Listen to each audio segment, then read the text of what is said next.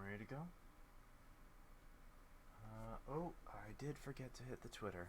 Hello, everybody. I also forgot to get my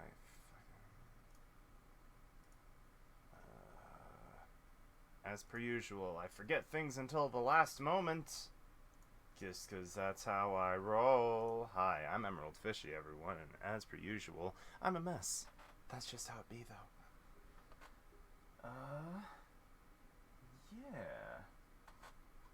Let's go ahead and grab my tweet. Come on. Come on. Copy.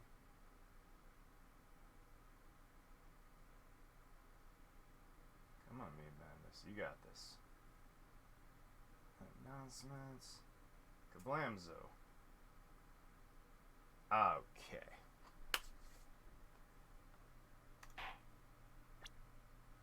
Time to go.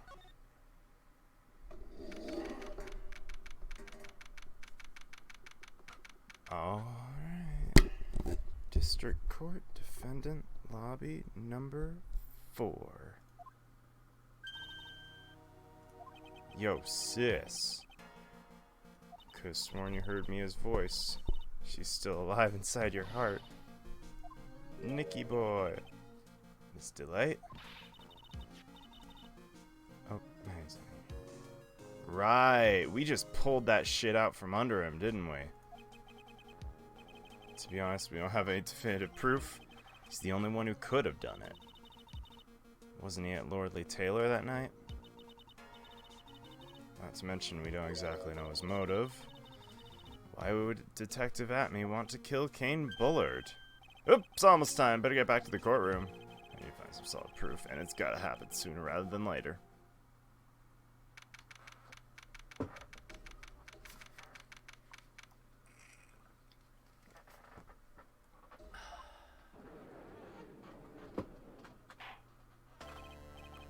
Now, court's back in session. Mr. Luke Atme, take the stand. How do you do, said lawyer. I never would have thought to see you acting so recklessly. I couldn't let them hand down your verdict just yet, not when it would have given you your perfect alibi. I'm afraid even the great Luke Atme has no idea what you're talking about. Of course, I have been in the courtroom ever since 10 o'clock this morning. I'm afraid there's no way I could know what's going on in here. You've been in defendant's seat all day long, yeah? Being tried as mask to mask. Indeed, it's truly child's play to fool the ignorant masses. Not only did the poor fool ask me to protect their valuables, they even gave me a generous reward upon returning their own property to them. Take this red diamond ring that sparkles upon my divine finger, for example. So you continue to exist. You are, in fact, mask to mask. Of course. Right. Let's begin with the simple question. October 12th at 1 a.m., Kane Bullard was murdered. Where were you at the time? One without knowledge, even lacks even the... whatever. Don't be worried. I will not hold it against you, Sir Judge. Hey, friend.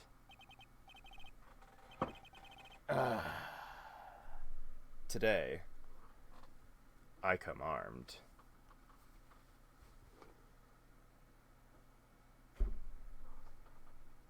I come fully prepared today, Mr. Godot.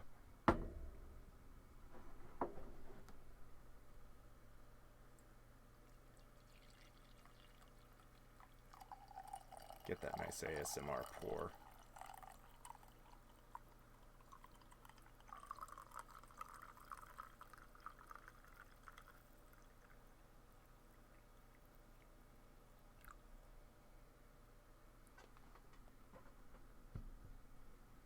Bottoms up, sir.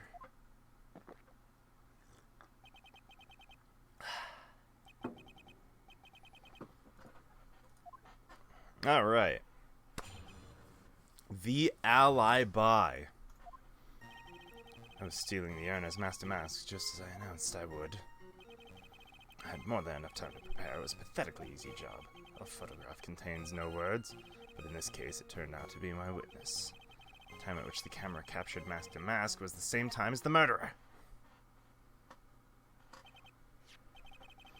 The main point of discussion will be this photo of the crime scene. anything else was part of his plan. Has to be a secret to this picture as well. Even the Great Master Mask cannot be in two places at once. Now, if you'll excuse me, I have a verdict to receive. Hold it. We still have to do your cross-examination. Foolish to know that he is a fool. Alright, are you trying to fucking... Only thing that's full of it's his alibi. Homeboy's trying to conjure up memories of Francisca.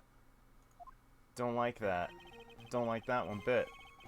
Stealing the urn as Master Mask, just as I announced I would. This photograph's the proof, correct? Indeed it is. And the man in the photo is certainly wearing a mask. That is why I'm called Master Mask. Conveniently, that also means there's no way to tell who he really is. Objection! Are you saying this is not in fact Luke at me? That it could be an accomplice dressed as Mask to create an alibi? Interesting idea. Are you saying that I, Lone Wolf Luke, had an accomplice?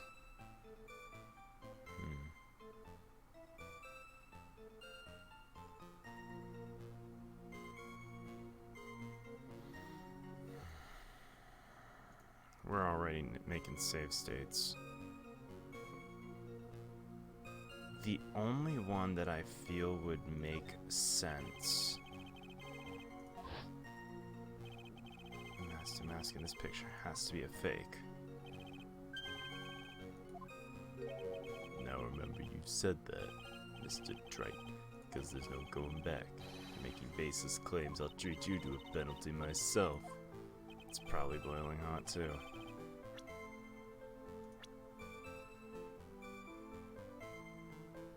The only person that could possibly make sense would have been Adrian. She was the only other one there.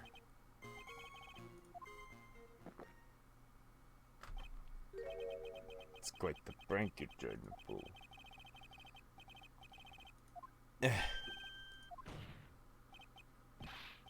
The aura the person has. Ow, I got wrecked. Alright, you know what? No, I don't got shit yet.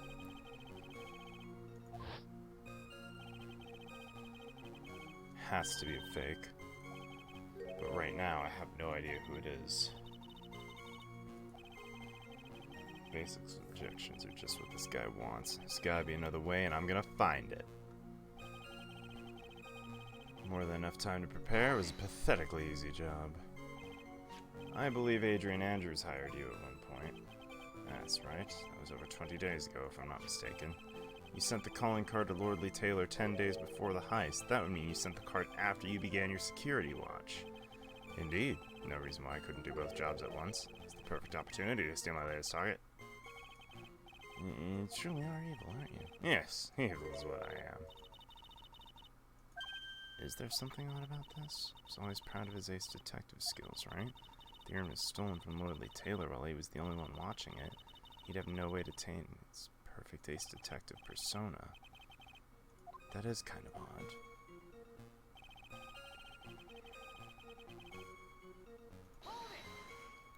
We'll keep pressing, but we'll keep that statement in mind. I look weird. I fucked around with my webcam earlier because I was trying to get it so I could use a blue screen, but I don't think that's happening. Restore defaults. Did I forget to turn off the...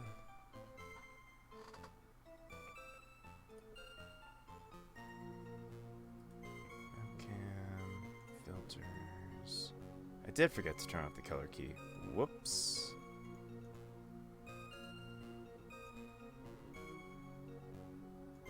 That'll... Shit, did that stick? Filters... Yes, it's stuck. Okay, good. You mean that piece of evidence here, is that correct? Indeed it is. That it is. That very thing that proves I committed the crime. Proves you committed the crime. When you think about it, it's really odd. You say that almost as if you had this picture taken on purpose. It was simply caught by the very camera it set up. There we go. We all have days like that. Indeed. Turned out there was no such thing as the perfect crime after all. Life's truly an ironic thing, a sad blue melody. Better gather more information for now. If he's truly the killer, there's gotta be something phony in that photo.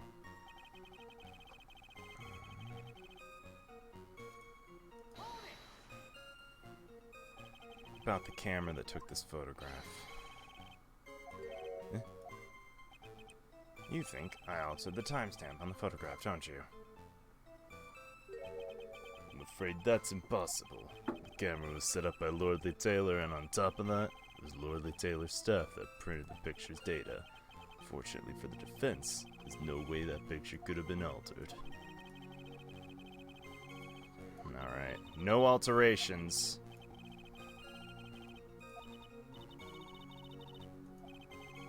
Two possibilities. Either the mask in the photo is a fake, or the photo itself is.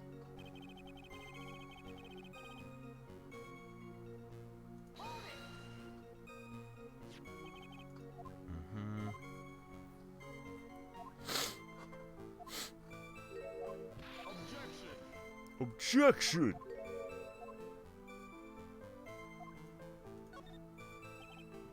No accomplice right now.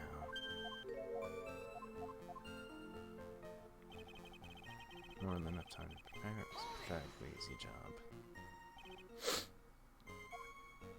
Adrian Andrews hired you.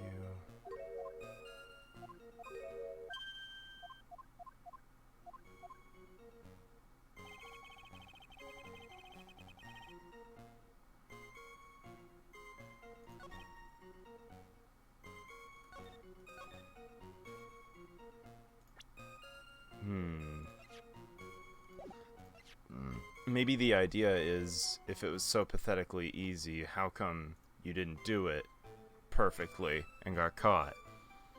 Not to mention, I don't think that there was any paint on that box, and I believe Adrian Andrews dropped it beforehand. So I'm going for the double whammy with this security photo.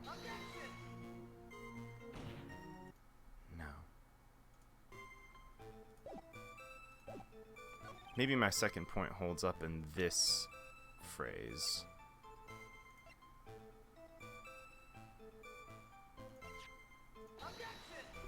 No.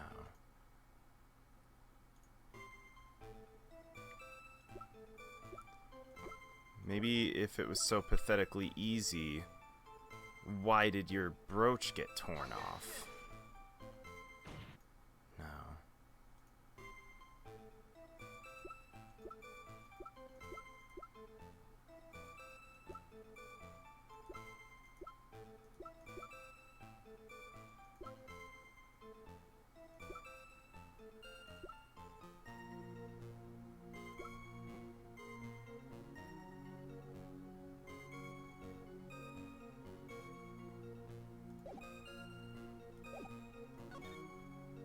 This case turns.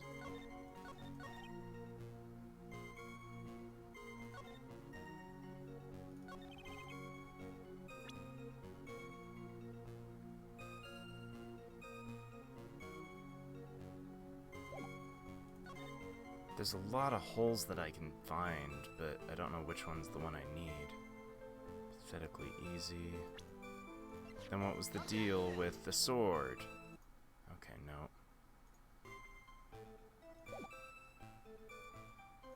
Did you prep the statue? No.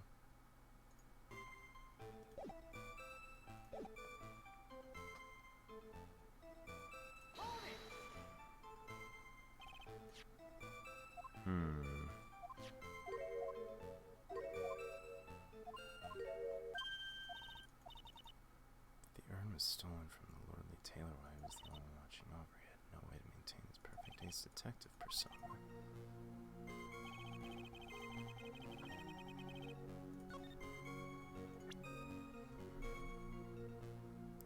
Ace detective persona.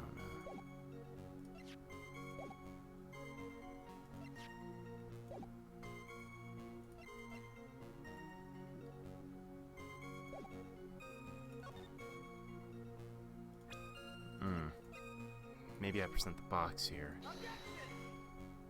No.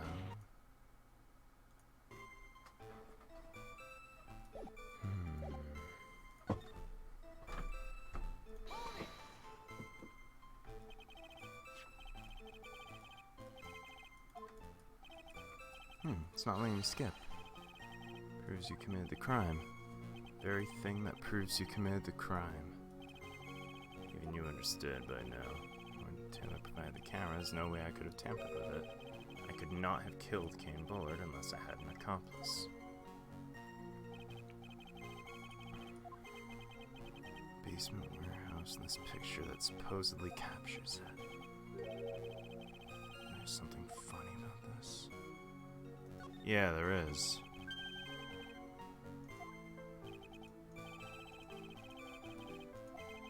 Took a look around the basement warehouse that night before the theft took place. Something in the photo that doesn't match my memory of that night.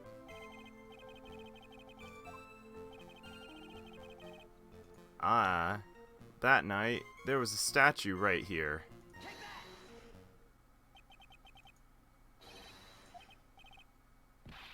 There's a blood stain. Now the case is getting interesting. Not exactly. The stain's actually pink paint. From blood to peaches, the judge sure loves going on his wild tangents.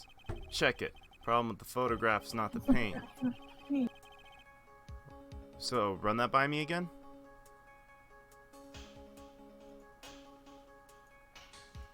Hello? Hello? Hello. Hey, there you are. What's up? Sorry about that. I forgot I was on, speakers. Oh! Fair enough. I was watching some, Brooklyn Nine-Nine while I was cleaning up my basement because it's been a few months and it kind of needed it. Fair. What's supposed to be in the picture instead of the paint stains? The statue! The supervisor of the treasure exhibit stated the following. There's a good reason for that. On the day of the crime around noon, that golden statue just happened to arrive from the mountain training hall. Realized the statue would be the perfect size for covering up the paint stain. I put it where you first saw it. I was there, and so was it. That pic was taken on that night. That statue shouldn't have been there. But I was there the day after the theft. The statue of the old bag was sitting in the corner. Somehow pushed there accidentally? Is slightly larger than yourself and very heavy. It'd take more than an accidental push. Can you prove it? Give us the rhyme and reason. Can I do it? Never mind who moved it. Real question is, why did they move it? Alright, who was the one that moved the golden statue on the night of the crime?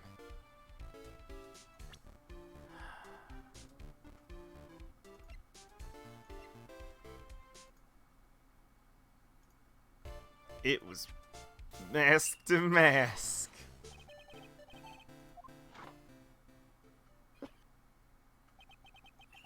Should be able to answer his own questions. That's what I think. Right now I'm busy trying to come up with 2 answers of my own. Why is coffee black? And why is it bitter? I messed up. Aww. Think about when everyone chews me out, as it gives me time to think.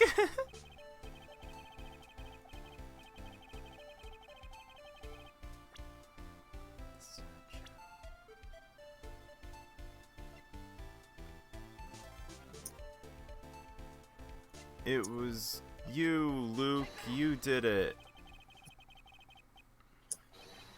Yeah.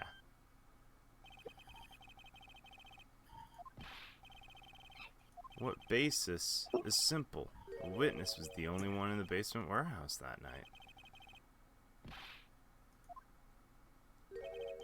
Why would you want to move a heavy golden statue? Here's where our battle really begins. What reason? To hide behind it. Maybe. Look at me. Look at me. To create an alibi by showing you were at Lordly Taylor that night. But this photograph contains a single fatal flaw. If the statue had been there, your lie would be exposed like the cheap film at a drugstore. That's why you moved it. Enlighten us. Alright, so my first thought is that it's the fact that there's no stains, there's no pink stains on the box itself. What's the deal with that?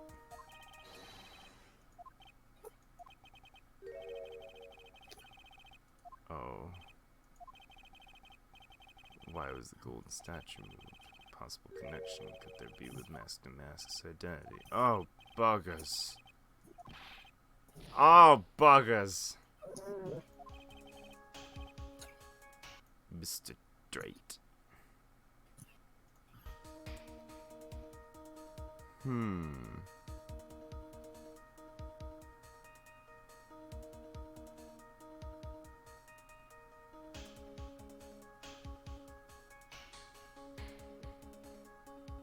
Maybe the timestamp? Yeah, I was eyeing that myself.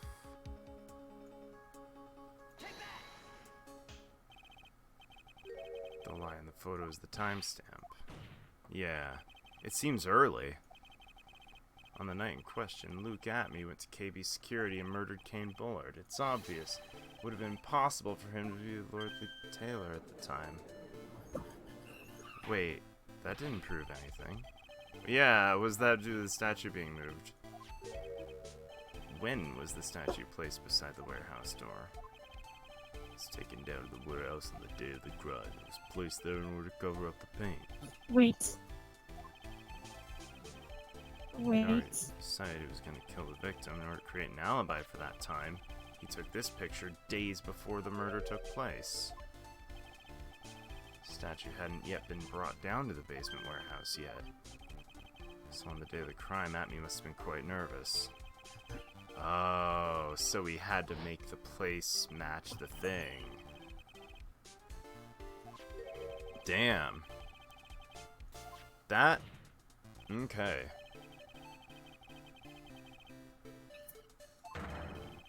Make the room match the way it had been in his photo. Wait a minute. That doesn't make any sense, though, because that paint was only there because Adrian tripped over it the day of the murder. Which is why she moved it to begin with. She couldn't have taken days in advance.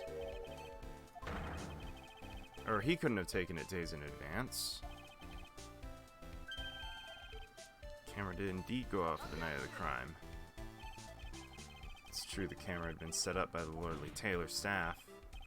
The program used to manage that data was yours. That alone would allow you to tamper with it.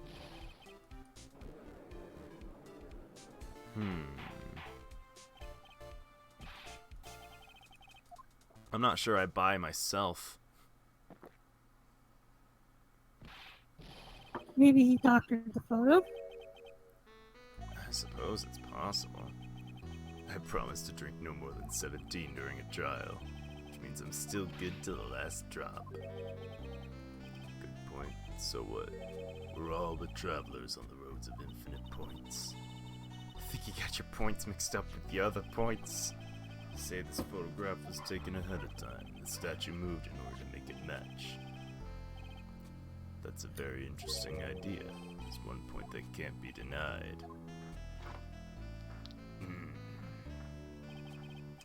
That it's only a possibility.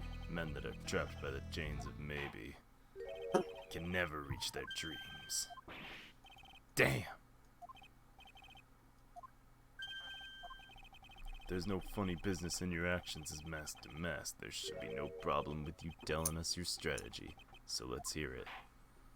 Damn! About your plan. What was your plan? What was your plan, sir? Wow.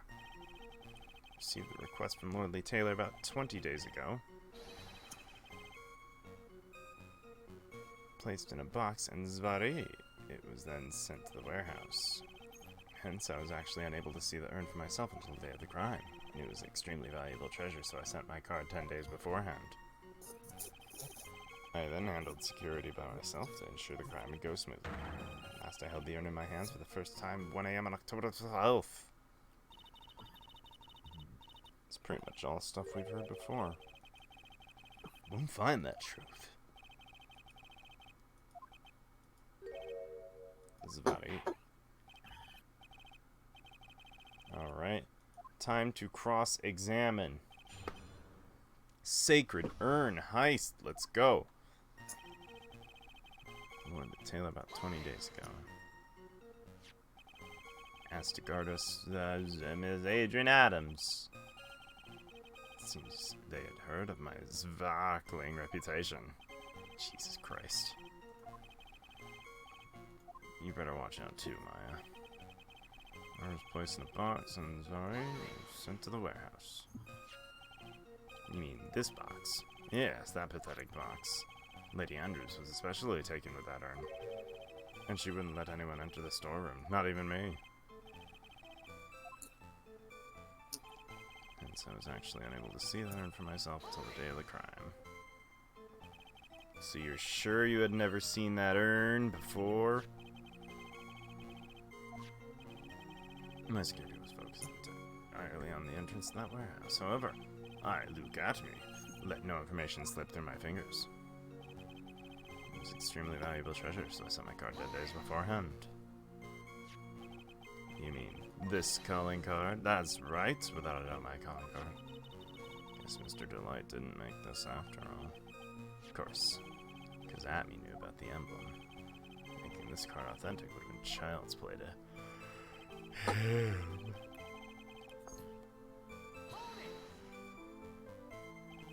Ugh.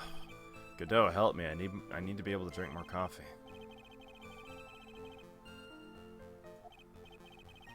What, you're not drinking more coffee to the luscious tunes of the fragrance of dark coffee?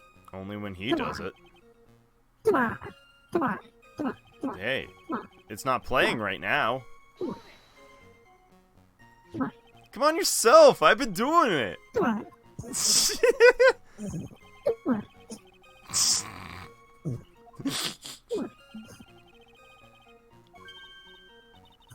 This photo's a fake. Detective Atme might have stolen the urn whenever this was taken. He's been saying that he never saw the urn until that night. If we can prove he's lying, we can wrap this up and put a bow on it. I don't exactly understand what that proves, but I know exactly how to prove that he saw the urn.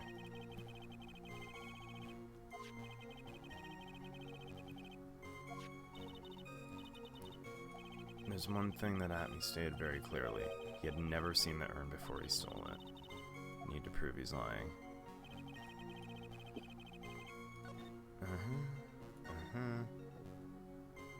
Alright, you fool. What about all the publicity? Check it. Wait, really? It isn't? Damn. I really thought the idea was that you would have seen it in like the posters and the marketing and shit.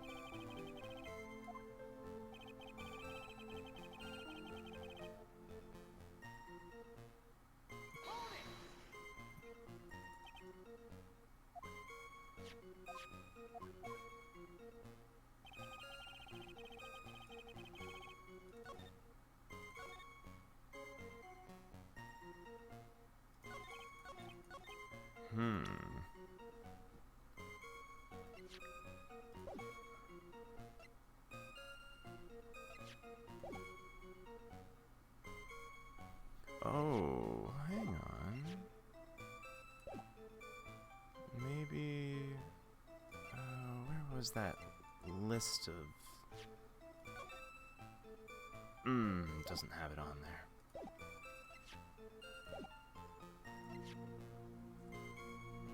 Pink stains on it. Maybe I'm just spitballing here. But, maybe it has something to do with the fact that he supposedly knew that it was valuable when it wasn't. I don't know. And then again, he does seem to be pointing you to this particular statement, so I don't know. That... You might be onto something there. See, it's really valuable.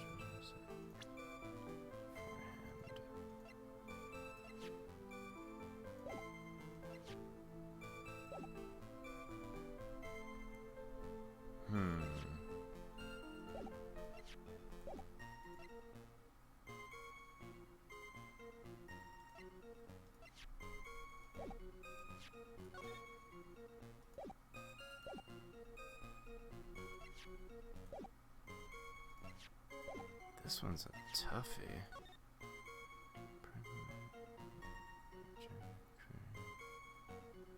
Take good care of the speckled urn.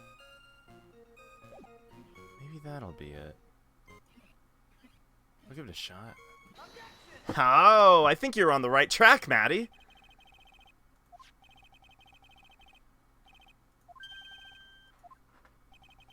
Is there a problem with the calling card? Allow me to read a passage from the calling card that Master Mask writ. Take good care of the speckled urn. Now the speckled here surely refers to this pink pattern on the sacred urn. So what? Truth be told, there's no way Master Mask could have known about this pattern. The pink spotted pattern on the urn is actually nothing more than paint stains. And these stains did not appear until after the urn had been taken to the lordly tailor. Oh, not finding this joke to be very funny, Mr. Trite.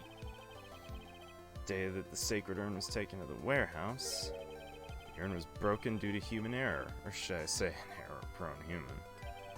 And that's when the pink paint got on it. Well, different reasons, but, we got there.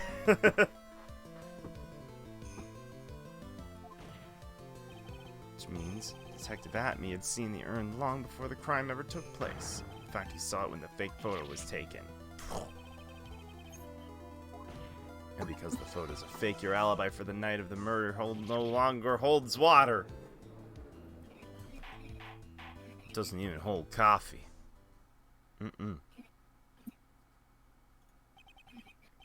Witness, do you have anything to say for yourself? Donate $50,000 if you do a Godot spit take. One, you're lying.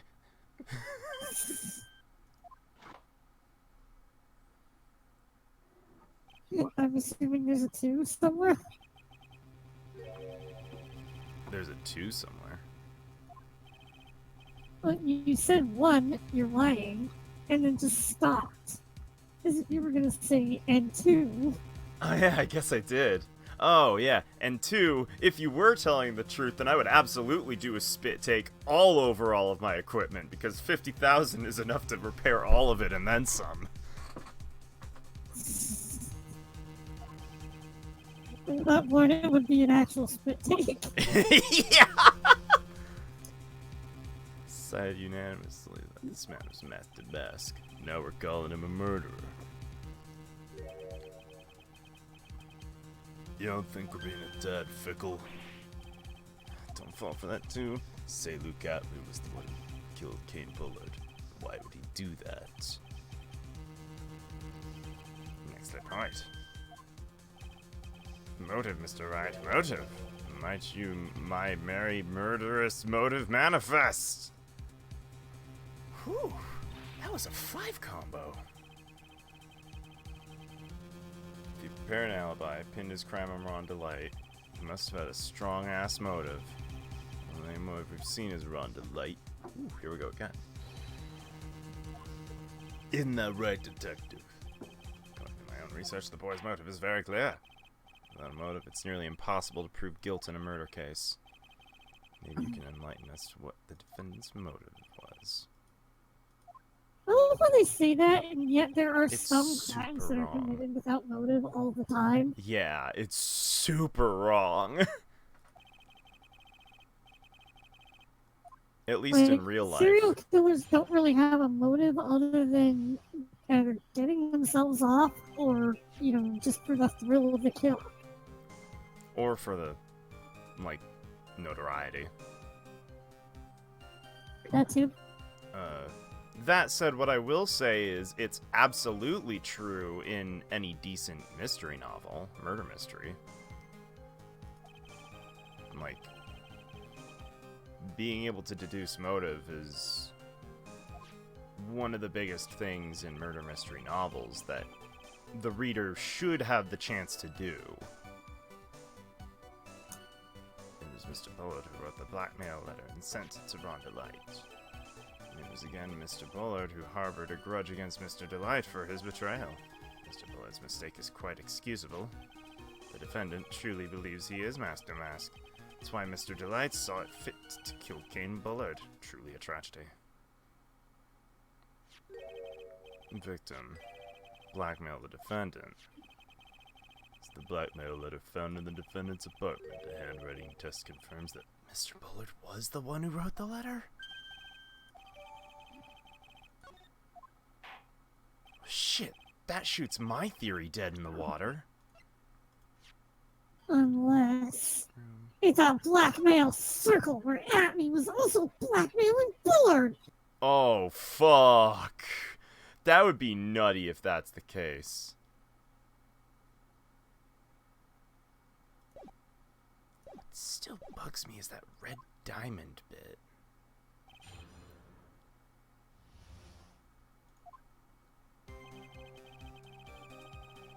No points of contact with the victim whatsoever. Who in the world is going to prove that? I will. After doing a thorough background check of Detective Atme and Kane Bullard, we were unable to find the links between them. It's all in the report.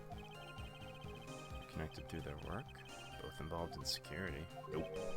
That was blunt.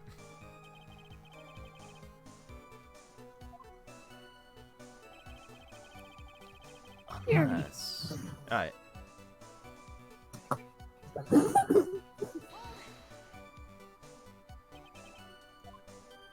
Here what I'm thinking now is that I don't think Bullard was the one. I think if we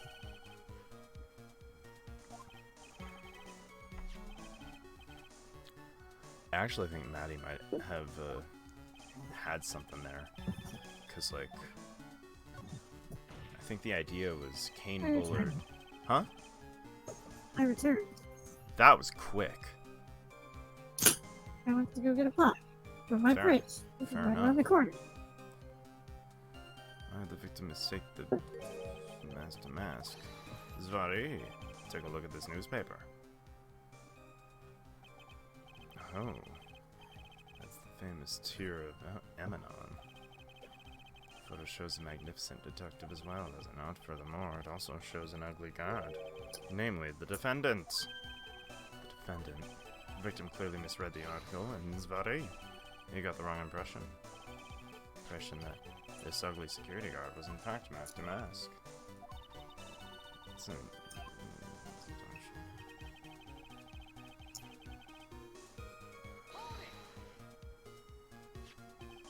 this blackmail letter right here. Bring 50,000. The handwriting is without a doubt the victim's. It's no mistake. We have an official report to prove it. I don't see an address on the letter anywhere. The letter was discovered in Ron Delight's apartment. Mr. Delight did show up at the designated place and time. There's no address. It's irrelevant. I don't think that is irrelevant. What if the blackmail letter wasn't meant for Mr. Delight? What if it was meant for Atme? I think you had the right idea, actually, Maddie. I think the blackmail letter was basically passed down from Bullard to Atme, and then Atme just used it on Delight.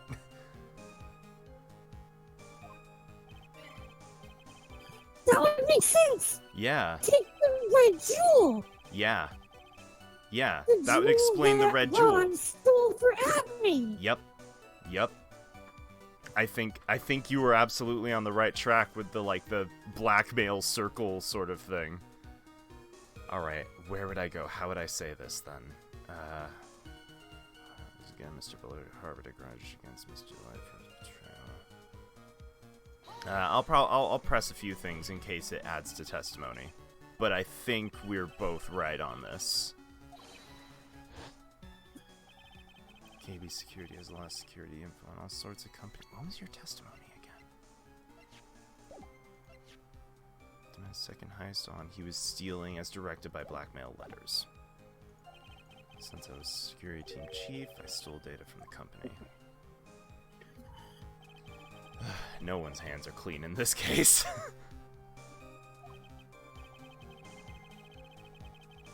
Which is why he sent that letter upon mistakenly believing he was a thief. File we discovered in Bullard's office, evidently Mr. Bullard was receiving money Some hands are slightly cleaner than others. Yes. Why the defendant pay Mr. Bullard the money even though he wasn't actually mask to mask?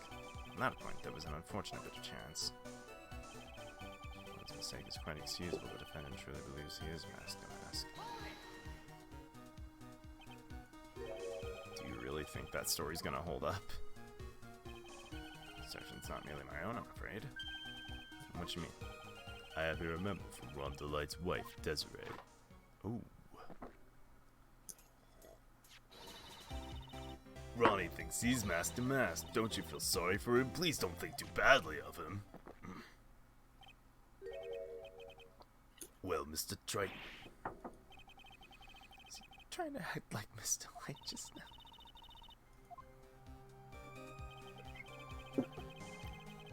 Juliet tragedy. Don't know, Sadaria. I'm afraid imagination isn't the right word for it. It's a deduction, the result of carefully applied reasoning. Yeah, that carefully reasoning for herself. It's a long story. Better saved for another time.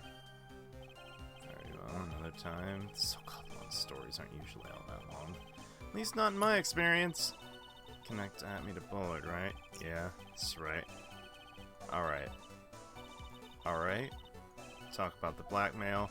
I gotta hit that blackmail where it hurts. You should press him for more testimony.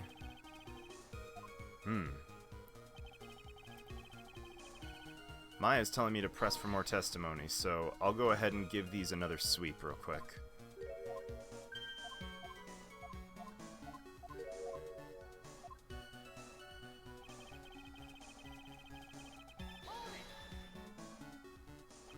Mistook.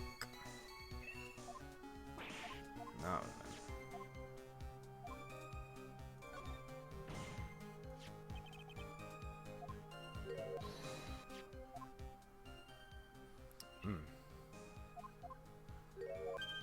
Speaking of pressing buttons, it's unfortunate because I found out that there's one flaw in my Xbox Duke controller, and that is the Bumpers? No, bumpers are fine. Well, I meant like what the left on the D-pad doesn't really work very well. You have to push it really hard to get it to register. Oh, well, I mean, if you're doing it for N64 games, not a lot of them do that, but I'm sure for PlayStation games it's a pain in the ass. Yeah. Then again, I also kind of forgot like, God, if you think 360 D-pads are bad, I forgot how god-awful the Duke's D-pad was. It's not even... I didn't mind the one for the S controller. Maybe the S controller is different, but with this one, it's just like... It doesn't even look like a D-pad, it just looks like fucking mush. Where is it? There it is. Yeah. Yeah, there's not even, like, arrows or anything on it. It's just a, like, mushy thing. Oh, God, yeah, the D-pad on the S controller is different. Yeah, it's super weird. I completely forgot about that bit. That actually kind of reminds me of my old Sidewinder controller because it had a similar D-pad. Oh, really? Was that a GameCube thing? No, PC. PC. Oh, yeah! Yeah, I'm looking at it. It does look kind of like that. Yeah, it looks a lot like that, actually. Huh, wonder if that's where they got it from. Alright, I'm gonna give these... This is the one I'm speaking specifically of.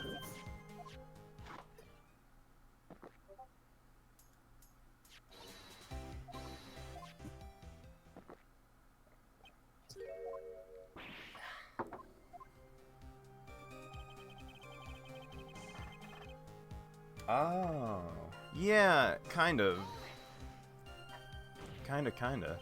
That controller looks cool, by the way. It was very comfortable, but the D-pad was just disgusting. Throws a head to the head, weird guy? What?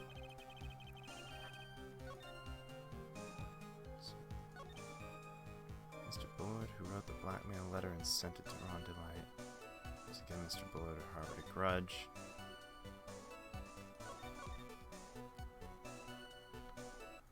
Okay. I think here is where I present that. Yes! Throws a boot to the head of the weird guy. I thought it was gonna be some, like, decapitac shit where you just tossed your head at it. It was just a few, I guess it's alright. You said that this letter was addressed to Ron Delight. Couldn't help but notice one major contradiction. Contradiction? I don't know when a walking contradiction like you gets off saying things like that. Sure want to talk. Times like these, men aren't made to express themselves with their fists. Why don't you show 'em what you got there, Junior? Contradicting evidence in the content of the blackmail letter. Wait.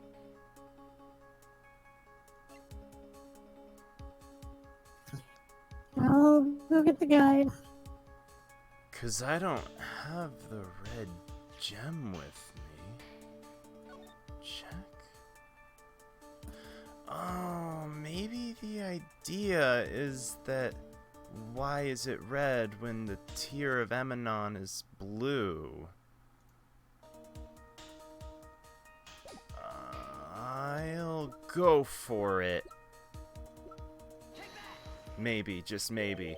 Okay, I think I got it. I think the line of reasoning is that we're talking about different gems. And that's the contradiction. Got it. Yes. Gullah. I'm not much for discussing Gullah myself. According to the clipping, the color of the stolen gem was blue. However, in the blackmail letter, a totally different jewel is mentioned. I'll take that red diamond you received the other day. Which means the red diamond described in the blackmail letter is not the tear of Emanon that Master Mask stole at all. Hell yeah. Objection! And your point is, Mr. Trite? So you're trying to say this blackmail letter was intended for someone else. That's what you're trying to say, right, Trite? That's what I'm trying to say, right, Mr. Wright? That's what I'm trying to say, right, Nick? Yes, Jesus Christ.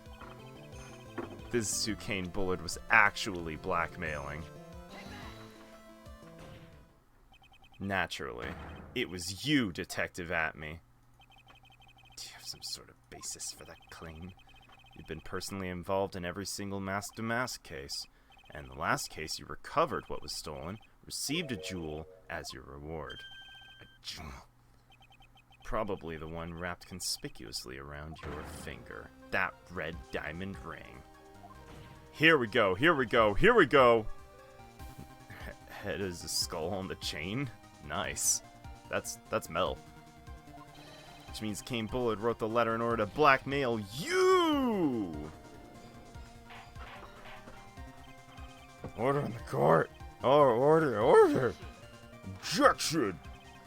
Seems you've gone too far with your childish pranks, Mr. Drake. I don't like the way you said that. Kane Bullard blackmailing Luke at me? You for real? Yeah, I am.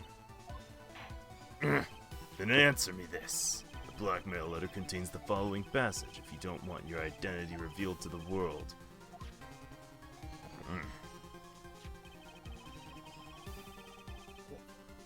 Kane Bullard threatened to make Luke Atmey's identity public knowledge. The identity he wanted to keep a secret, so just what was that identity? Atmey killed Kane Bullard because he was afraid of his secret becoming known. Why was the identity he wanted to keep secret? They're both mask to mask as a team.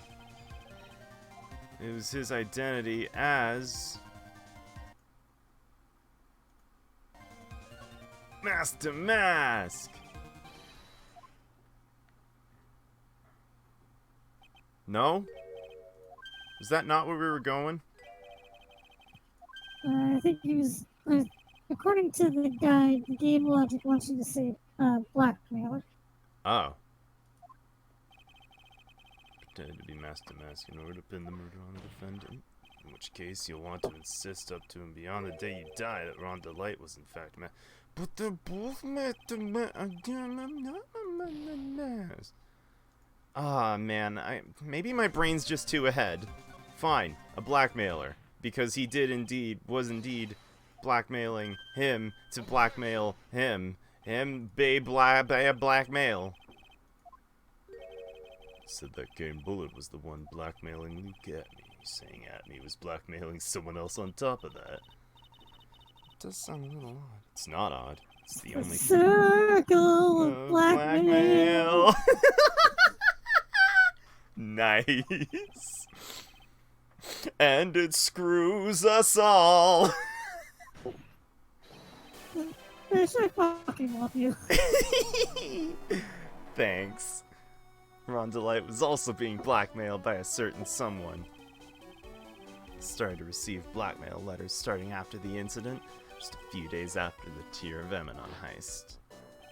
After that, started getting the plans in the God, I want to eat his hair. It looks like cinnamon buns. What's up with you wanting to eat people's hair? What is up with Ace Attorney and making such tasty looking hair?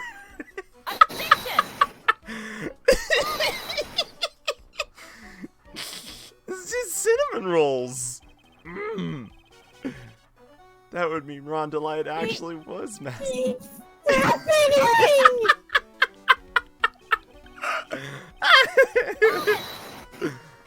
Delight steals. Else came up with a plan, had Mr. Delight steal the target for him. That someone was none other than Atmey. None other than Atmey. Silence! Now I see. It's all becoming clear. What is it? When you were in grade school, you received the same report card every year. Careless with the tendency to jump to conclusions. Am I wrong? How did you... Wait, really? That's funny. You say I, Luke Atmey, was blackmailing Rhonda Light, in which case I would naturally know all about his relation to Mask to Mask. Well, yeah. Rhonda Light started receiving plans for his second crime onward, yes. Which means I learned of his identity when he committed that first crime. Coming soon, eatable wigs. Oh god. That's a bad idea. I'd never be able to keep them and wear them.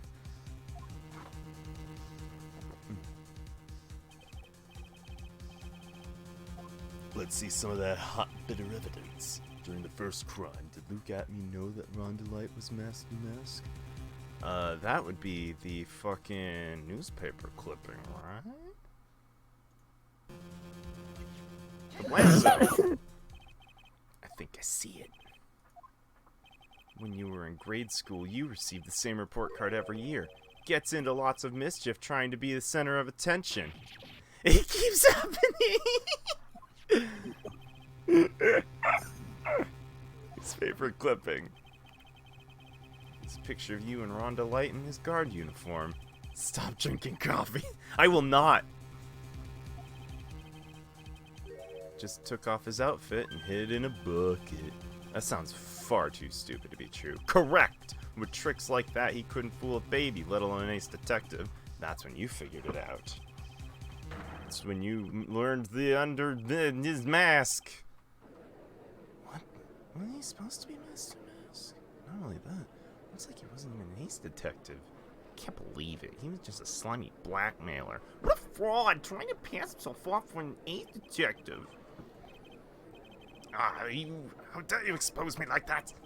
Why, I mean, I've never blackmailed anyone in my life. I'm a famous and proud ace detective and also a masked mask. Why can't you understand that? I'm afraid you're neither proud thief nor an ace detective. You're a blackmailer and a murderer. That's your true identity. Why, you? Whoa. Oh, he's going. Oh, he's going. I can barely make out what that is. It's enough to make one laugh.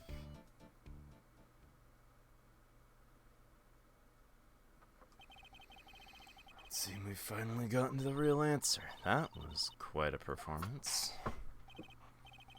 Hey, bailiff, prepare yourself for Mr. Atme. Uh-oh.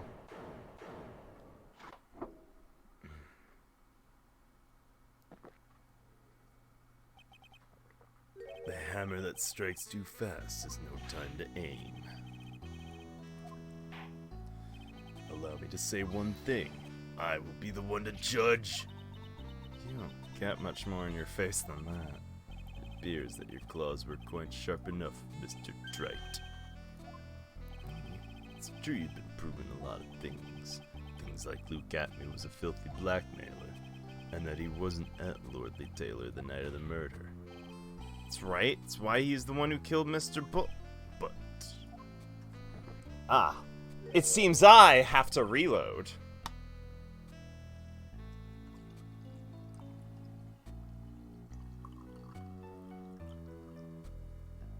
I came prepared, Mr. Godot. I came prepared. Reloading! Reloading! Still one thing you have yet to prove. Just because he wasn't at the warehouse doesn't mean he was at the murder scene. Therefore, if you can't prove that this pitiful excuse of a man was at KB security, then I don't see how a verdict can be delivered. No way! Order in the quarter. Final round. Gotta prove Atme was at Bullard's office on that night. Quarter in the Ort. Quarter in the Ort. I like that. Luke Atme was at KB security and the defense. I mean, I have to be able to. Unless it's some I don't have to prove it shit.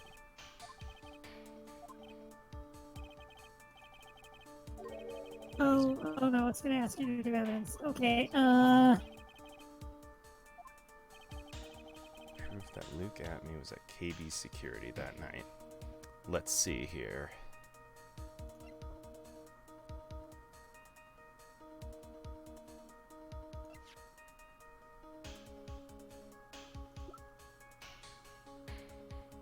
Ron's wallet used on October 12th. Night of the crime.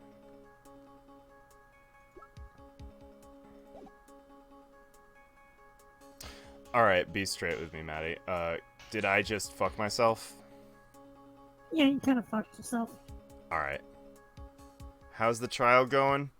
We're about ready to do thing. I can't prove anything.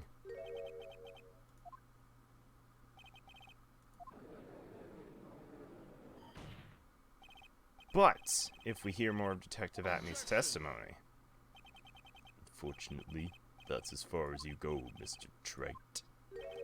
I won't allow for any more testimony. That's what I mean. What? Have you forgotten? Luke Atme is here after we interrupted his own trial. And you failed to prove that he committed the murder. I think it's time for this witness to return to his own trial and face his guilty verdict as mask to mask. No! Well, now, Sudoya, it seems that love wins out in the end after all. I am the ace detective, and, well, Matt the mask, my... blah, blah, blah, blah, blah. Fuck you, buddy. That's where I'm at right now. Quarter in the Ort. That's right, Ron. We still have tomorrow. We don't have tomorrow. It'll be too late.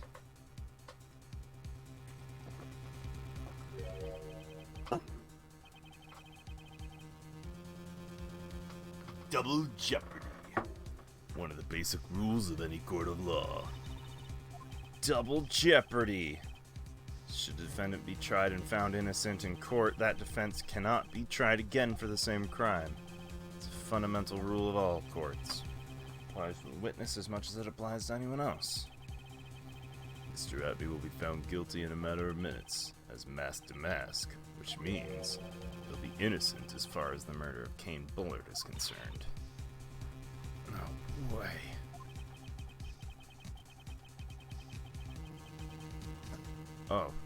Oh dear, I may have bungled and fuckled. I may have fuckled this shuckle. Oh, okay. No, sorry, I meant on my end. On my stream end. I fixed it, though. The fact that you were unable to prove Mr. Atmey's guilty crime means he'll never again be tried as Kane Bullard's murderer. Wah! Wah! Wah!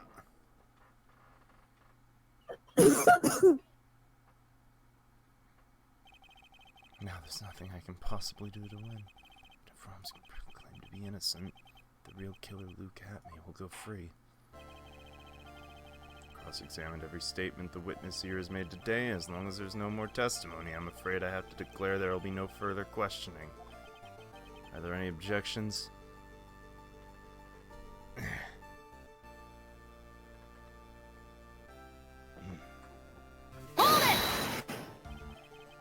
Then I hereby end the cross-examination of Luke Atmey. Objection! I think I see it. When you were a child, this is what was on your report card every year. Has poor hearing and often makes mistakes as a result. Phoenix, raise your head up high. Have you forgotten what I used to tell you? Well, you're someone who smiles no matter how bad it gets. It's that girl! Long time no see. Kept me waiting, huh? I know it's really Maya standing before me, but right now she's my mentor, Mia Fey. Nothing more we can do. Without any more testimony, I can't cross-examine. Testimony's not over yet. Just now you said something very interesting. You cross-examined every statement the witness has made here today. Maya got taller. Maya is now Mia. It's fine. Don't worry about it. Early after the last cross-examination, this witness made a number of remarks. The verdict will verify that, just as Ron Delight will verify that he is the true murderer. What about statements he made yesterday? I'm not sure. At any rate, as long as the witness has made these remarks, we, the defense, assert our right to question them. Is that all right with you, prosecutor?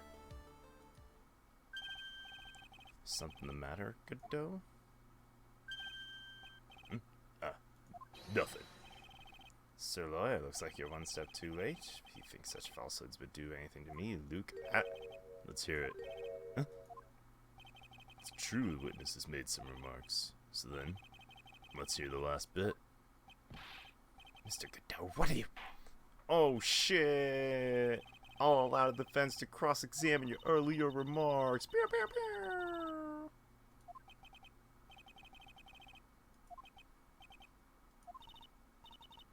This is it. This is our absolute last chance.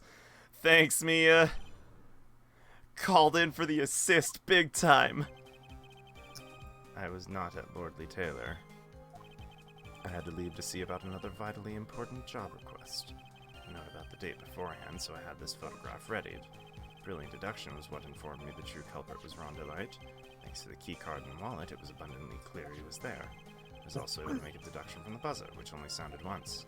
The button did not have any fingerprints on it. Why? The victim would have left prints if he sounded it, which means the killer sounded it. Delight was wearing Master Mask's outfit, which is why he left no prints. And the blackmail letter? The victim likely just mistook the color of the jewel. Zvari.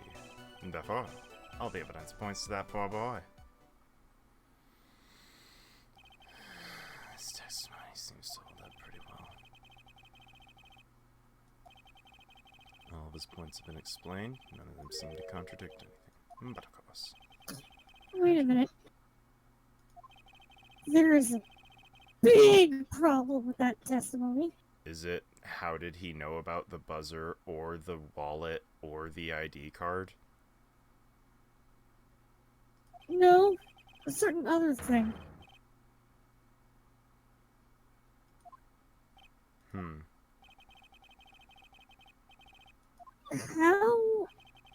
How would he have known that Ron was wearing the mask costume?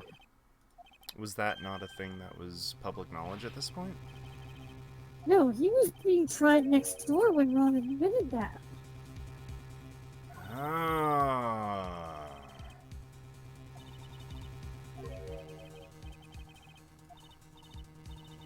Yeah, that is a big deal.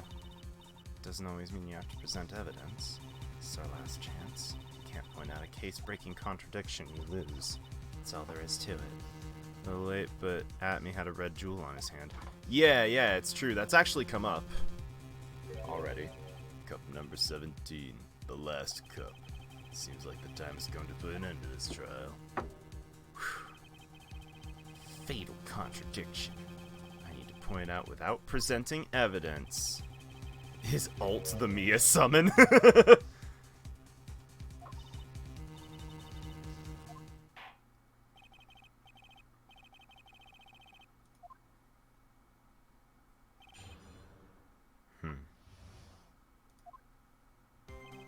It's true, I was not at Lordly Taylor. Had to leave to see about another vitally important job request. Had known beforehand, so I had the photograph ready. Slow informed me that the true culprit was Rhonda Light. Thanks to the key card and wallet, it was abundantly clear he was there. Also, able to make a deduction from the buzzer, which only sounded once. The button didn't have any fingerprints on it. The victim would have left prints if he sounded it, which means the killer sounded it. Mr. Delight was wearing his mask to mask outfit, which is why he left no prints. Here we are. Yeah? About this last remark. Still don't get it, do you, Wright? This isn't the time to be pressing the witness on every little statement. I'm afraid you're the one who still doesn't get it, Mr. Godot.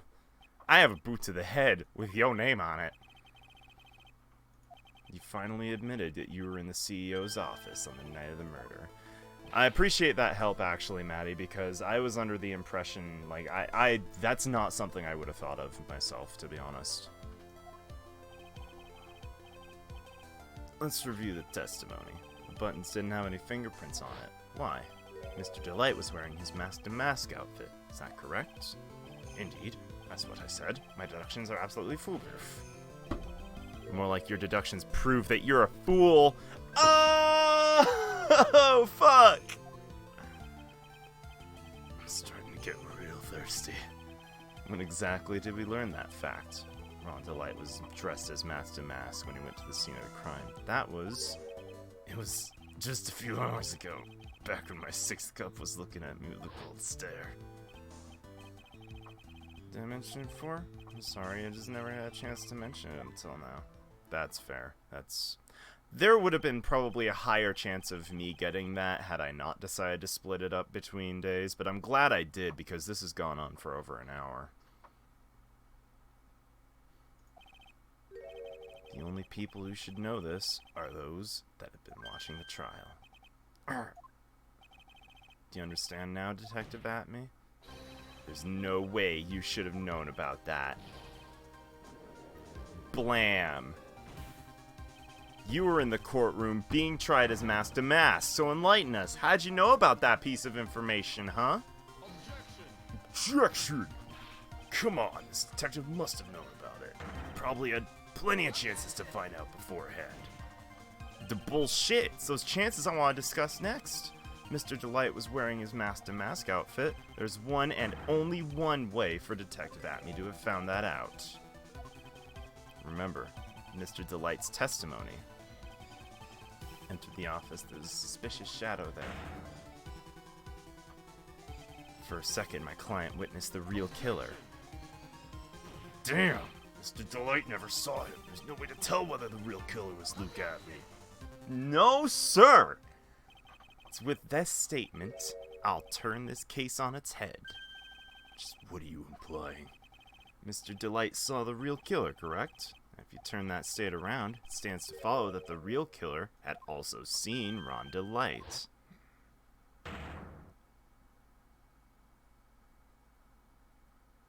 God, for a quarter of a second, I thought the game froze. Detective Atme, you saw Master Master at the murder scene that night. You saw him when you killed Kane Bullard and assaulted Ron Delight. It was the only way you could have known. Whoa, is there a fucking earthquake? Oh. Damn. Take a good look, everyone. Unable to find a rival worthy of my genius, I was forced to create one by myself. Here I am, the tragic clown. It's the same line you gave yesterday.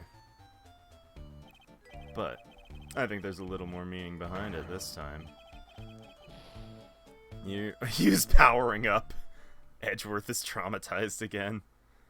Edgeworth isn't even here. Kane Bullard was blackmailing Luke Atme, who in turn was blackmailing Ron Delight. Upon killing his blackmailer, Luke Atme tried to frame Ron Delight, then claimed to be guilty as Master Mask in order to escape his true crime. And to that end, came up with the plan to use the double jeopardy rule when making his alibi. At any rate, it seemed we finally found the truth. Excuse me, perilously close to besmirching the record of an innocent young man with the title of murderer. Don't ignore me! Why wouldn't he be? About the verdicts. You never committed any murder. That's right. I'm so glad you understand that, but I really am Master Maz. Thanks to that trial yesterday, I'm innocent now, right? What was it you said? Double jep. Oh shit! Oh my god, he's gonna get away scot-free with everything! Wow, that's cray-cray! It would seem so. Wow, that's funny. Not guilty. Fucking Luke at me? More like don't at me. Fuck you. Since it's so good after all, I still am Master Mask.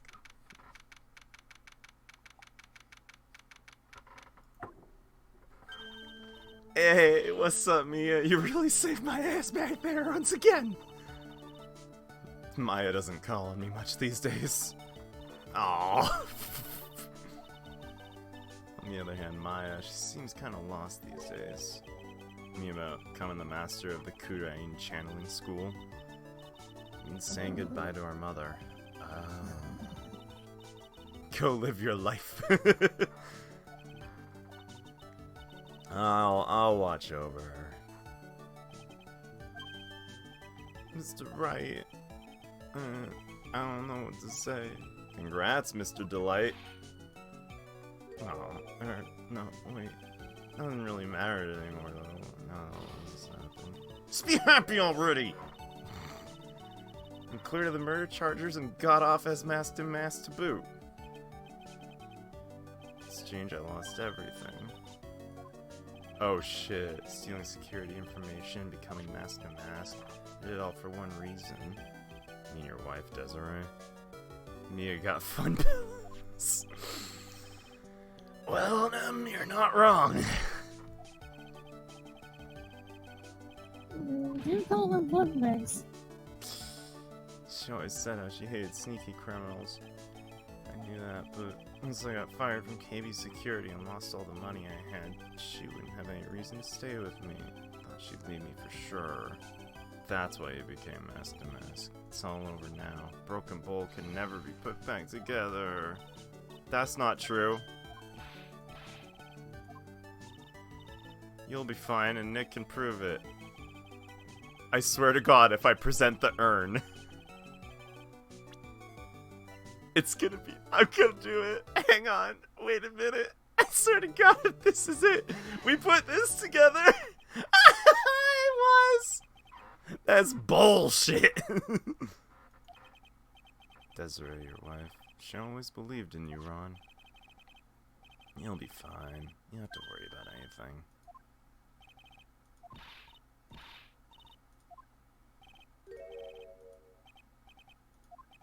Suppose you don't want any more to do with me now, don't you? I had no idea you'd quit KB. Never imagined you were really masked to mask either. What are you gonna do now you know? Come on, it's obvious, isn't it?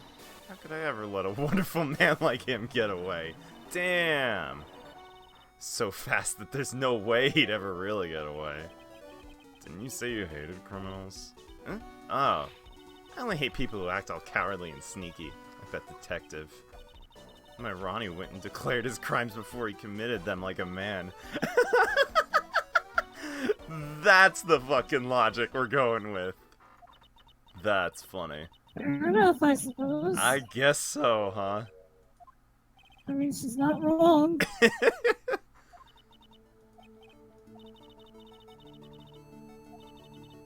Aww.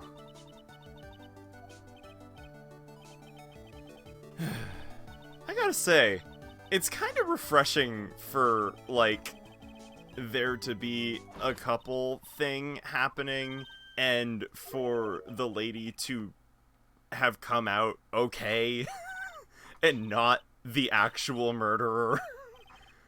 Oh god, I think I'm gonna get actual murdered by Pearl right now. Jesus Christ.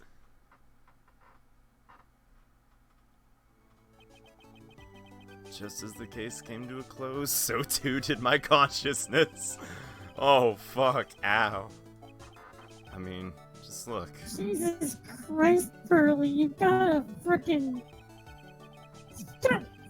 metal pipes in your arm or some shit? Fucking she possesses the god hand or some shit.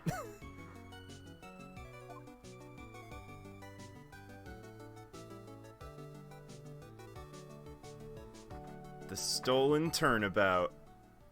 Case closed. She uses the power glove. It's so bad. Yeah, boy. I hate everything about that.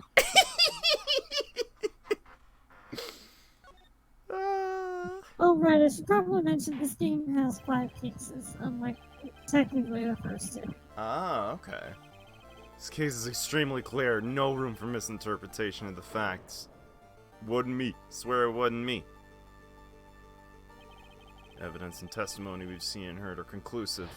The victim was alone at the table when he drank the poisoned cup of coffee! You're wrong. I know what I saw.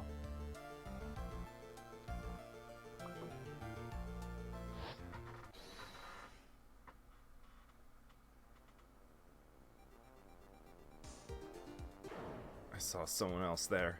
Man, he's the real killer. Wow, that looks an awful lot like me. Oh, sparkle, sparkle. Oh, excuse me.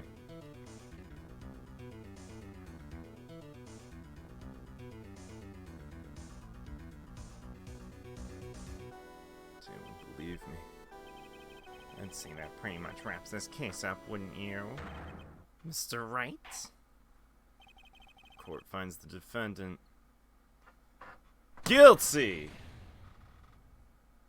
Damn, I can't believe we already lost.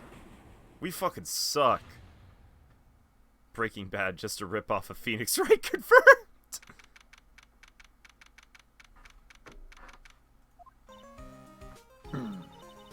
Start of the new year always makes me feel like I can take on the world. Decide that a resolution should be, Zari, take on the world. Sure, whatever, Maya. I think maybe you've had more than enough mistletoe cake. You gotta eat a lot of cake during New Year's. It's practically tradition. Watch the fireworks on TV or playing a board game. Hey, bow. Yo, what's up, Gummy? Here's to another fruitful year of lawyer-police cooperation. You got some explaining to do. Got a holiday present for me, detective? What? Here, have this. It's only not that much, but... Hey! We need to have a talk. Take a seat. Oh. Freaking Maya with the deflections and the placations.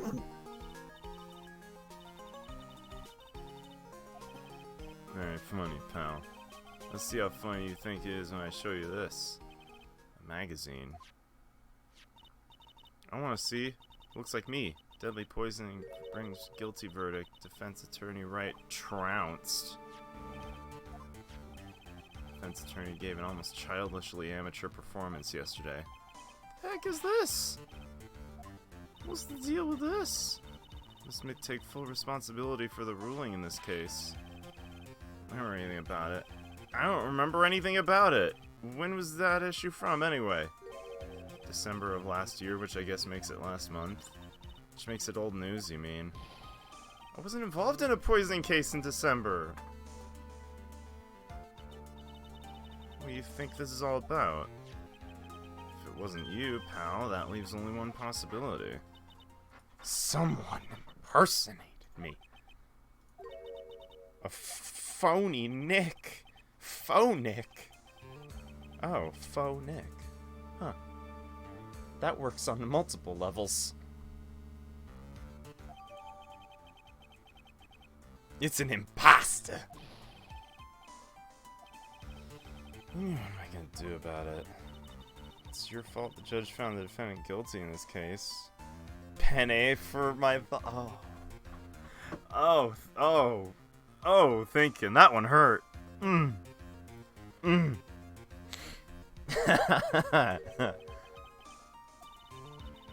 The Phoenix Wright is super famous now. Sorta. You hotshots start getting full of yourself. I didn't do anything wrong. At least not that I can remember. Taking the case back to court. We got our first case of the new year. Let's tackle it with gusto. The judge already issued a guilty verdict once in this case. It's not gonna be easy to get it overturned. New Year's resolution is gonna have to wait until next year. Back to the precinct. Drop by if you need something, okay, pal? Wow, that's fucking whack. People are starting to know the name Phoenix Wright. If a client entrusted a case to me based on my reputation, guess I am kind of responsible. Why would someone want to impersonate me? What sort of guy would do that?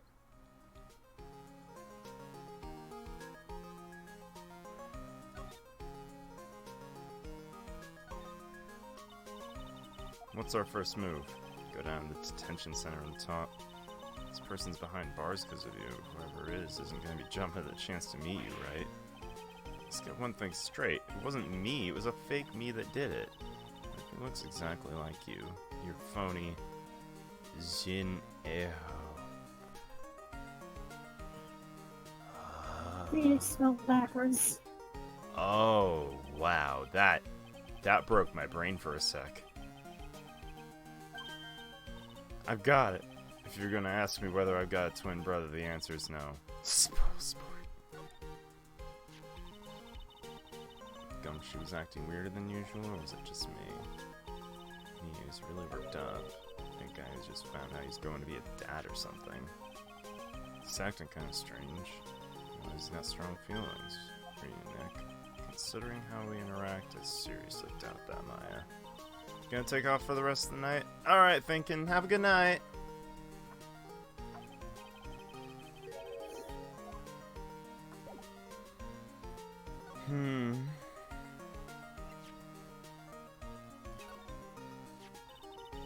Did you know I'm an attorney? On the bright side, only famous stars have people impersonating them. This isn't funny, Maya. It's not just an impersonation. The guy stole my identity. I got identity theft! I can't believe it.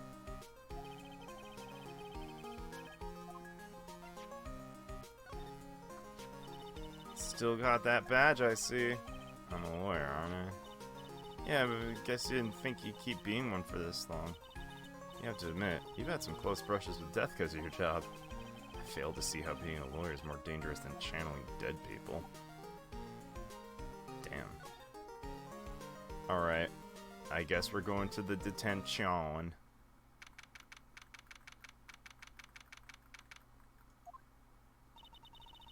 nerve-wracking waiting to meet our new client. So what kind of person you tricked and found? Keep it down.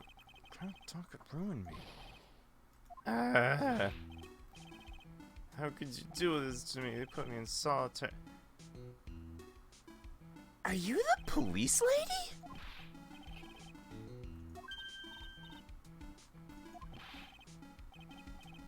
Yeah, Maggie. I remember you.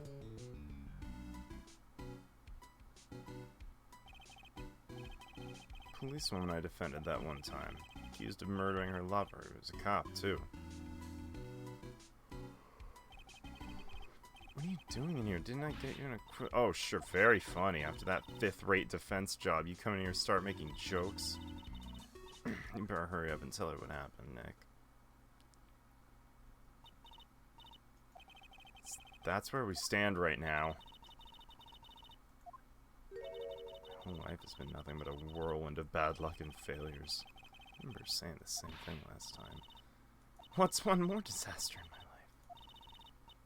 life? Well, at least she's not. At least she's chill.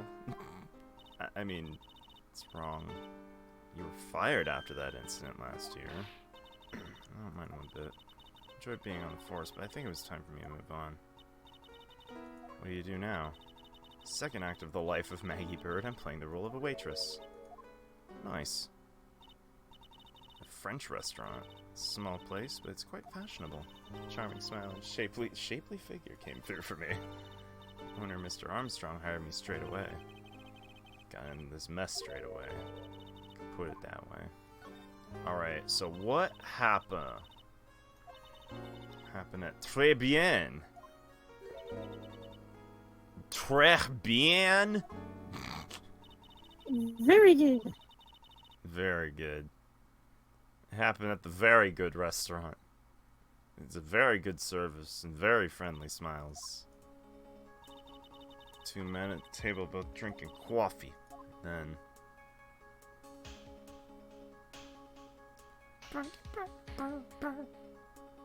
Sorry, was that guy back there wearing a fucking scouter?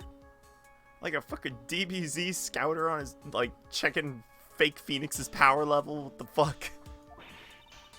Phoenix, what does the scouter say about his power level? It's over 9,000. Wow, you really weren't into that. Okay. It's... Listen...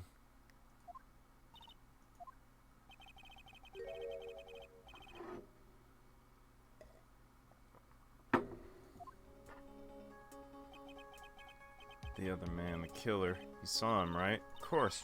Good waitress must be attentive to the clientele. You saw the killer, but you were found guilty of the crime anyway?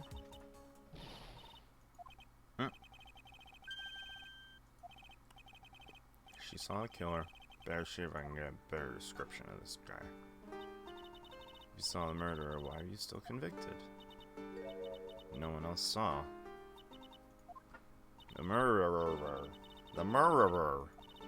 Everyone testified that way. Mr. Armstrong, the customer, everyone.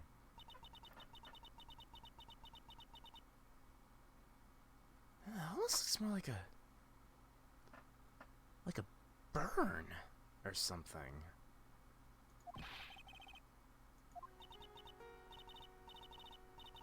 One person believe me. Even Phoenix Wright, my one last hope for a fair trial. My granny could have done a better job. Found something a bit incriminating in my apron pocket. Small bottle of poison. That's a bit incriminating.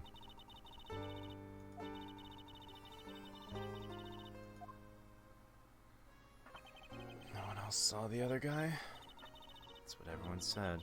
I don't see how they could have missed him.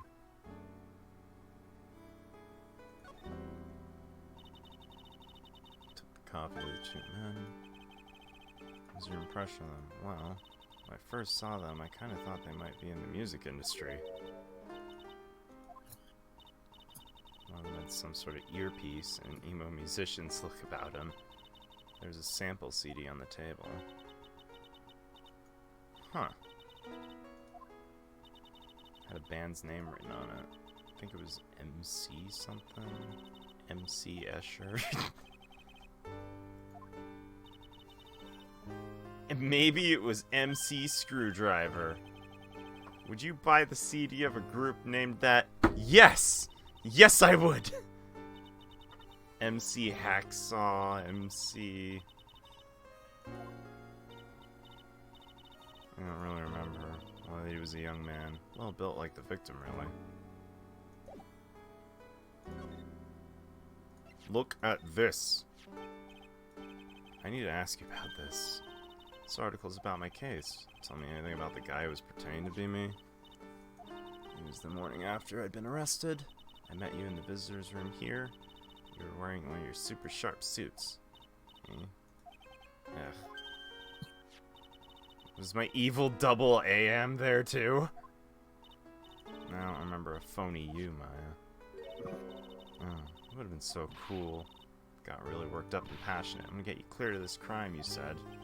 Okay, I get the picture. But you've met me in person before. How come you didn't realize the guy wasn't the real me? Guess looking back now, it was a little strange. Well, okay, so you were a bit taller than normal, and you looked a bit shady.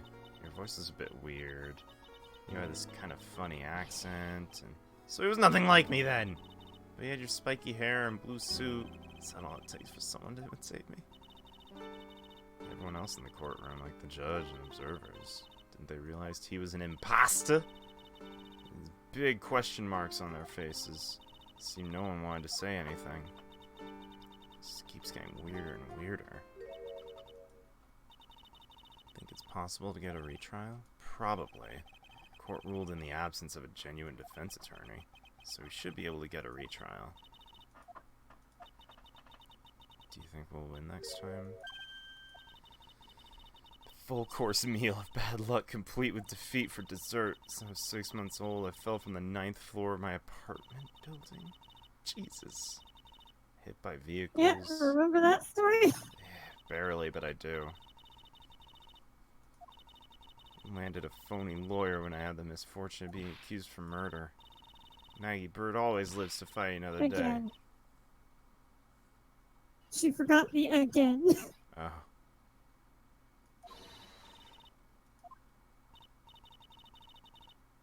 He's really gonna pay for this.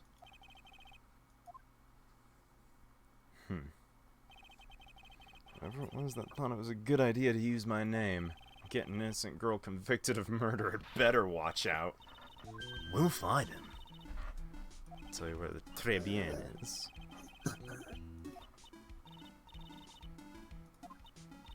Mr. Armstrong.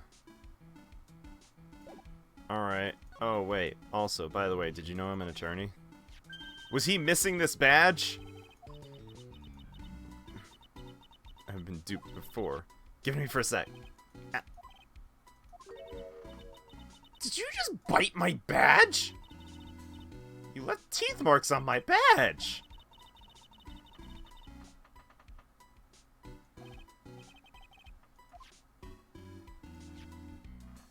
Damn. Girl. What the fuck? Oh, we already got Godot in here. Got Maya. Gumshoe, Maggie.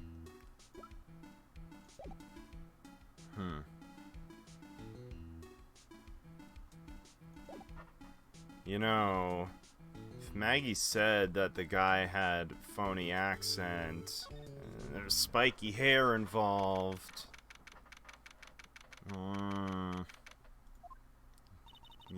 Godot, did you do a bad? I don't want you to have done it bad. I kind of like you. He's probably trying to arrange the retrial of this case. Should go to the detention center and chat with our killer, huh? After being convicted without fair trial, I'm not sure killer is the right label.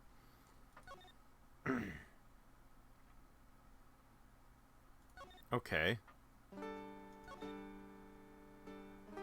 Très bien. Très bien. Oh, this is music. Hey, what's that paper doing back there? What is the suffocating scent of flowers? Come on. Neither of you? Man. Hello? Anyone here? I don't believe it. There really isn't anyone here. It's getting intrusive. If there's no one here, we can take anything we want. Suppose. God damn it, Maya. Maya, you're a bad influence. A bit more chic. I'm always in my acolyte clothes, aren't I? It'd be fun to wear normal clothes every now and again. Something stuffed behind the rack. Sports. Scribbled a little doodle. MC Bomber. And 1, 2, 3, 4, 5 zeros. 100,000. Ah ha ha ha. Hey, there's a little mask-to-mask doodle down there. And a fucking bomb. Probably for Bomber. This paper. It's from December 3rd. Paper's from the day of the poisoning. What? Sports. This has gotta be a clue. If I can find out some more about this paper. I work early tomorrow, so I'm gonna have to take off like the loser I am. Fair enough. So I will talk to y'all later. Alright, get some rest. Bye-bye. Bye-bye. It's a rack full of fashion magazines. They're all in French. Why don't you try some... Oh, fuck. It's stunning in some of those Parisian frocks, huh? You found that sports paper behind the magazine rack earlier. Better trying to find out everything I can about it. Fine, I'll take a lizardy look. Check. Oh, that's it. 100 was crossed out. Man, not even 100K was good enough for that shit. Look at all the little trinkets tucked away in here. Mr. Armstrong collected all these personally. Let's see, bouquet of flowers, some potpourri. Yo, fine bone china cups. Never knew you were so cultured. Come on, Maya. It's common knowledge. Any Joe Schmo would know this much. Fine boned. That cup is finely boned. Probably says open or closed. Must be one of those other, I don't know which one, since I don't know Jacques. I don't know Jacques about French.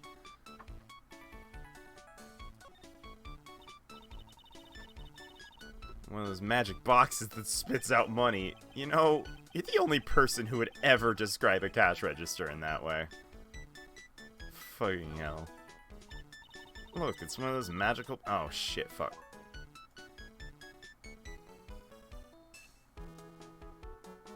I'm kind of down with this place. I would absolutely eat here. I would 100% eat here. Probably have delicious desserts. It's a winter wonderland out there. Oh yeah, I heard from my nan it was snowing. It's not white. It's not even snowing. Gotcha. Ah! There are lies that are okay to tell and lies that definitely aren't. All I did was tell an itty-bitty white lie about non-existent white snow. Damn, Maya. Getting real defensive over the snow over here. Just needs a customer. What do you think this flower is? Let's see. Well, it doesn't look like a tulip. It's not a sunflower. Even I could have told you that. Hell, these are the only kinds of flowers I know. Dang nabbit, I'm a lawyer, not a botanist. Damn. Dropping down the nasty fucking Star Trek references. The table. With the police tape.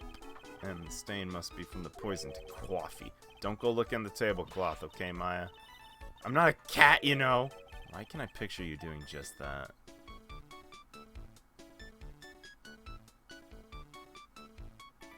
Divide. Partitions that separate the tables. See it at a table, you can only see the tables to your right or left. Interessant.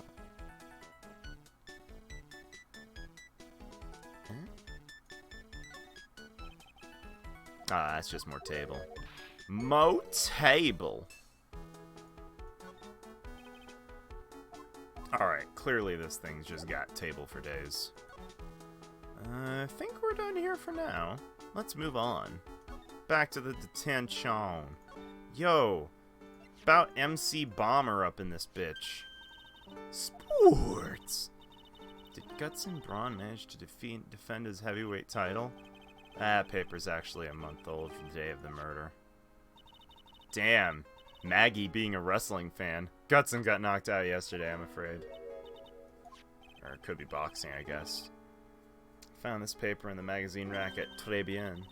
That's strange. Tribulations doesn't get newspapers. Mr. Armstrong says he's not really fond of them. Maybe one of the customers left it behind? What I want you to take a look at is this scribble-ibble here. That's it! MC Bomber. That was the name of that was written on the CD. Just as I thought. Guess it wasn't MC Screwdriver after all, huh? So that 100K must be a down payment for a record deal, right?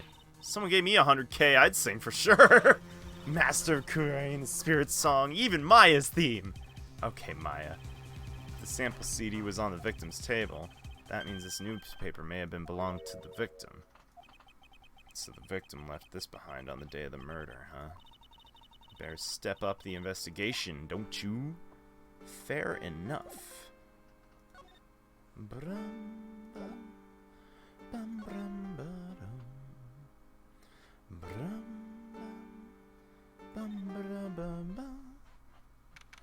January 6th. Très bien. Oh la la, bonjour. Welcome to la Très bien. What happened to Maya? She's frozen stiff.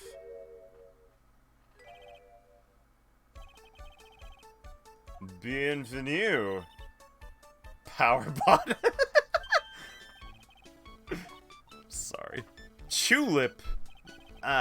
Look at this face. Like a kitten rejected by its own mother. You are fatigued, no? Alors, you need this. An aromatic bath oil melange of nail oil and la my pearl. Oh god, French dialect makes my tongue feel like it should be going numb. Oh, just add a couple of drops of this mixture to the bath water and voila, it will soothe your body and mind. It's fantastic. Voilà, monsieur. Look at that face, like a puppy rejected by life itself. You're fatigued, no? Recommend this. Oil of bergamot, and maybe a hint of, le peppermint, and la clary sage for a fragrant exceptionnel. Session in big delicious beauty. Hell yeah, I'm into it. The special menu of the day. We're not here to eat. We're lawyers. Mais bien sûr. I know the already, monsieur. You are La Phoenix Wright, no? Oui. Never.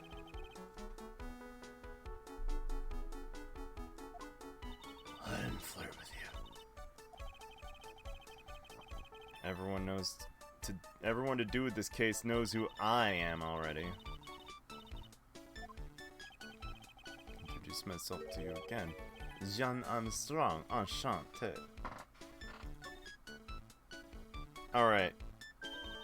You have strong arms, Armstrong, I see. No. Très bien, it's French. Wow. English, you would say, very good. Atmosphere is très bien. I feel a little uncomfortable with myself doing this shitty French accent. Fuck it, I'll keep going. They're doing it too. My cuisine is not for all. They do not appreciate la hot cuisine. Thought everyone liked hot cuisine. Since I have lost Maggie and do not have enough hands. You run this place on your own now. Oui, for the moment. No one has answered my advertisement. Oh, pour moi. Please don't eyeball me when you say that. I am le chef, le manager, and the trained aromatherapist. A practitioner d'aromatherapy. The art of soothing la soul with the delicate floral aromas. That smell coming from that bottle earlier was anything but. Oh boy. This one's a big... This one's something else. Makes me sad to remember it, yet I remember it so well. More than a month ago, as best since it appeared. Guess it's been about a month since Maggie's sentencing. It was the 3rd of the last month, in June. A man who was in here for a coffee suddenly became ill. Because the poison. That is the truth as I know it. Maggie, who took his drink to him. I was in the kitchen, heard the sound of someone collapsing. Came out to see what? And the chair and the slump. I have a funny feeling.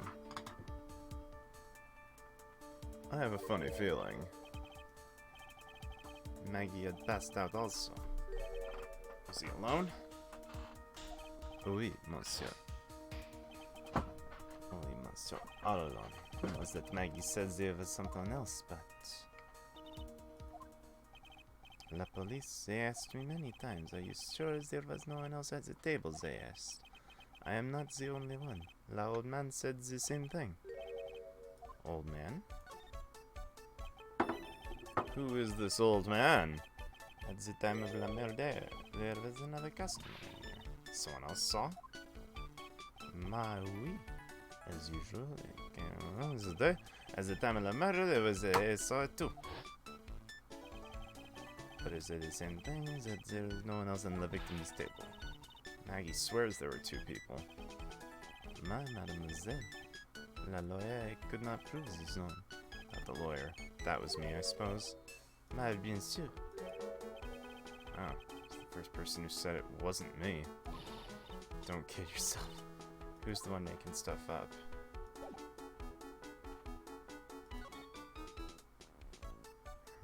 Did you know I'm an attorney? Please, monsieur. There is no need to show me that. You are mon finis Wright, the first defense lawyer in town. I think I can imagine how he formed a completely wrong impression of me. Did I show you this badge? Oh, oui. I flashed it to everyone in La Listro. Bigger fan of flashing stuff than you are, Nick. Hey, careful there. Not a lawyer myself, do not wish to speak out of turn. The defense in the court was a little, how do you say, lacking perhaps? Even a Frenchman who cannot speak any English could have done a better job. You were very cool though. So handsome. Every time you opened your mouth, the old courthouse stirred. That's something I don't want to imagine. Look at this. What do you think of it? Must have left it behind. Do you have any idea which customer it was? Only idea I have, mademoiselle, I saved for my kitchen. Funny. How do you feel? Damn. Maggie was a policewoman once, n'est-ce pas? She had to quit for reasons beyond her control. Oui, la suspect in the murder investigation, no? That is why I gave to her the perfume for happiness. Happiness perfume. Blended from bergamot, like I have given to you before. She's been arrested again, and found guilty this time. It is true. A natural aroma of unhappiness must have been very strong. Your perfume doesn't work. I'm surprised she was the prime suspect after something like that took place before your very eyes. Does this mean Maggie did have a motive? Gotta ask more about this motive. Mo motive! Maggie took the coffee over to the victim. Did anything happen? Oh, oui. I suppose you could say so. No, it was, nothing. Look, Maggie said she didn't even know the guy. But she's still being indicted for murder. Prosecution must have come up with some kind of motive. It is true. Anything at all between Maggie and the victim, it could be relevant. So tell us anything you know. I knew it. I knew it.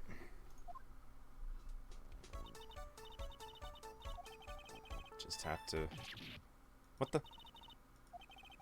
The Magatama. It's gone. What? Then how was I able to see?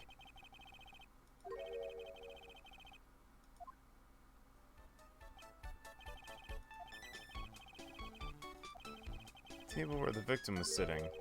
Was anyone else sitting there?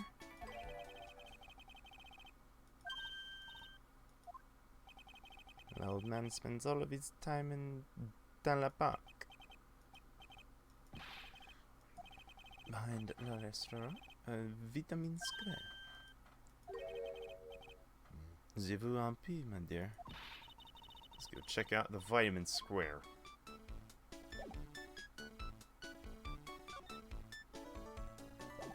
Wow, that's whack.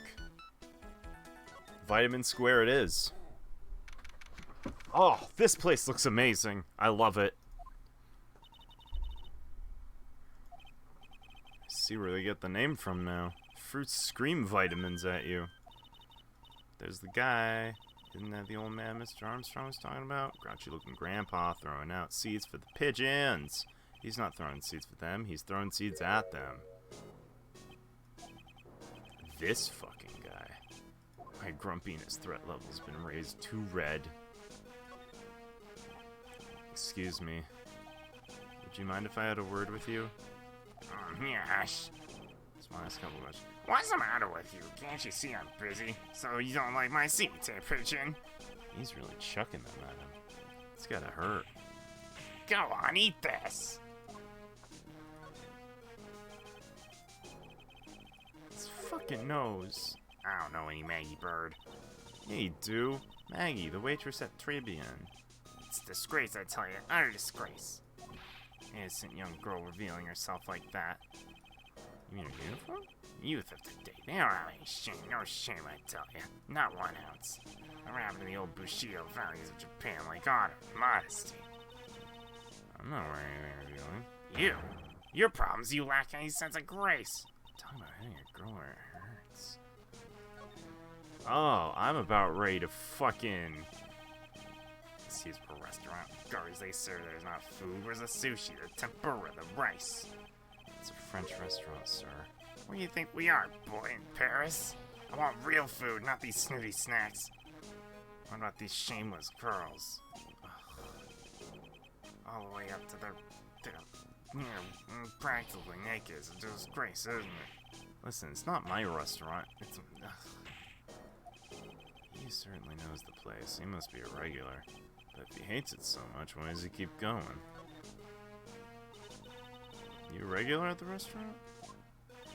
It's just, if you dislike it so much, why would you keep going there? Filthy pigeons. You want food? Huh? Take that.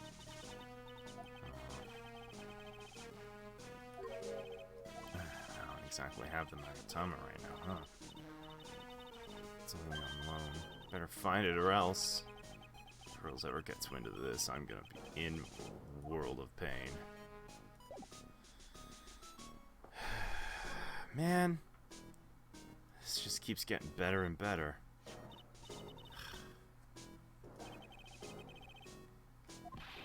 Something wrong. I hold my head. My Gatama gone. My leads are dead. I guess I'll take the magazine with me then. I don't want anyone else having it. Give it back. You want it so bad, I'll give it up. Haha. Yeah, it's mine. Hey, look, pigeons! Heaps of pigeons! There's a symbol of peace? That's a dove, not a pigeon. Poor things. Just because they're great means they can't be symbols of peace and harmony. You're overthinking this one by a smidge.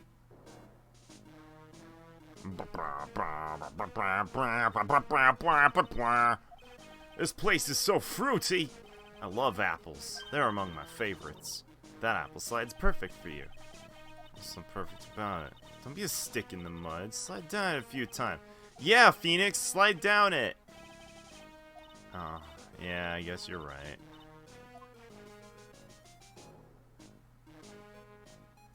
Fine.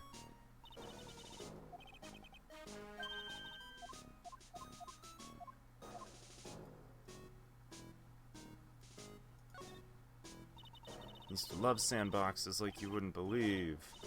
Finding iron fillings in the sand with a magnet was my favorite thing to do.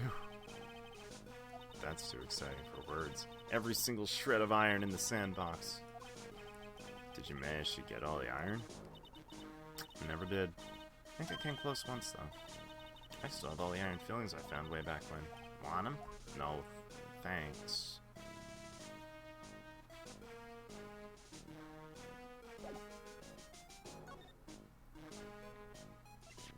Hey, you know much about PA sports? I hate your nose. Why do you have a real clown nose? What is wrong with your nose? What's wrong with your nose? Did you know I'm an attorney? He doesn't give a shit.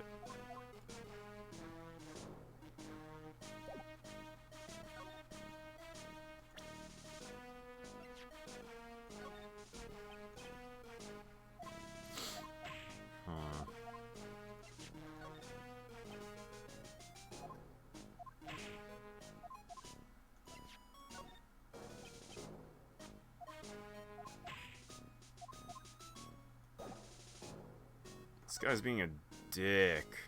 Going back to Tribulations. What's this anyways? Thrown away by an old man. Check out these job listings.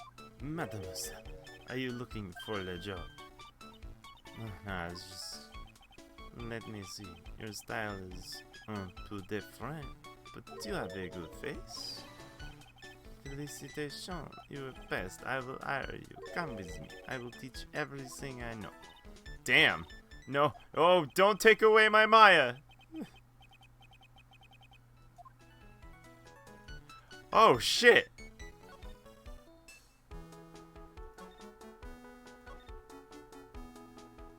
Homeboy took away my... Give me back my Maya.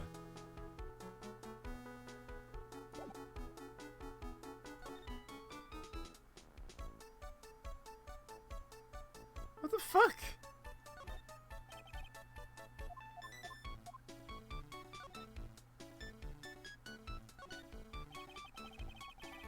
Table where the poisoning occurred. Stain tells the story well. Must be under investigation. Hi, oh, no.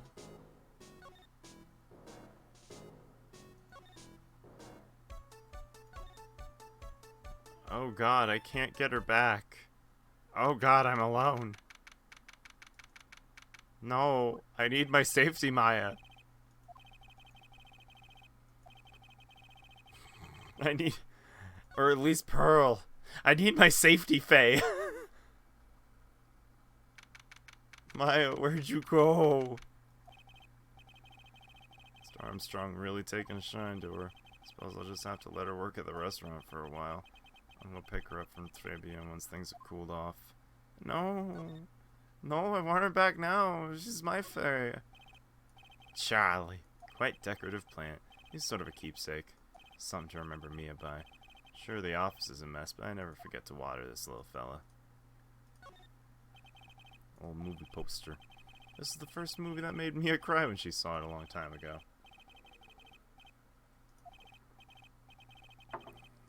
It's back up on the wall. Damn.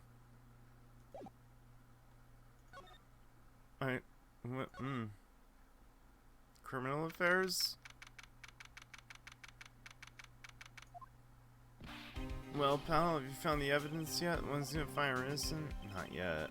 We're only just started investigating. Whatever you need to know, I'll get the dirt. Putting all of my cases off. Damn, you're fired up. You're fired up! The retrial's been approved! Court's sitting 10 a.m. tomorrow. Godot's gonna be prosecutor. Him. If Maggie's found guilty again, I'll make sure you get locked up good for it. Alright, Gummy. Guilty party was Maggie Bird, huh? Back when she was on the police force, you were her mentor when she was a rookie, right?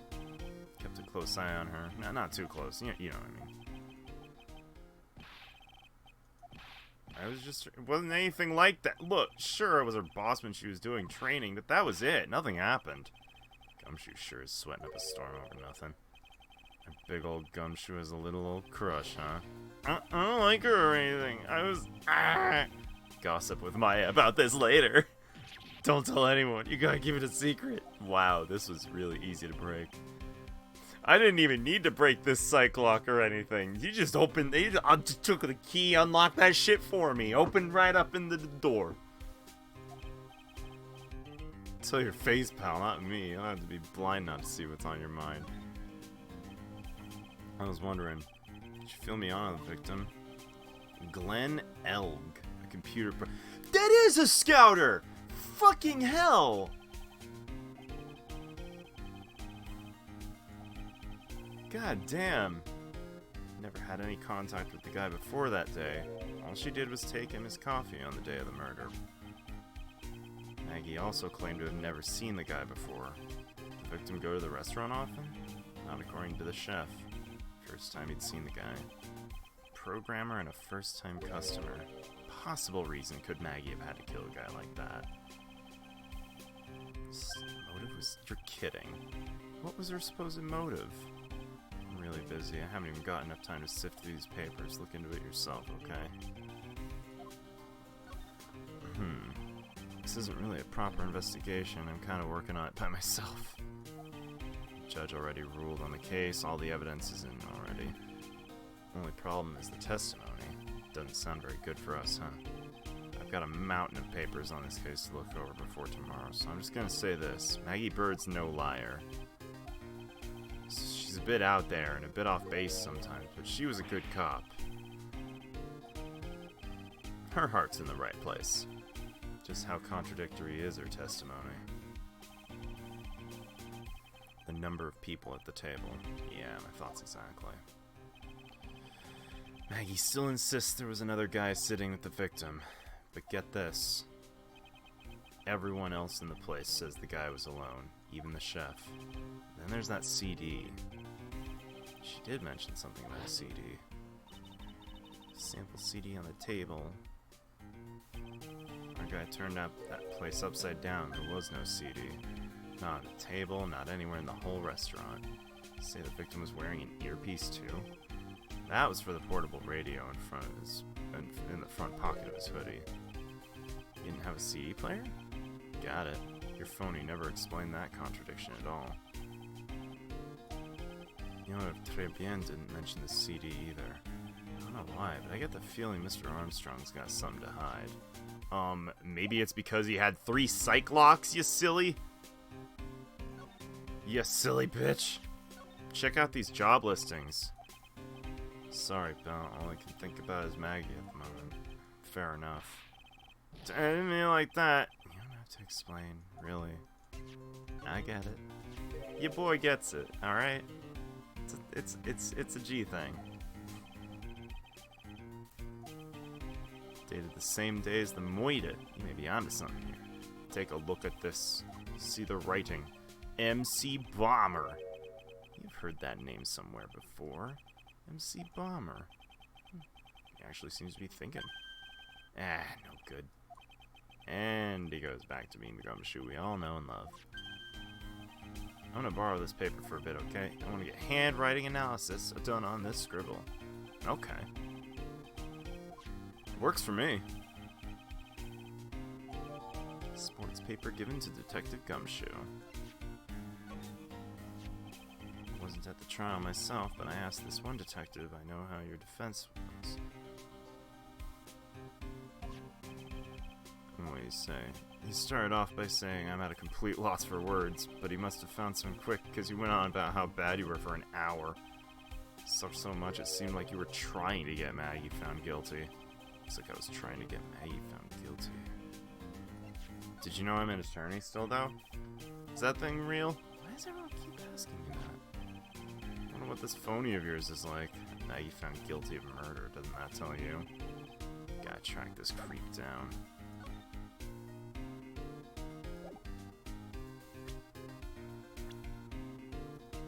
Glenn Elg. Oh my god, his name's a palindrome. That's the right word for it, right?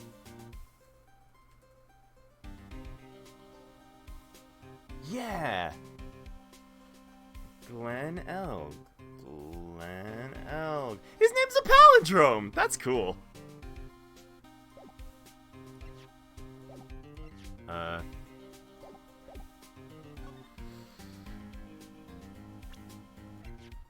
thought I smelled cat litter for a second. Weird. What do you make of this? Sorry, sir. No, like that. You have to explain. It's fine. John Armstrong. You know what the chief said to me? Oh la la, your body is full of toxins. And then he gave me this bottle. I don't know. The label says juniper. I'm under orders to put a few drops of it in my bath every day. Yeah, you know, there's something about that lady. I mean, guy. You can't stop thinking about it? Not like that, pal. Give me a break. He's not my type. Can't stop thinking that he's involved in the case somehow. Yeah. Hey. What about a little magpie, huh? Not much good at consoling her. I'm not very good with words. I guess I must have looked a bit down. Maggie was really supportive of me. Did he go for her or for himself? Oh, you. You big lug. High hopes for Maggie. I was gonna make her the best detective there ever was. Then all of a sudden she was charged with murder and arrested. Never saw it coming, never imagined they'd find her guilty. Except for not being able to do anything. It's alright, Detective Gumshoe. We still have a chance to make this right. You're not such a bad guy after all, pal. Jeez. What do I come off of as with this guy? He was working on a bunch of more important cases at the moment, but he canceled them all just so he could take you on. Sure attracts a lot of attention, huh? Too bad it's all the wrong kind. Right. Cross-examined me once, you know. Yeah, that was us. The big guns locking horns. Witness versus lawyer. Battle of cunning tactics and tricks. The witness isn't supposed to play any tricks. Can't believe she's gone. How come she's not with you today? She got stolen from me. Now I don't have my security fay. It's tough being broke. Next time I see her, I'll show her how to make the world's best instant noodles. We low earners have to stick together. It's the only way.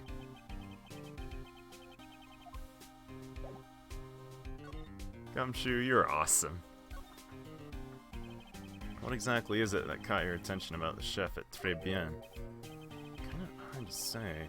Guy's probably not even connected with the case anyway. Hey, come on, detective. Didn't you say you'd give me the dirt on anything? This sort of stuff's kinda unimportant, gossipy stuff, you know, pal. How about this?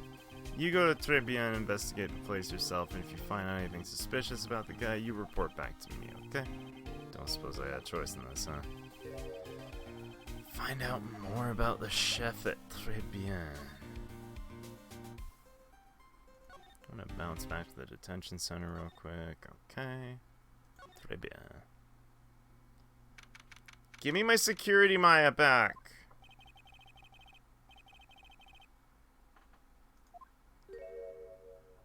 Oh. Hello.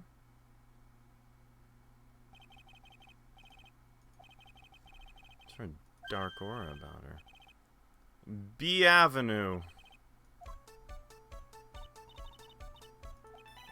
Wah, hi, Maya. Maybe you should quit being a spirit medium. It's kind of boring being a waitress. You're my first ever customer. What was that one I just saw? Since you're here, you might as well have something to eat. I'm kind of hungry, actually. So, how do you like your new job, Maya? Never knew there was so much for a waitress to do. Take people's orders, bring them food, make coffee, work the cash register. We need a customer before I can do any of that, though. It's a nice looking restaurant. It's a shame more people don't come. Don't forget about the ultra cute waitresses. Check out my gimme a tip smile. Why don't you order something? Chef's preparing a tasty lunch set at the moment, or so he says. How much is it? It's the twin tea set, so it's 20 bucks. I believe I'll be taking it past. It's kind of expensive. I can't. Come on. It's not every day I get to be a waitress. I want to try carrying plates at working the cash register. I should keep you busy. Wow. Damn. About the lunch. No, I am...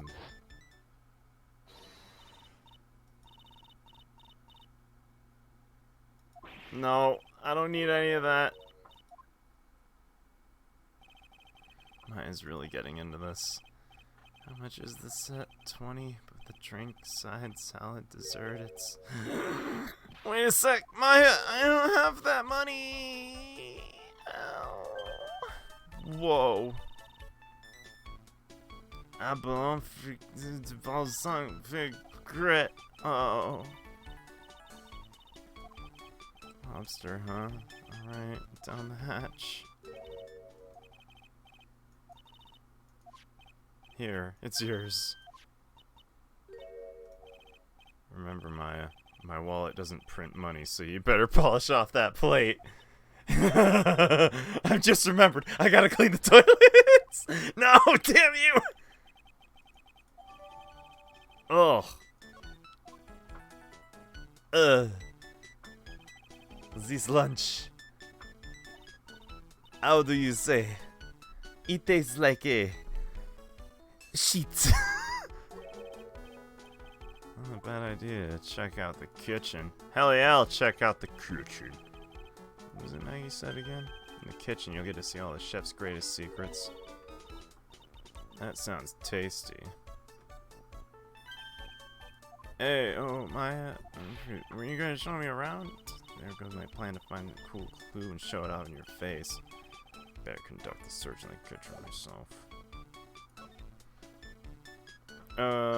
Kitchen.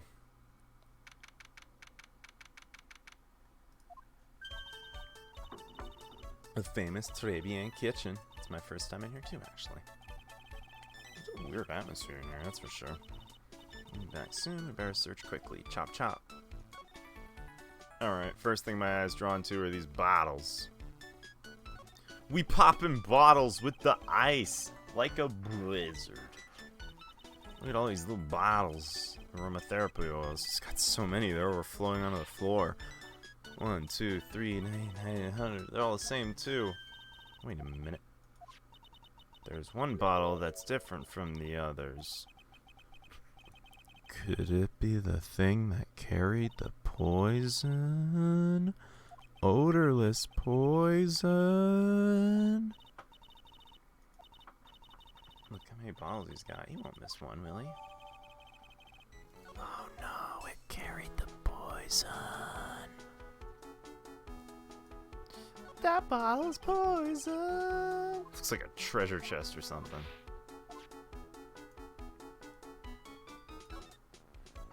Now this is one large mirror. Bet he looks brings his big look. Clarice Armstrong's bedtime literature.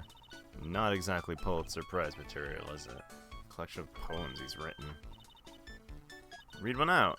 Say it in your best French accent with I-tensity. Here's one. It's called Printemps. The two of them like actors from a film. The coffee still undrunk. Sweet nothings over too soon on that sad Sunday morning. The foolish cocktail so delicious. Take the last sip of your tea, and I know what I will do. I must lie to you, I must. That's it? Yup, that's a poem for you. Damn. What a poetry. What are these lace curtains for? I don't know. Give the place a real homey feel, don't they? Lace curtains. If I were a cooking pot, I'd be perfectly happy sitting under a shelf on those. do you respond to something like that? Check it. Now I know I'm in a French restaurant. I've never heard of most of these seasonings. This container has oyster sauce. Isn't that used in Chinese food? Right there on the counter! My Magatama, what's it doing in here? What indeed? What's the deal with that? Check out these knives! Oh. I've never heard of most of these seasonings. Oyster sauce. And look at these knives! They look really sharp. I'd like to see how one of those slices through a cheesecake. You don't exactly need a sharp knife for one of those, Nick. Fair enough. You got me there. Yo, check out that mistletoe, though. Mistletoe. Something's bubbling away nicely in that pot. Must be the lobster and abalone for chase. Abalone for chase. Isn't that what I just ate? Oh, yeah, it's the only French dish I know the name of. Oh.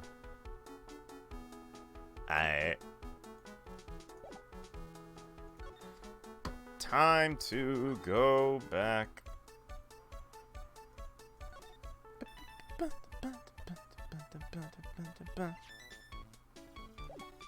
Alright. Well then. I'm gonna start throwing profiles at you. Check out this palindrome, motherfucker.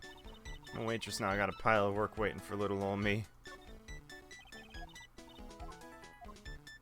Well. About this.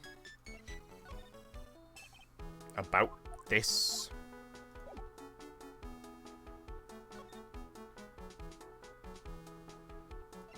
What was the deal with that lunch special? You trying to poison me now too, girl? Fuck. Shit. Vitamin Square. That scooter wasn't there before. That moped. I gotta check out that moped. That mopey moped. Who'd leave it right here in the middle of the park like this? Wheel guard and the light are busted. Guess it must have been an accident. It's totally wrecked. Whoa!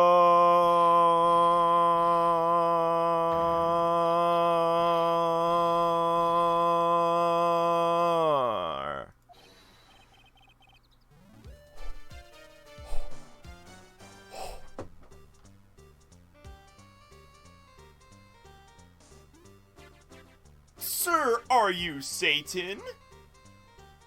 Are you from the Hell Yakuza? Hellkuza? Are you part of the Hellkuza? You've been messing with my new ride, is that what you've been doing? Isn't that kind of an old model? Oh, you was gonna pay for this.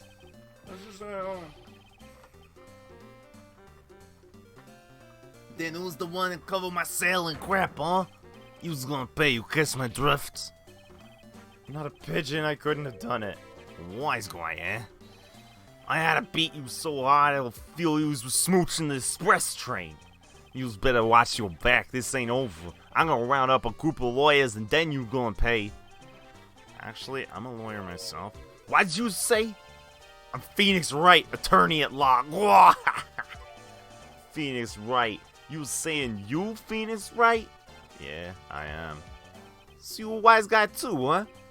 Cause I'm Phoenix Wright, the one and only. Out of my way, I gotta cruise. Did I? Sure. No, he wasn't anything like me. Guess I better make a note of the scooter. Pathetic. A few threats from a little brat like that, and you'll look like a pigeon that's got seeds in its eyes. You've been here the whole time. I was in that strawberry. I had some thinking to do. I already had some cowering to do. Stop playing with your nose! You a regular? Are you a rego? If you dislike it so much, why you keep going there? Sir? Hey, filthy pigeon, you want food? Ah, take that.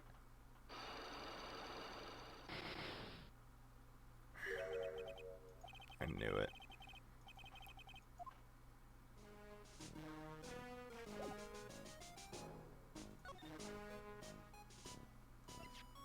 Yo, what the fuck was up with that scooter? A scooter! Hey, do you like the food here at all? Do you like the waitresses here at all?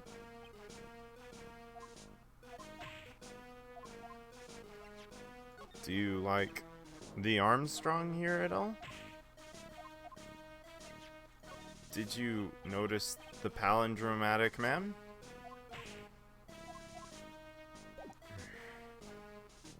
Alright, I'm gonna bounce around a little bit.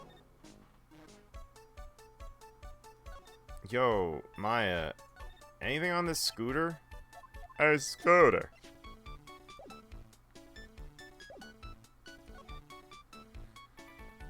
Bounce to the kitchen. Bounce back. Last night took an L, but tonight I bounce back. Ooh, that look real when I hit it. Bounce back, bounce back. Alright, narco offices, big offices. Oh, that's Farrah's apartment. Something wrong. Hey, just in time. What's up, Gummy? Lab got back about the newspaper. You must mean the sports paper with the memo scribbled on it. What did it say? So, see what it says! Duel was written by the victim, Glenn Elg, no doubt about it. Glenn Elg. The victim took the paper with him to the restaurant on the day of the murder. It's our best interpretation of the facts at the moment. Okay. MC Bomber. Heard that name somewhere before. Ah, well. Guess it'll come back to you. Don't forget to report back to you whatever you find in the restaurant. Since when I start taking orders from Gumshoe, I get the feeling there's something I need to show him.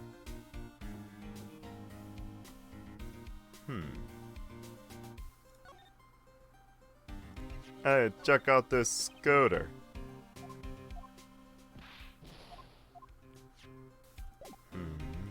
The lunch.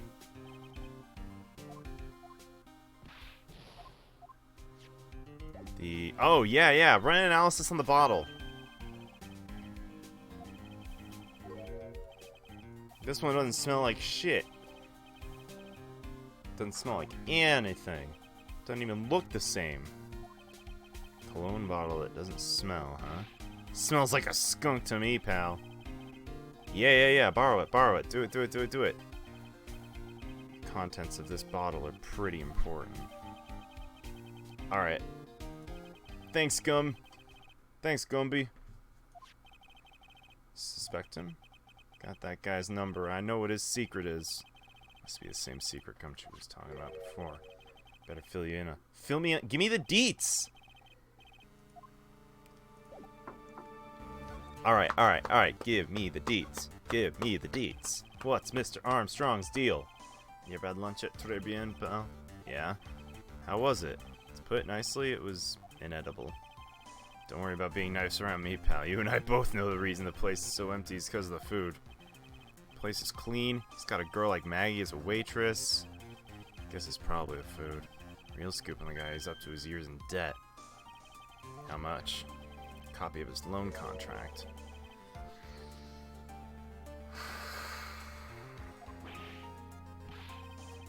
$500,000. If it was Sterling, he'd really be in trouble. Case is full of surprises. I'd be willing to bet that chef's got something to do with most of them. It's your hunch. That's woof. It's for $500,000. That's $500,000. Can you believe that $500,000 is $500,000? I don't have a case file in front of me. But I'll tell you this. That Armstrong guy would have done anything for cash. I think I sort of get the picture.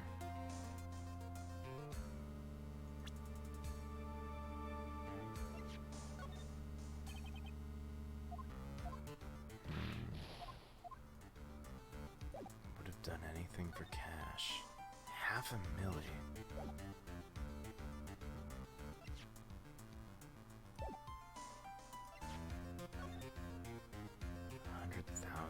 MC bomber. Jesus Christ, that's a lot of debt.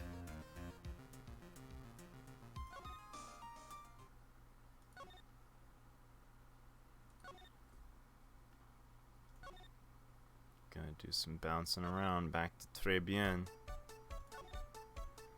Yo, did you know about the 100 milli, Maya? You don't give a shit.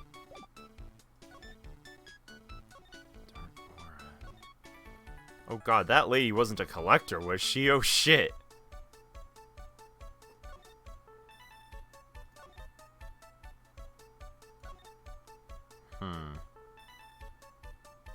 The only place really left to me is Vitamin Square. Did you know about the $500,000?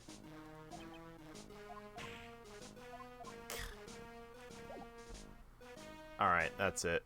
I'm done fucking around with you. Time to go.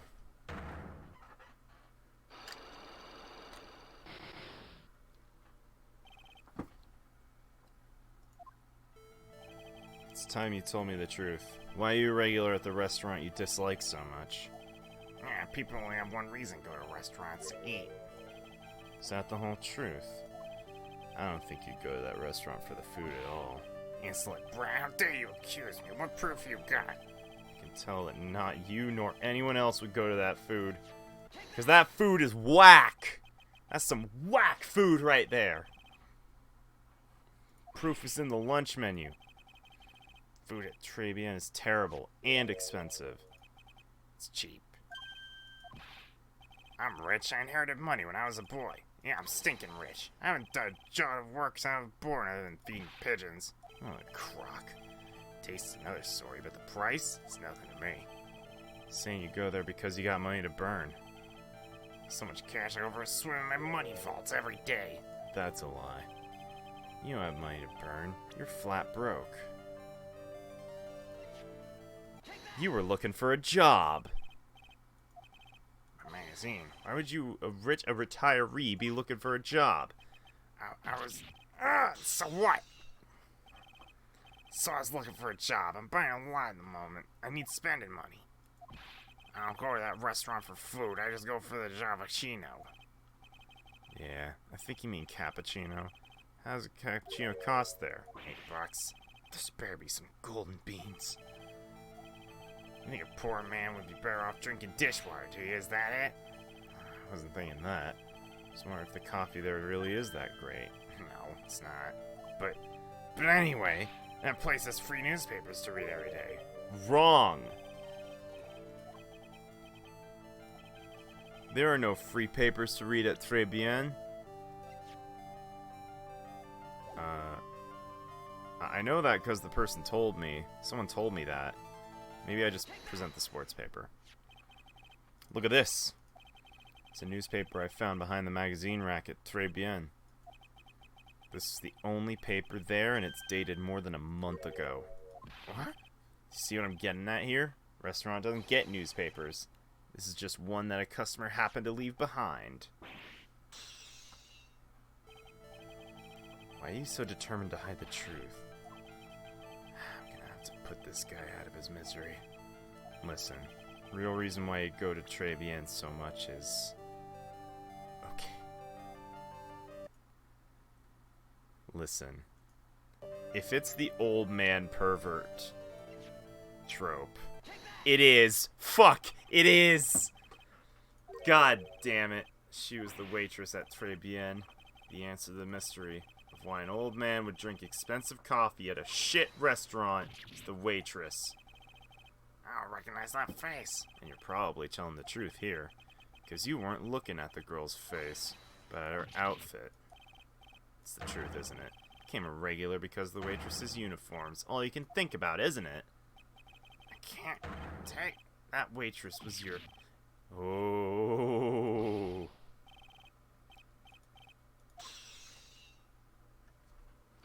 You fucking perv.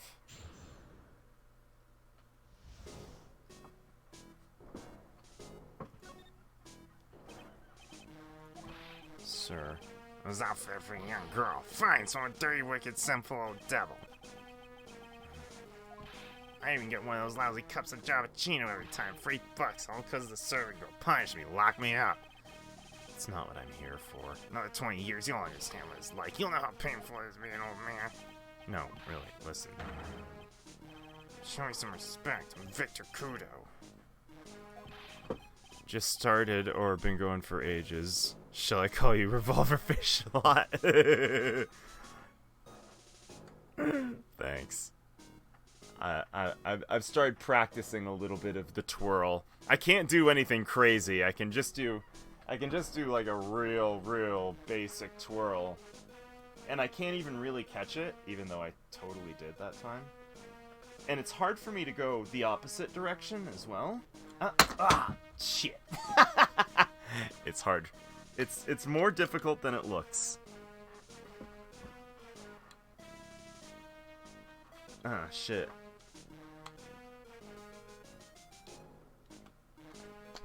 It's more difficult than it looks. Also, it's kind of hell on your finger, too. Just think you know it all, don't you? I'm not saying another word. I won't tell you anymore. I was in the restaurant at the time of the incident, which means I have to hear his testimony one way or the other.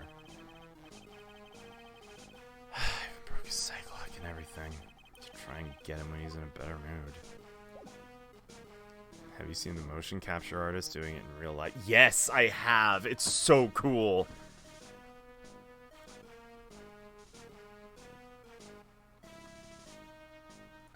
Like, that shit's the coolest.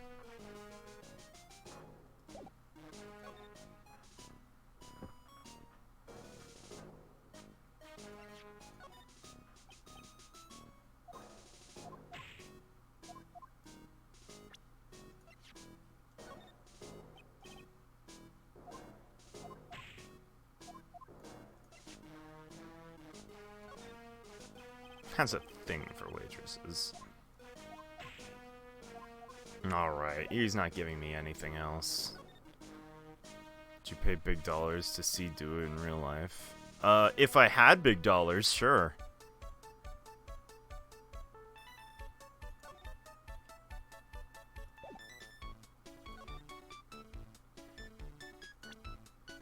Maya, you might not want to be this waitress guy anymore. Still feeding the pigeons? Yeah, he fed me as well. Got a bunch of those seeds in my eyes. Hey, Maya, would you mind coming with me for a little bit? Something I really want to ask that old man. No, hang on. Can't you go like that? Oh god, am I actually about to do this?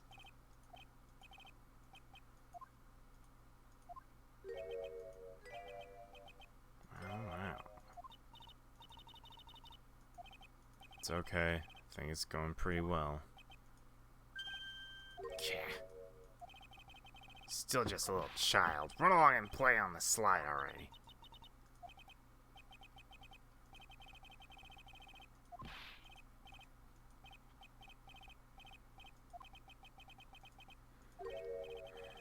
Excuse me, please, sir. Can't you see I'm feeding the pigeon? Mia, I can't believe you're doing this. I'd really love to talk to you.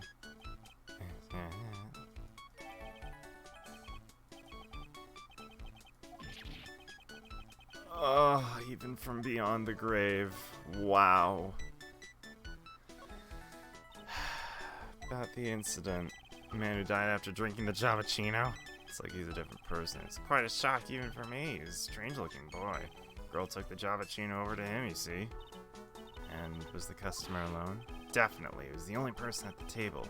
Took one sip of his Javachino, and he said something like, "Ah," and then collapsed, dead. Terrifying. So good at listening, aren't you? I'll tell you anything, whatever you want to know.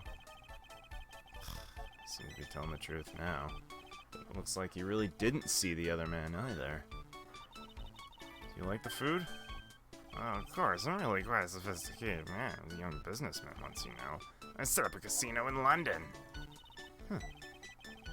Eating a restaurant really takes me back to my days in France.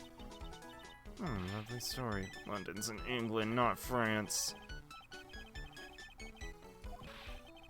It's too much, I can't take it. I can't believe Mia's laughing at the guy. This is turning my stomach. Nice to come and see you there. I'll be delighted to welcome you, sure. Careful of that chef, my dear. That's right. Man's an ex-con. Whoa! Whatever did Mr. Armstrong do? Yeah, basically, Shinrika. Mia's really got this guy eating out of her hand. He steals things from his customers. His customers? Gloves, handkerchiefs, little things mainly. He's a pilferer, so you be careful around him, my dear. Sure about this? He was arrested for it once. I was there when it happened, having my job at Chino. He really is a regular. Let me write you a little haiku about Japanese poem and explain all you need to know about that chef. If he takes anything again, you let me know. If it's not too expensive, I'll buy you a replacement. He couldn't do enough.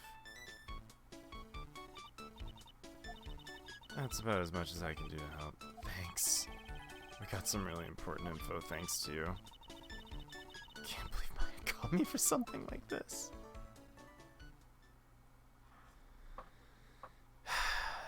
Thanks, Mia. You really hung in there. Ugh.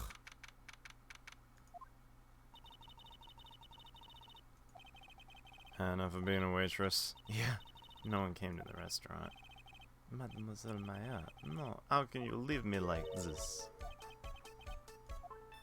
That reminds me. Mr. Armstrong had a psych locker 3, didn't he?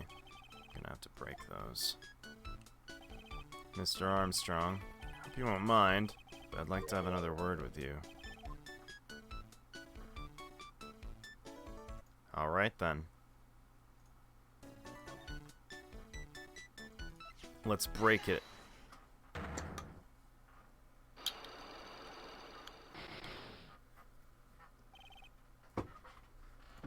Okay. I do not like this horrible feeling. I have to know the truth. What happened that day? Hello. I will confess everything. Just don't hurt me. Eh? It was a lottery ticket. A lottery ticket? The man who died here had a lottery ticket for $500,000. But after the incident, this ticket... It disappeared. Ticket disappeared. Motive the prosecution gave for Maggie. She poisoned the man to get the $500,000 lottery ticket. Why didn't you tell me about this sooner? Maya, no. Trying to hide this info about the lottery ticket from me, and I want to know the reason why. Mr. Armstrong, $500,000 lottery ticket. I think I know who took it. I think the winning ticket was stolen by you. Very high probability it was you. That's one piercing scream, even for a man like him. Not pourquoi moi? Why, you have no evidence. I am not Masque de Masque. I am not the kind of person who steals the property of others. Sorry to disappoint, but I have evidence to the contrary.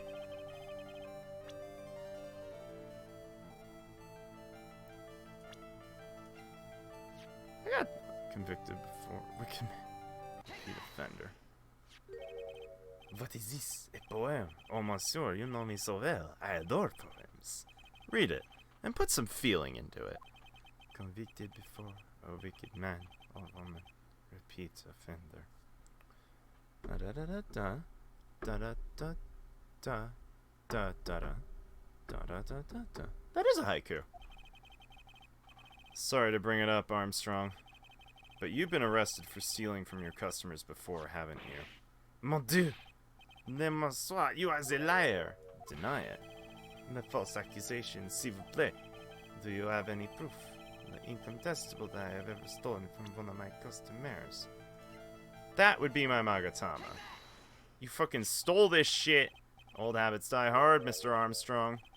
This is my Magatama. I found it in your kitchen. That scream just about broke some windows. I have a weakness for little trinkets and the figurines. It sleeps out, I cannot stop it. Handkerchiefs, gloves, other things from your customers. This time, it was not a small trinket, it was $500,000. Yeah, unfortunately, you do have a need. And that you're in desperate need of a large amount of cash. The restaurant is deep in the red, isn't it? You have a loan to the tune of $500,000. That lottery ticket would have wiped out your debts. Well, Mr. Armstrong, what do you have to say for yourself now?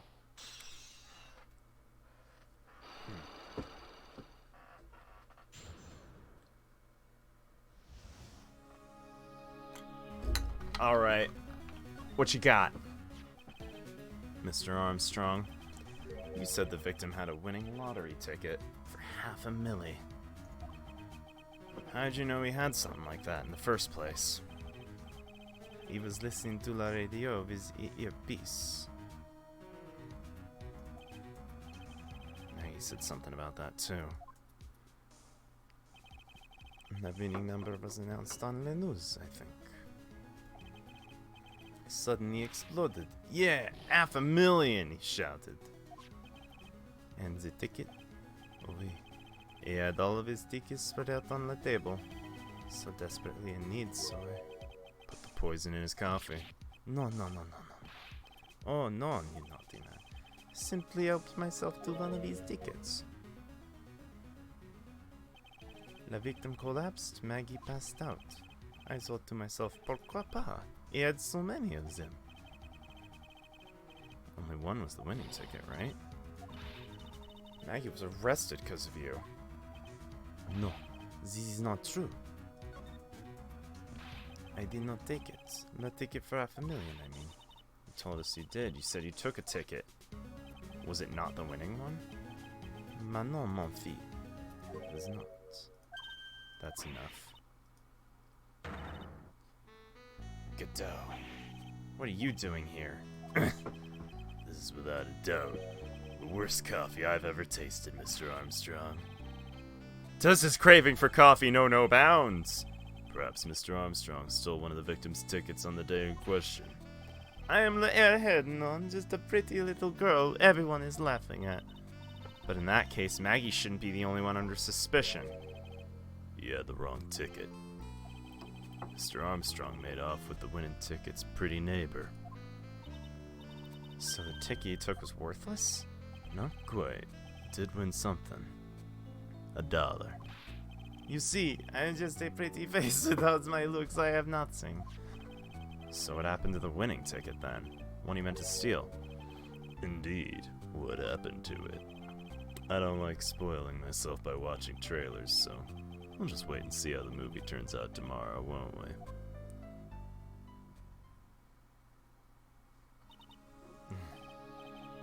Voila, you two, time to laugh at the pretty little airhead. Won't be needing this note anymore. Throw it in the trash! We got a new mystery now, namely where'd the winning ticket go. Got a bad feeling about this. Anyway. Can't let Maggie suffer any longer for this. Certainly not again. To be continued. Okay, so for a few moments, I am going to be having myself a bit of a break. I'm going to go to the bathroom, I'm going to make myself another cup of coffee, and I'm going to clean this out because it's empty. So, estimate like maybe 5-10 minutes and then I'll be back. So, yeah. I will be right back.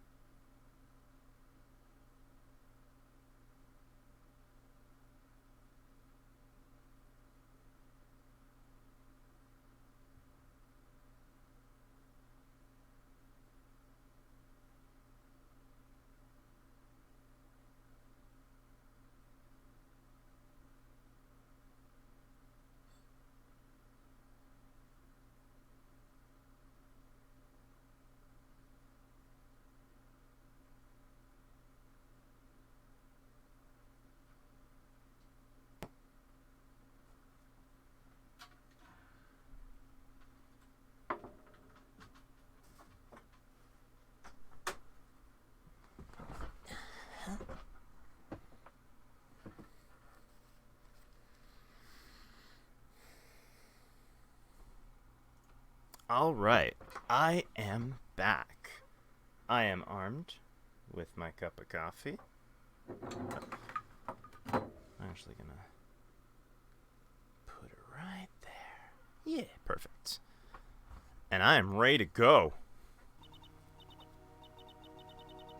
I guess I should have expected this. Nobody saw the other guy, huh? He was there when I took the coffee over, sir. Scout's honor. Maggie. Detective Gumshoe. You doing alright? How you feeling? As if you need to ask either question, sir. Don't let him get you down, Maggie. Don't forget to eat well, okay? And you! You better square this case away, got it, pal? Maggie's innocent. You hear? You screw up, I'll be doing some squaring away myself. Some paperwork for your arrest. I think he's serious. You're on our side for once, right? Yup. You'll be able to help Maggie out, right?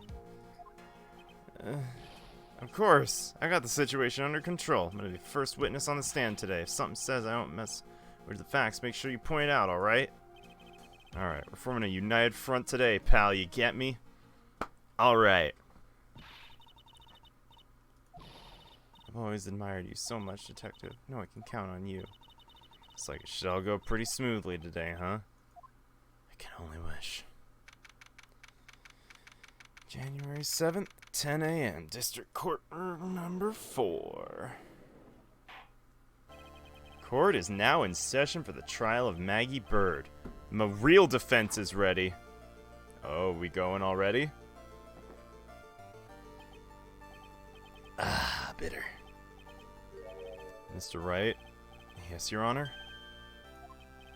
What's wrong? Nothing. It's just whenever I addressed you in the previous trial, your response was, "You's talking to me."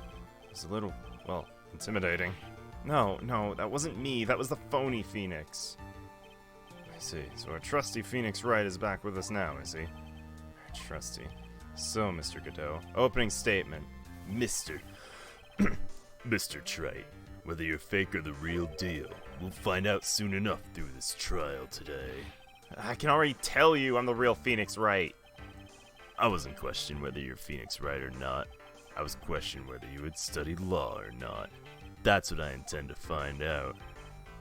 There's no denying it.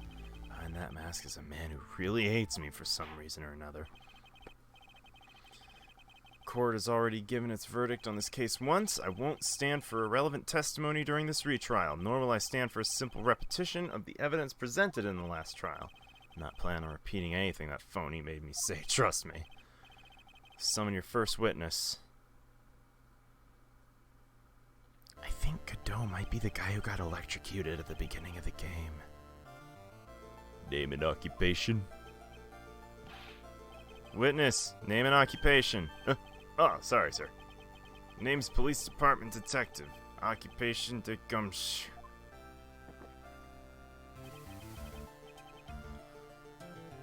Other way around, Detective. Oh, sorry. I'm the officer in charge of the case since yesterday, sir. Yeah, the guy who was on the initial investigation tied up with another case now. Hope Gumshoe's really got everything under control for everyone's sake.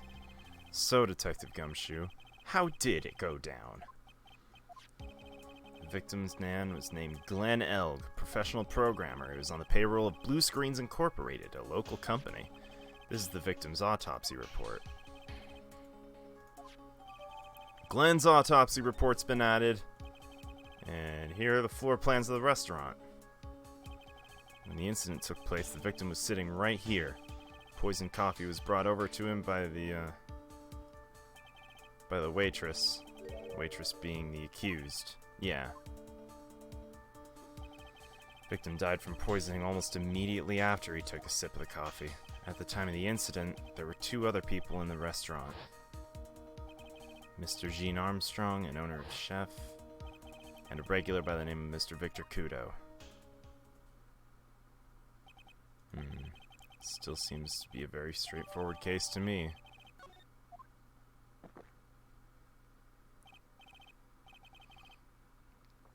Come, Detective. Take up this hammer and nail the defendant's coffin shut. I'm thinking of too much coffee. With your own 2 hands. Alright, Detective Gumshoe, let's have your testimony.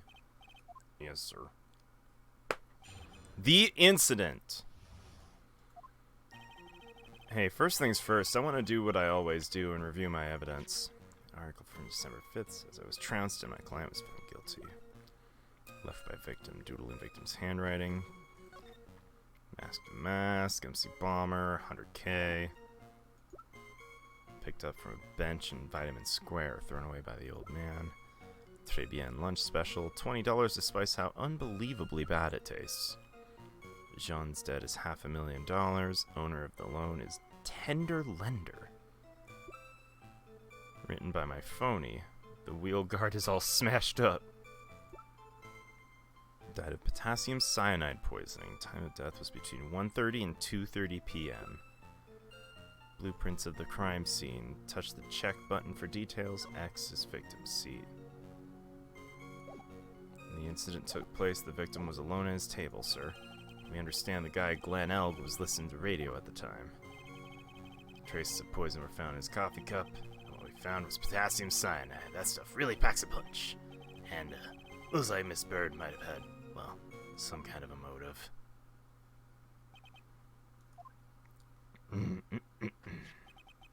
Using the dark, aromatic depths of coffee to conceal the poison.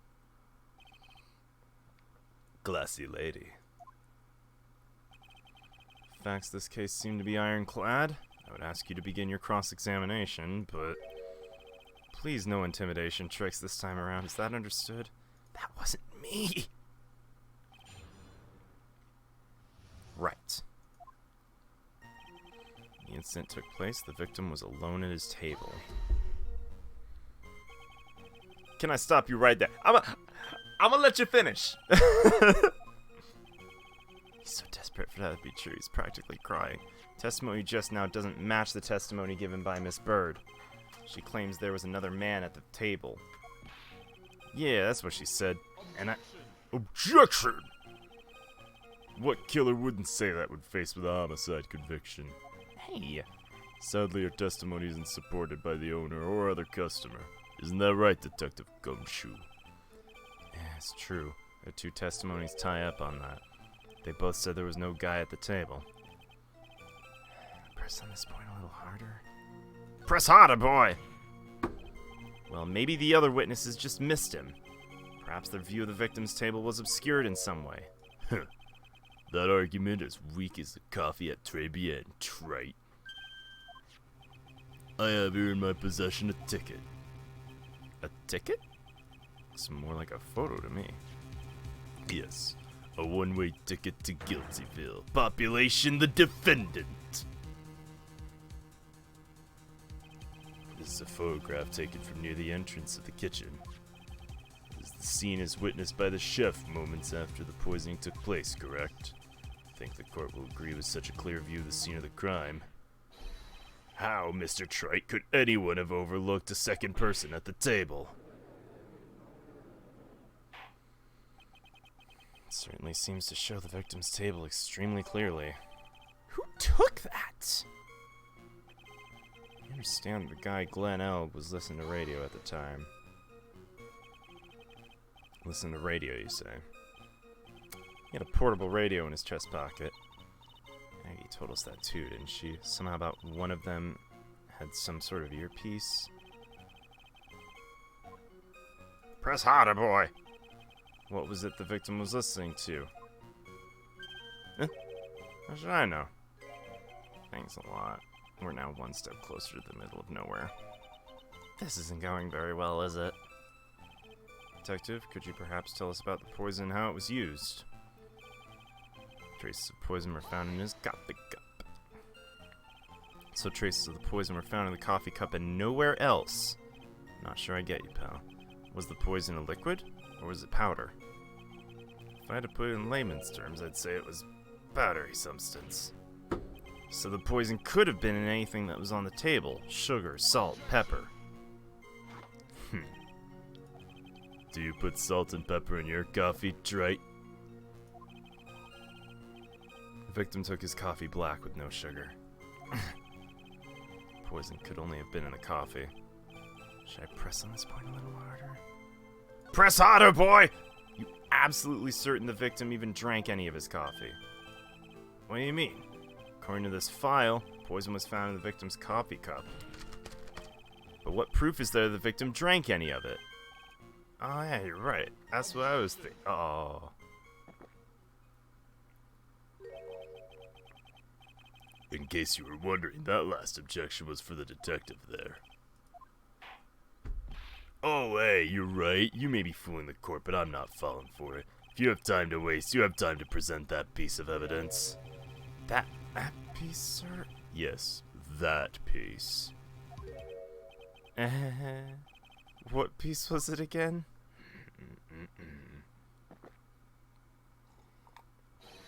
This! Should I be grateful this coffee's only hot enough to give me first-degree burns? This is the, victim's coffee cup. Yes, the victim's coffee cup. Take a good look at the rim.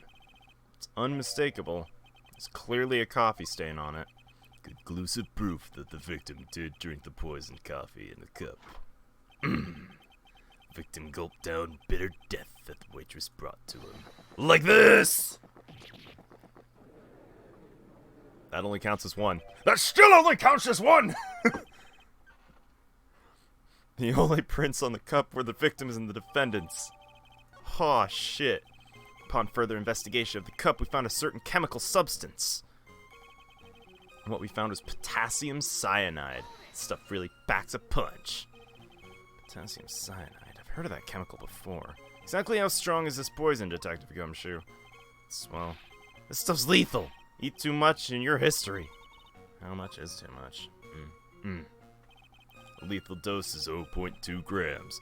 That's about enough to finish anyone off. You know when you swab your ear for earwax? About that much. Sounds like something Gumshoe's got an abundance of. Wrecked. Such a small quantity of poison could have been concealed anywhere. Looks like Miss Bird might have had some kind of motive. Some kind of motive? Some kind of motive. Motive. It's been blown way out of proportion. Objection! You know what my golden rule is, Detective. Chuck out a bad cup of coffee. You could always get another. I don't get it. I'm saying we could always get another witness on the stand if we have to chuck you out. Stick to the facts, Detective. What was Mr. Bird's motive? Come on, Gumshoe. They say she wanted to steal a lottery ticket. I knew it. That's what we heard yesterday, too. Disappeared from the scene of the crime. And it wasn't just any lottery ticket. It was a winning ticket for $500,000. $500,000, I say. Mr. Armstrong knew about the ticket too, didn't he? He stole the wrong one. It's possible Maggie stole the winning one? Should I do press on this point a little harder? Press harder, boy! Wait a minute. The mere fact the lottery ticket disappears in no way implicates my client? I have here in my hand the very ticket in question. That's a $500,000! One of the female police officers found it when she was conducting a search of the defendant.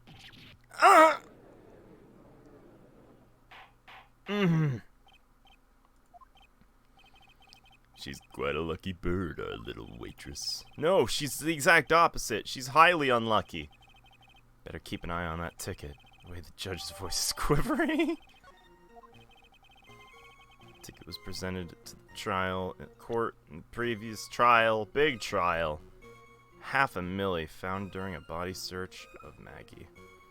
Potassium cyanide covered in the victim and Maggie's fingerprints. Scene of the crime in the kitchen. Who took that photo? Feels heavier now somehow. $500,000, you say? It's just a scrap of paper. What matters is where it was found, Your Honor. Bet he wants to say it was found on Maggie's person. It's enough. The facts of this case seem overwhelmingly clear to me. The defendant had ample opportunity to commit the crime of which she's charged. It seems beyond reasonable doubt she did indeed commit this crime. Like an old man who knows the score. It's also the matter of the $500,000. That alone provides a credible motive.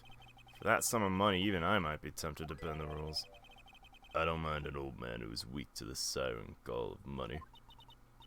The evidence against Maggie's starting to pile up fast. It's because the courts ruled guilty once already. I'd say it's about time to wrap up this repeat performance with one final decisive piece of evidence. He's got more. This is the apron of the delightful Miss Bird was wearing at the time. That's not the cleanest apron I've ever seen. This stain looks like... can't be blood, can it? Ha! Seems the star of our play was a little flustered. And somehow spilled coffee on herself. That's not exactly the first thing that caught my eye. Of course, coffee stain isn't the most interesting thing about this apron. No, there's something else that stands out even more. Something else? I presume you mean... Of course. I'm referring to the pocket. The pocket? Search carried out right after the incident uncovered this. Potassium cyanide. The very poison used by the killer was in her apron pocket. Maggie's prints were the only ones on it.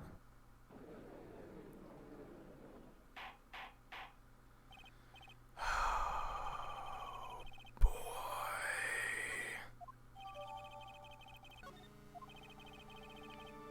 Something's still bothering me. Why have you not explained the blood stain to the court? Bloodstain? What bloodstain would that be? Don't play games, prosecutor. The blood-colored stain smeared all over the apron. That's ridiculous. No one told me anything about a bloodstain. You don't need to be told. Just look at it. Well, detective, could this stain really be blood? No way. It's just ketchup, sir. Ketchup? Must have gotten some on her apron while taking the breakfast that day. Could have spoken up a little, gumshoe. Blow a stunt like that again, I'll have you drinking 17 cups of coffee. Ketchup witness. Thought everyone knew what it was already. Haven't seen anything yet to make me doubt the last verdict I ruled. Motive, opportunity, supporting evidence. They've all been clearly established. Well, Wright, seems you really are phony after all. You really know how to drive a man nuts. Continue with your testimony. Describe for the court the crime scene and the findings of your investigation there. Investigation! Crime was reported at 2:25 by a kind of scary old man. Between 1:30 and 2:30. Small pockets, big stains. Some cyanide covered in victim Maggie's fingerprints. Crime scene. Poor Maggie had passed out from the shock. Must have been real tough for her. The victim didn't have any identification on him, but we figured out who he was pretty quick, and the investigation went smoothly. Maggie was searched, we found the lottery ticket and the bottle of poison. That was it. There was nothing else missed from the crime scene. Identified the victim and secured her prime suspect. Very good. Last chance to convince the court you're a real lawyer, Wright. Don't count on any more cross-examinations after this one. So let the fun begin. Objection! Crime was reported at 2:25 by a kind of scary old man. Scary old man, Detective Gumshoe. Old man who's a regular at the restaurant where the incident happened. We're obviously talking about the same old man. Officers were dispatched right after the old report came in. Old guy still made a fuss. Took you so long. Then he hurled abuse at them and seeds. Seeds. It was nothing. I got each one with my teeth. That's awesome. The old man was the only other one took his time finding the payphone apparently, so he was late reporting the crime. Poor Maggie had passed out from the shock. Must have been real tough for her. How long was the defendant unconscious for? Got to the crime scene around 2:40. Maggie was still out cold in the kitchen at the time. Another 10 minutes before she came to. Would have liked to have been the scene of the crime myself. Phoenix, that's lewd. Maggie asleep like that, all pretty and peaceful. Not a professional bird watcher. You're Maggie Pie.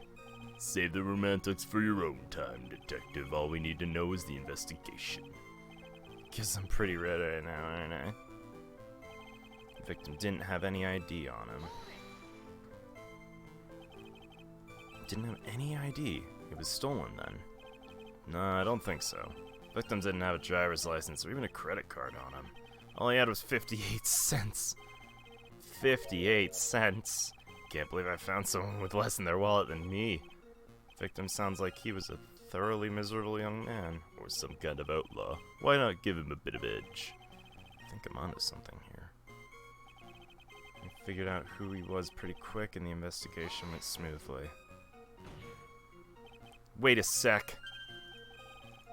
Let me paraphrase what you just testified to the court. The victim didn't have any form of ID. That's what you said, yeah?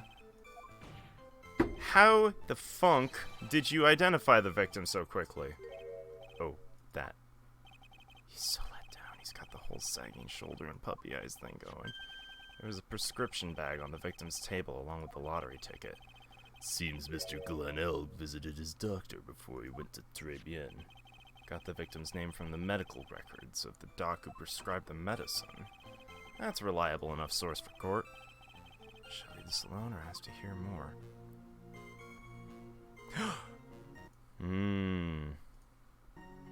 Health insurance. Everyone knows health insurance is bullshit. Had no form of ID. And yet, before arriving at the restaurant, he went to see a doctor, which means he must have had his medical insurance card with him. The fact that it hasn't been found points to only one obvious conclusion. The medical card was stolen. True, the victim didn't have a medical insurance card. But why? Because Mr. Glenelg didn't have medical insurance to begin with. Damn, he bought that shit wholesale. Some kind of outlaw. Bit of an edge, never hurt anyone. Ow, the edge! Please continue with your testimony. Events following the preliminary investigation. Found the lottery ticket in the box. There's a lot of testimony here. Hang on. Hold the phone! Wait a minute. I gotta go back and try the other thing. Come on, Gummy. Yeah, ask about the prescription bag. What sort of medicine was in the bag? What's in the bag? The bag we found was empty.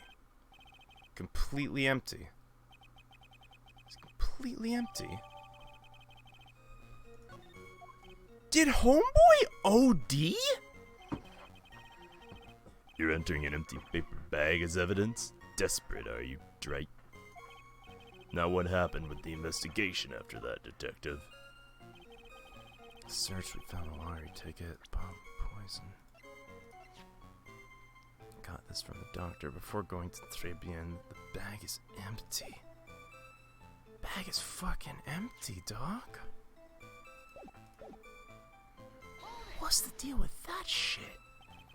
Defendant had been passed out for a while, correct? In that case, isn't it possible someone planted the evidence? You nailed it, pal. Happens to me all the time. We had a department party the other day, and when I got home, I was wearing the boss's shoes. Objection! Keep this crazy testimony, detective, and those shoes will end up down your throat. Sorry. So trite. Someone planted the evidence in Maggie's pocket. That's a pretty bold statement. Care to back it up with some evidence? I'd love to if I had any. Appears you have no evidence to support your theory, Mr. Wright. Continue with the testimony, witness. That was it. There's nothing else missing from the crime scene. $500,000 in the bottle of poison were accounted for. Yeah, interesting. It's true those two items are accounted for, but wasn't there another lottery ticket that was stolen that day? Ah, yeah, the one restaurant owner took. He won a whole $1 with it. What a lucky guy. And they're just gonna let him get away with it. This is just $1, detective. I guess no one cares it's that little. Unless it's Gumshoe. If I don't find a hole in this testimony, the judge is gonna hand down his verdict. Gumshoe isn't giving us anything to work with. Can't find any contradictions if he doesn't give us something. Maggie and Gumshoe are like Dumb and Dumber. The only hope is that they were so dumb they missed something. Be the dumbest you've ever been.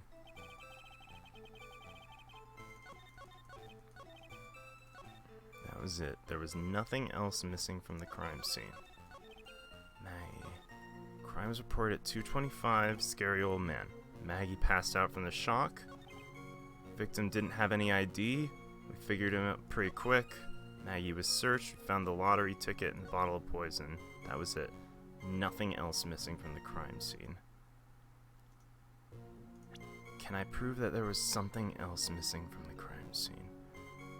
Let me grab that crime photo real quick.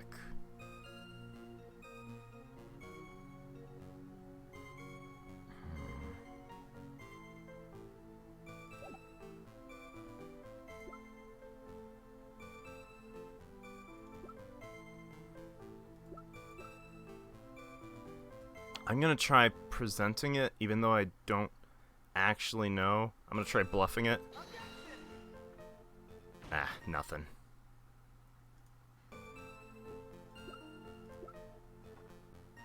$500,000.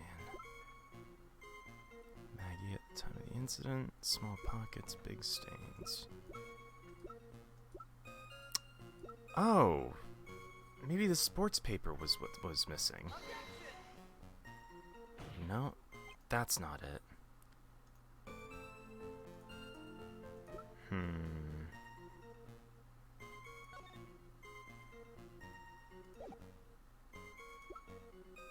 Glenn's autopsy report, potassium cyanide poisoning.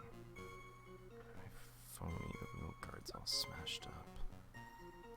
Charlotte's debt's $500,000. Lunch special. Sports paper.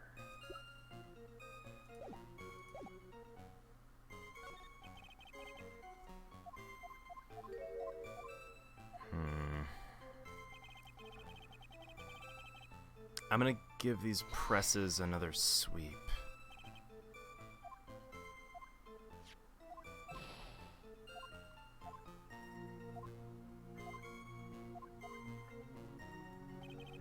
Maggie passed out from shock.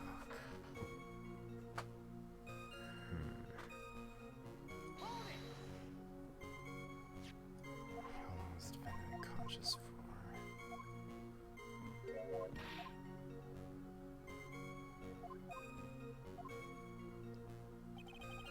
Didn't have any ID on him.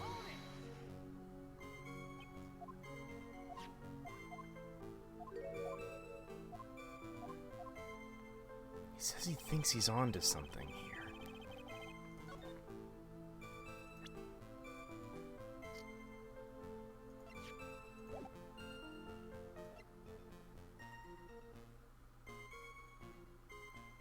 Maybe the idea is that, like it was his band. His band would have been the ID. It's a stretch, and it didn't work.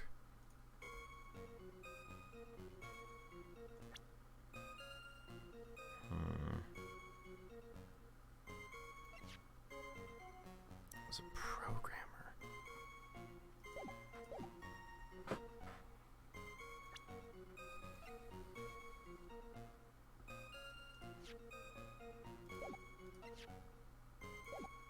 Floor plans, crime photo.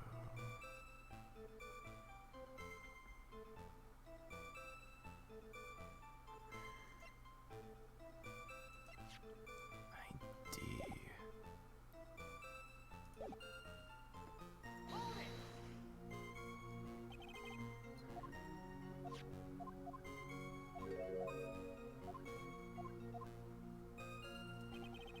Figured out who he was pretty quick. The investigation went smoothly. How'd you figure it? Da da da da da. In that case, how are you able to do it? Prescription bag. Maggie was searched. We found the lotto and the bottle. Lotto and bottle. Defendant. It's all time. objection. No evidence. That was it. Nothing else missing from the crime scene.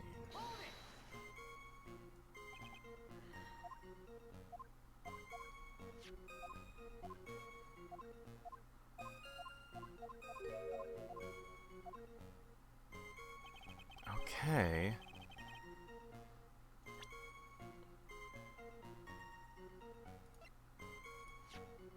$225. Kind of scary old man.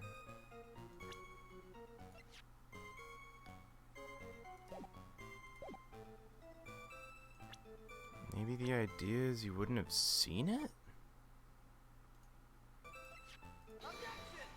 Nothing.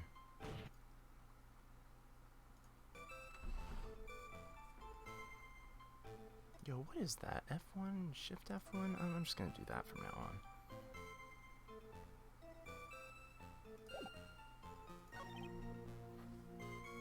Passed out from the shock. Victim didn't have any ID on him. He says he's onto something here.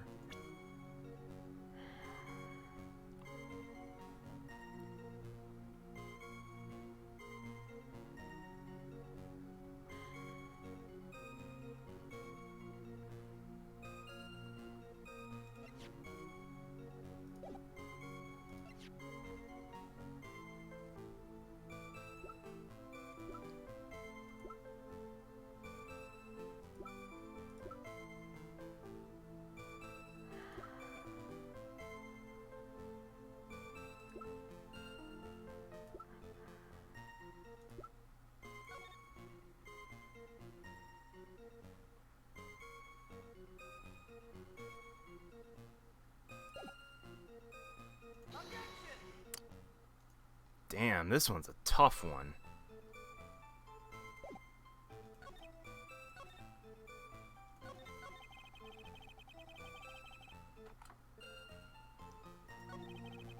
Getting passed out from the shock.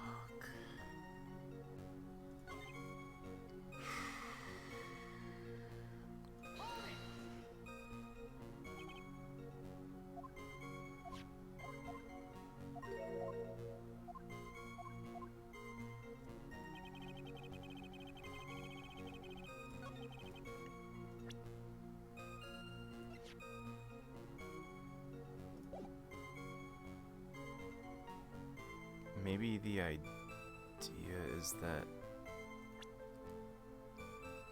Jean stole the ID? No.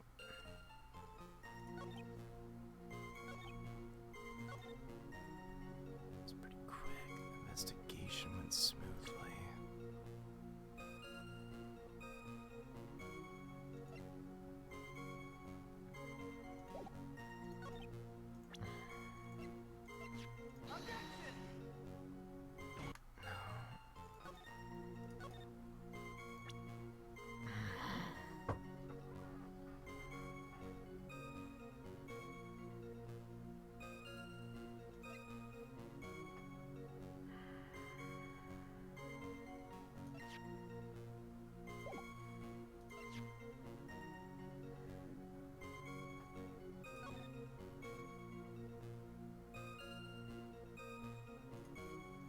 Does this somehow prove he did? No.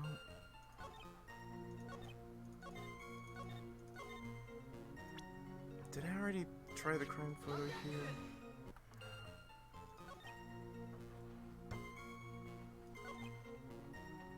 Didn't have any ID on him.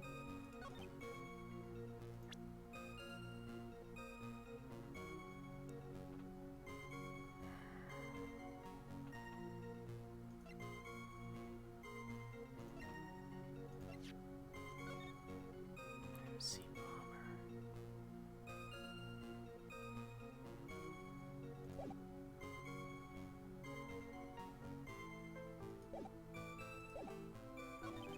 Figured out who he was pretty quick.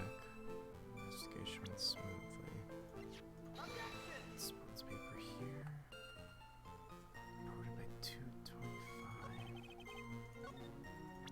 Is it a time issue?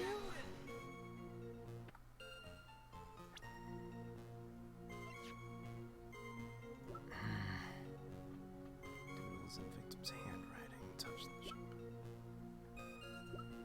Is there any date on this? Or time signifier? Doesn't seem like it.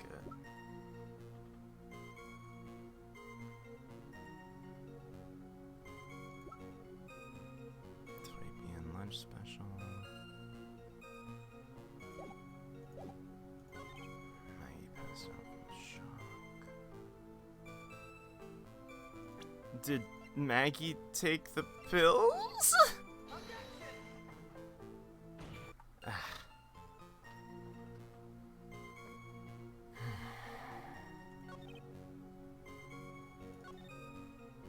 Didn't have any identification on him.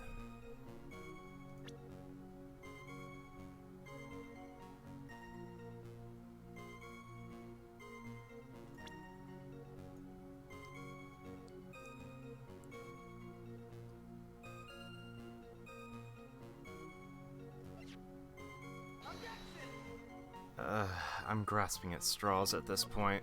Figure out who he was pretty quick. The investigation went smoothly.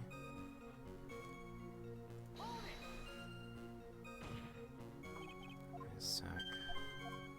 Didn't have any form of ID. That. There was a prescription bag on the victim's table, along with the lottery ticket.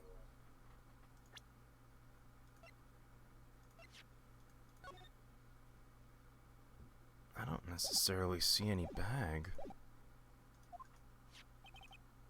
His name is the medical record of the doc who prescribed the meds.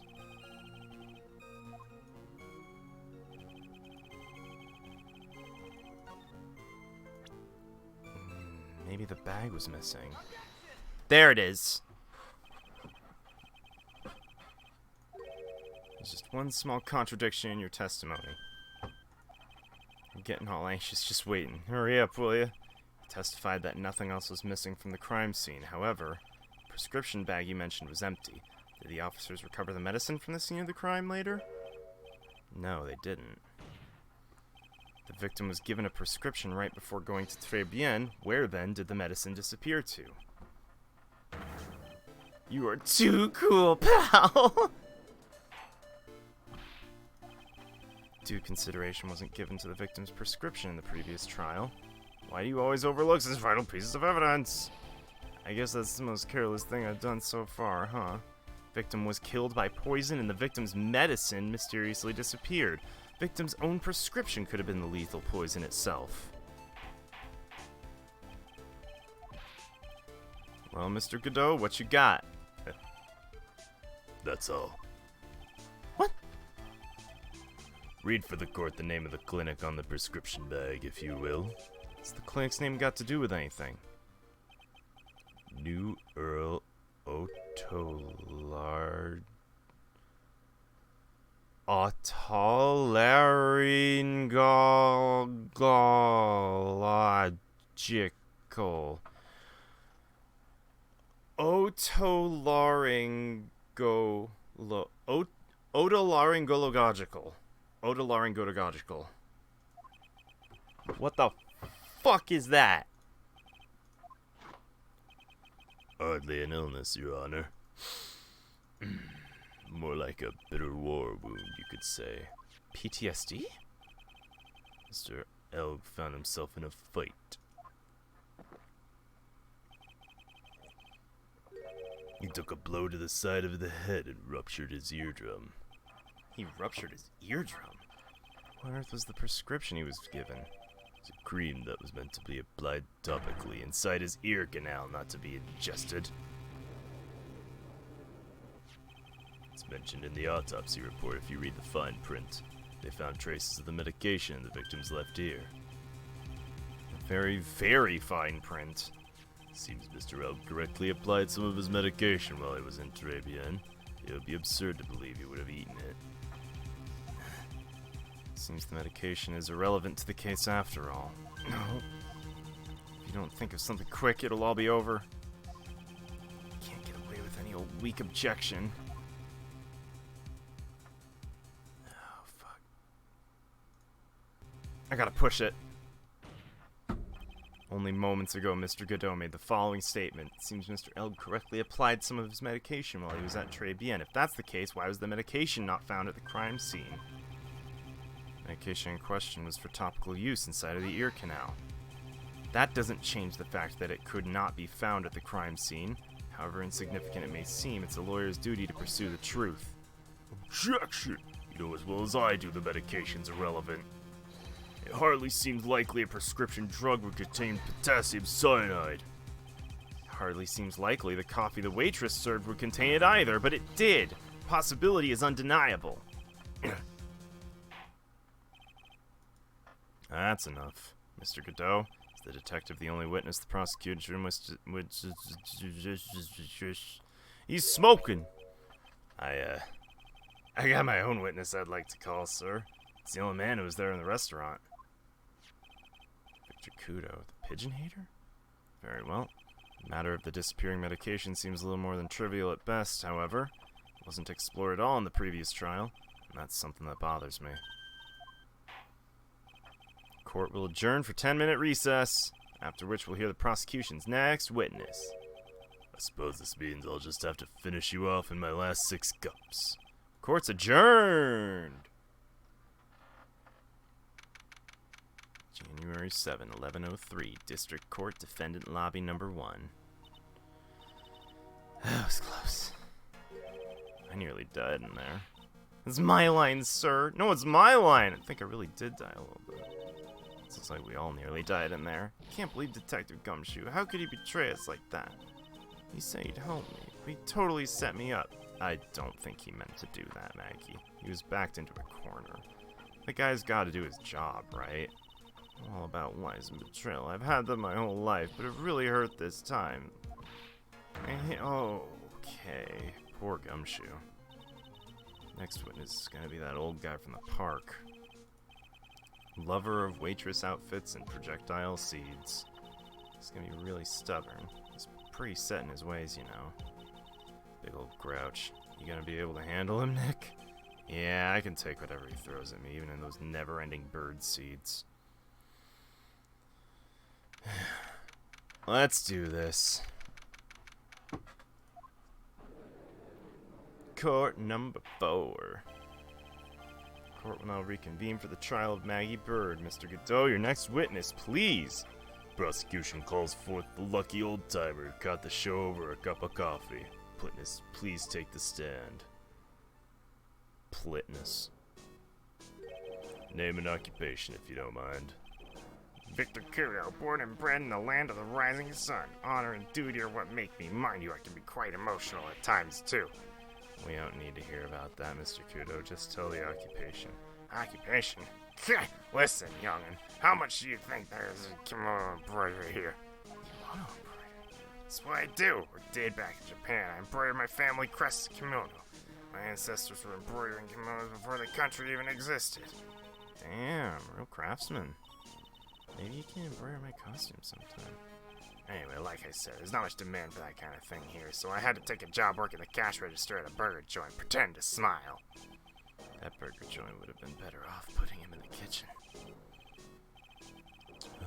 Now then, were you in the restaurant at the time of the incident? Oh yeah, I was eating some seeds over a cup of Javachino. What do you think these are, You saw everything that happened, Gramps. Did I? Oh yeah. Then please tell us the court. We're all ears. Sure, I'll tell you. I'll tell you every last detail. Just really getting into this. What I witnessed. The young man was reading a sports paper. The serving girl brought him a Javachino, but she put something in it. The man took one sip of it, looked like he was in terrible pain, and collapsed. That's the serving girl right there in the defendant's chair. I remember her well. I think you're full of shit. She is not a serving girl. Please refer to her as a waitress. A waitress. You're as bad as the rest of them, all those newfangled words. What's wrong with the old-fashioned one, huh? All this talk of radios and glasses, his wireless, his spectacles, I tell you. Listen to me, Howard. Don't forget the old values and the good old days slip away. Time to begin the cross-examination. Yes, Your Honor. Okay, fucker, let's go. Young man was reading the sports. The sports! You saw the victim then. You saw Mr. Glen Elg. Wanted to know if Guts and Brown retained his championship or not. So he was looking at the sports paper the victim was reading, huh? At the location question. There are partitions between the tables on the side of the restaurant, right? So if there are... If you say that you could see the victim, that means you were sitting at a table on the other side of the restaurant, correct? I go to that place to drink cappuccino. I don't go to sit. I don't remember what table I was sitting at. You go there to eye the waitress.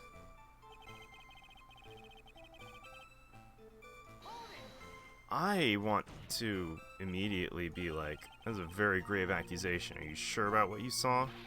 Victor Kudo never makes mistakes. I dot every T and cross every I. I see. My eyesight's fine. The doctor said I only need spectacles for reading and driving.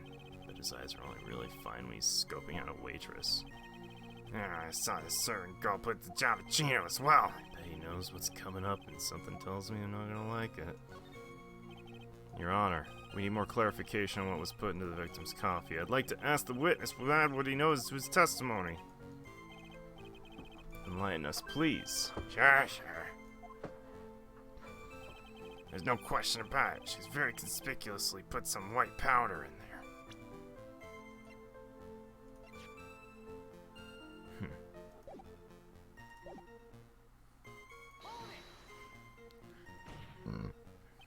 Did she really put that into the coffee?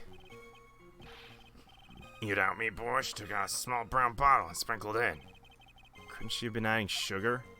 Sugar in a small brown bottle like that?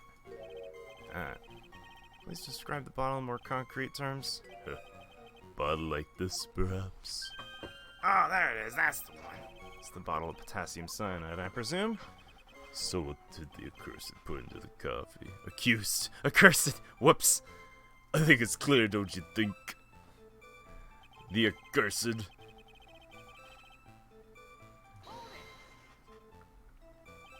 He took just one sip. Youngins waste everything. Those Javachinos cost $8. In the good old days, we'd have drank every last drop, eaten the cup, and then died. Congratulations. You've earned the title of battiest man to grace a courtroom. It's immediate death? Potassium cyanide, I suppose that's possible. Oh yeah, he slumped over without so much as a twitch. Felt the Javachino I just drank turned sour in my stomach. I know that feeling. Oh, I know that feeling. Oh, objection to that, sir.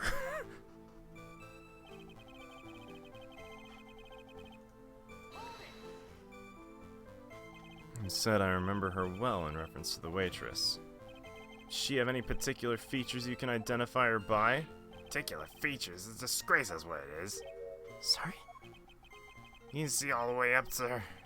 You know, it's practically naked in that uniform.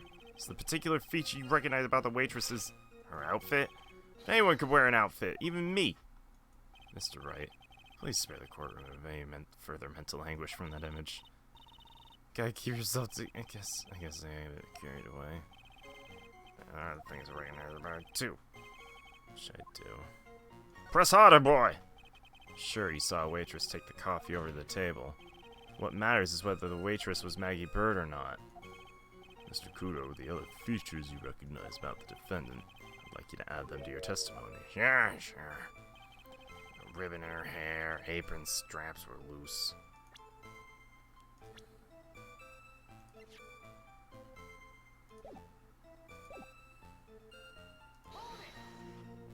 Really? You seem to remember several details about her appearance. What about the most crucial detail of all, her face? As if I wouldn't remember that. Witness noticed the straps on the accused's apron. It's unlikely to make a mistake about her face. Can't even tell you the color of ribbon in her hair. It was red. See, there's nothing wrong with the witness's eyesight. No doubt he remembers the waitress pretty well. What should I do? There's something more to this somehow.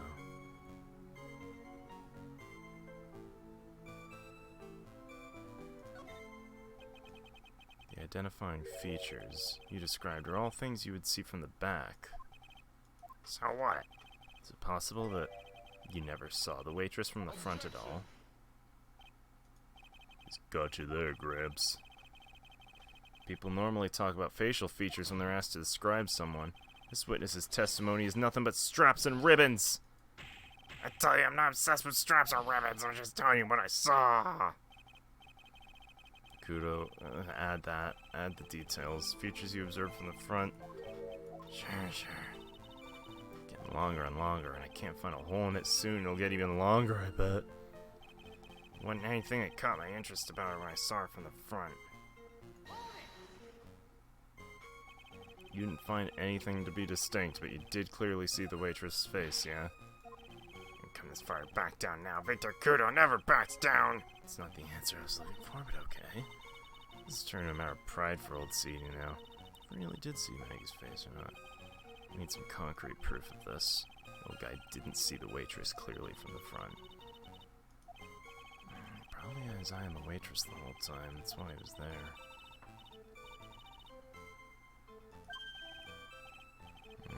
She makes a good point, though. I wonder if the waitress Mr. Kudo saw really was Maggie. That's what we have to figure out.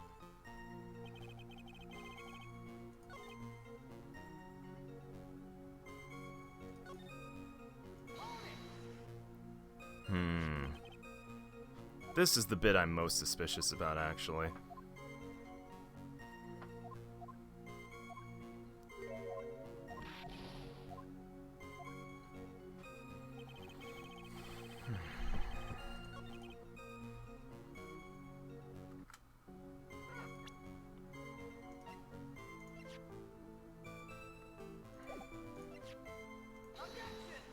Damn.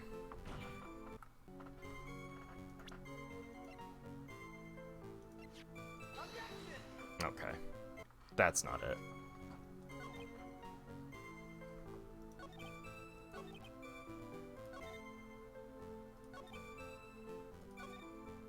There wasn't anything you caught from the front. Not even these giant splotchy apron shit. Take a look at this. Filthy looking thing would suit filth like you just perfectly. Reminds me of what my grandson looks like just after you're done eating. You ever seen this before? Of course I haven't. You think I forget something as dirty as that? You half-witted clot.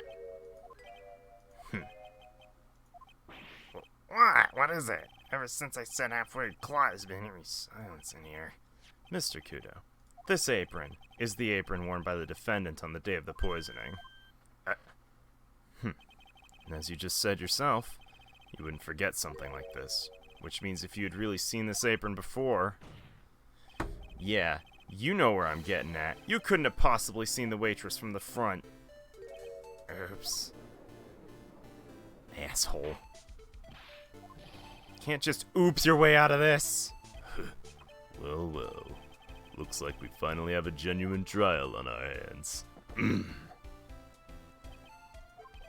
Listen, Trite, here are the facts. On the day of the incident, there was only one waitress in the restaurant. Being the defendant, Miss Maggie Bird? Exactly. When that one waitress put the poison in the coffee cup, this old guy was watching. The fate of the defendant may rest on what you remember see. Just tell the court exactly what you saw, Gramps.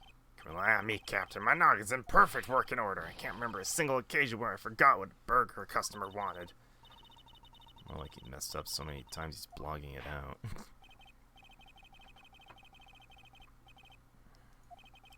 Alright, what do you remember about the victim?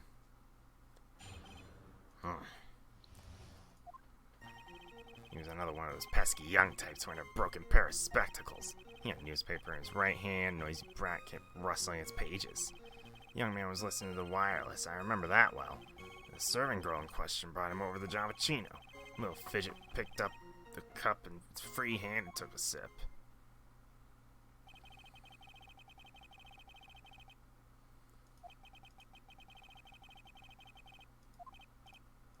I hate those you-know-what types, so vague about everything.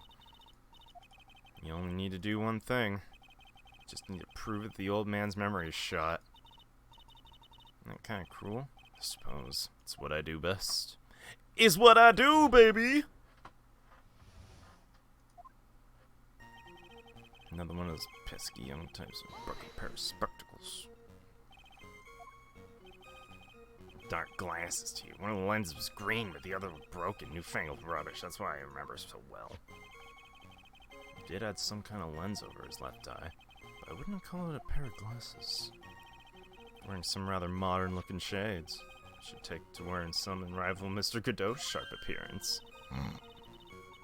We better come up with something sharp quick. Guess I'll wait and see if I should challenge him about the spectacles.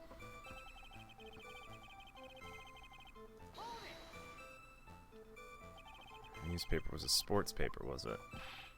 Who again nearly asked him, can't you even read what you're fidgeting? Was I supposed to be able to read the back page with all the wrestling going on? You need to find out Guts and Braun retained his championship title. It's his paper, not yours. If you want to know so bad, why don't you buy your own? Oh. Ah! Stop throwing seeds! Guts and Braun got beaten yesterday, by the way. The wireless, I remember that well. The wireless. A decadent young rascal. He's one or the other. Read the paper or listen to the wireless. I'm using an earpiece. It's selfish, that's what it is. Strained my ears, but I couldn't catch any of it. Is he not desperate to listen to the radio? Please stop throwing seeds at me. I'm not a bird. Servant girl in question brought over the Javachino. You know the waitress, who you only saw from behind, right? You're one of those, are you? You never let anything go, is that right? Maybe. Doesn't matter to you if I saw her from front or from behind. My eyes don't lie. Ow. Better not push it until I have some hard evidence. Little fidget picked up.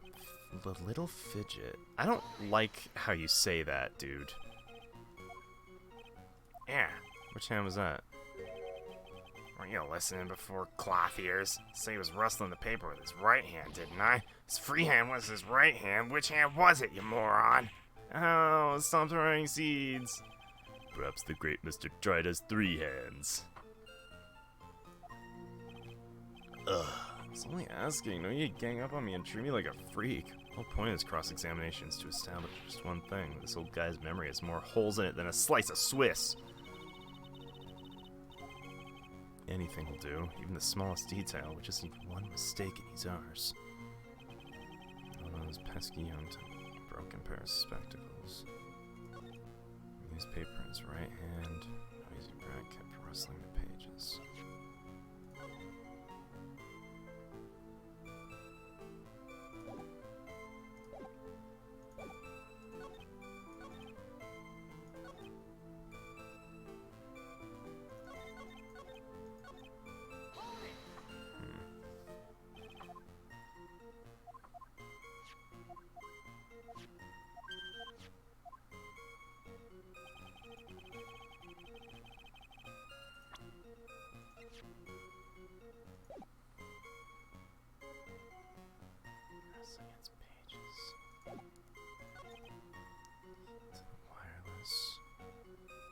Okay, so is the idea that he wasn't listening to his wireless because he just put fucking cream in his ear, and why would he do that?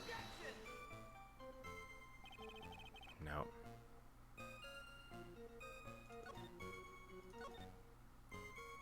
Cup his free hand, took a sip.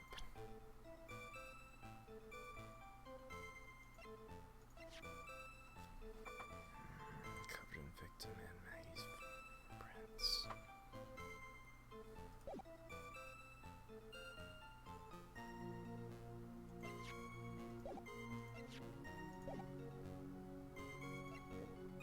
Would one of his hands have been taken up?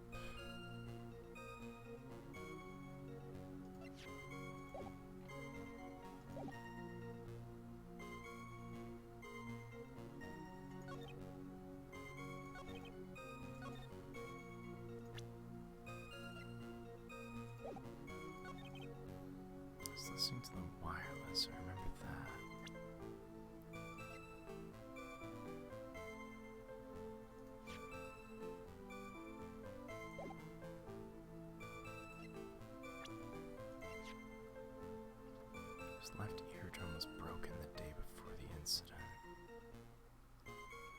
idea is to present him.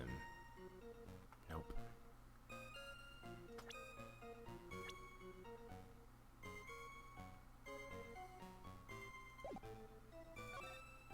His paper in his right hand. Noisy Brad kept rustling its pages.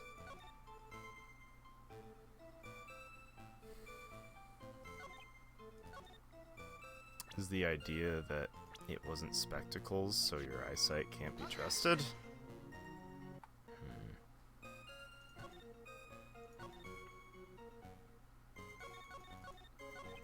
I'm gonna give everything another quick sweep.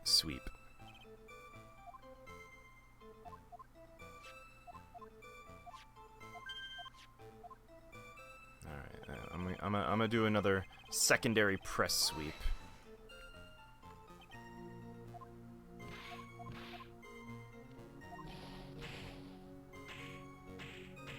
Ow, ow. I was listening to the wireless, not well.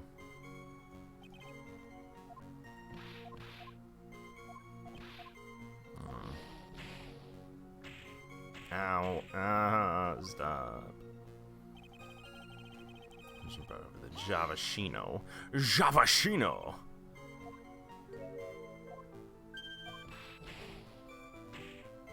Ow, ow, stop it. Take out his free hand, take a sip.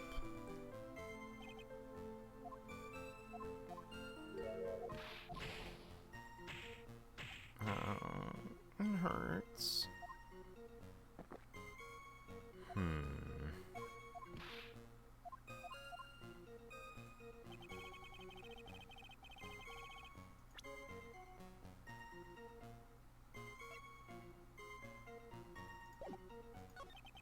Newspaper in his right hand, the noisy brat kept rustling its pages.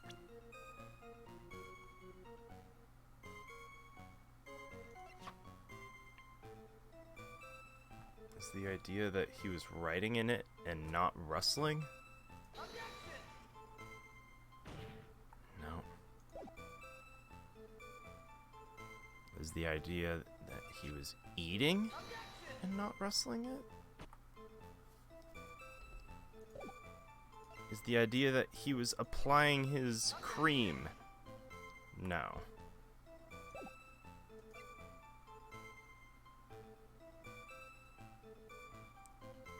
Is the idea that he was scratching off his lotto tickets?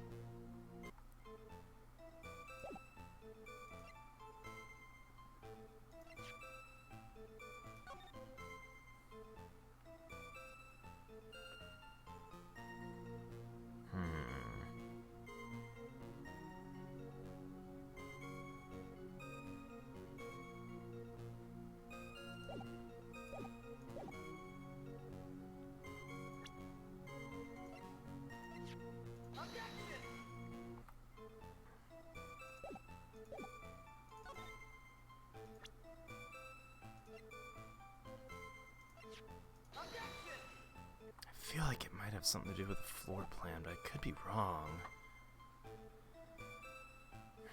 Nice bracket rustling its pages.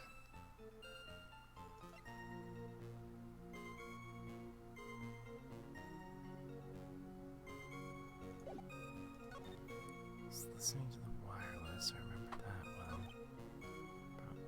Giacchino.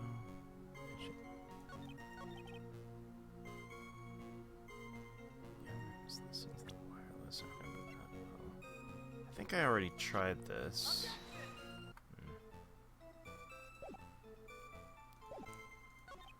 Did I already present him himself? No.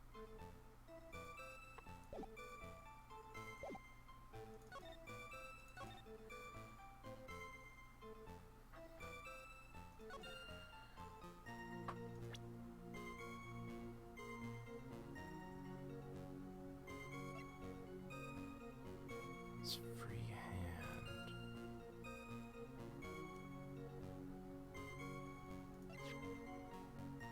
Covered in the victim and Maggie's fingerprints.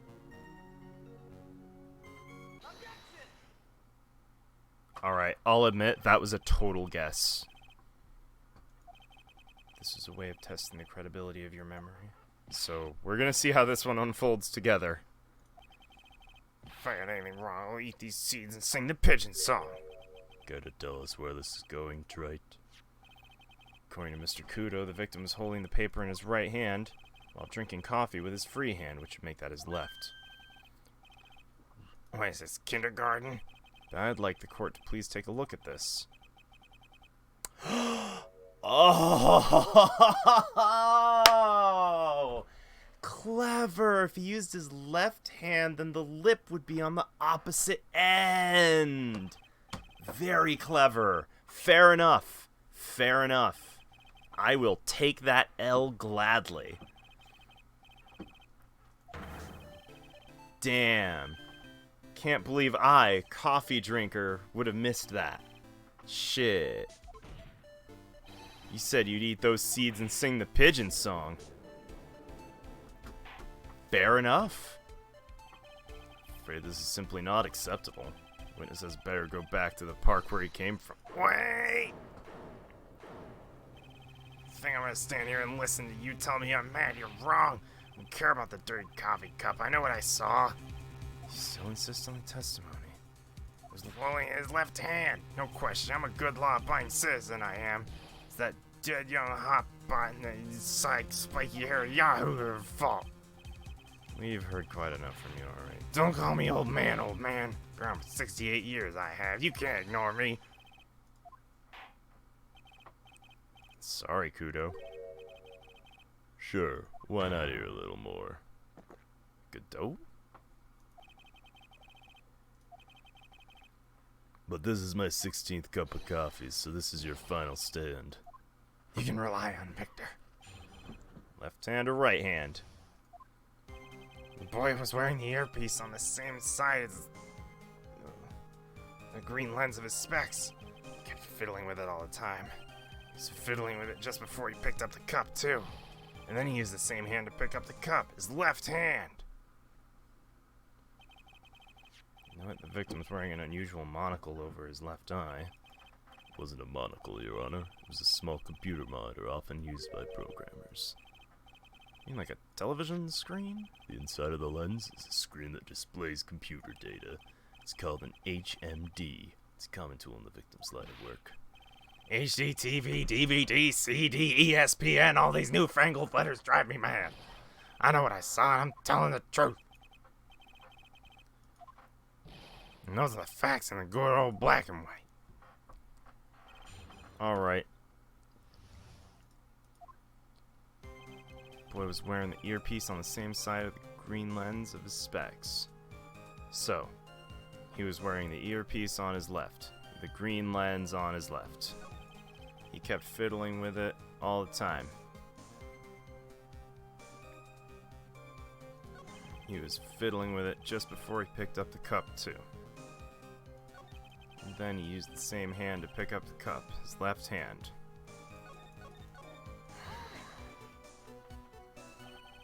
Victim was wearing an HMD. What does it matter? None of them, actually. But anyways, you sure you're wearing the earpiece on the same side? No question. I could only see that side of his head from where I was sitting. Yeah, that's pretty obvious if you look at the floor plans. The opposite table, he'd only have the view of the side of his victim's head. Fiddling with it all the time. Seems you kept an eye on Mr. Glenn Elm. He's getting on my nerves. Rustling that newspaper, fiddling with his earpiece. Then he went and made that fuss of dying from one sip of Javachino. Wanted to say to him, calm down, you young brat. Just looking at him made me suddenly speed up my seed eating. I could have choked. Take the victim as a walking ball of nervous energy. He's fiddling with it just before he picked up the cup. Pick up the cup! Pick up the cup!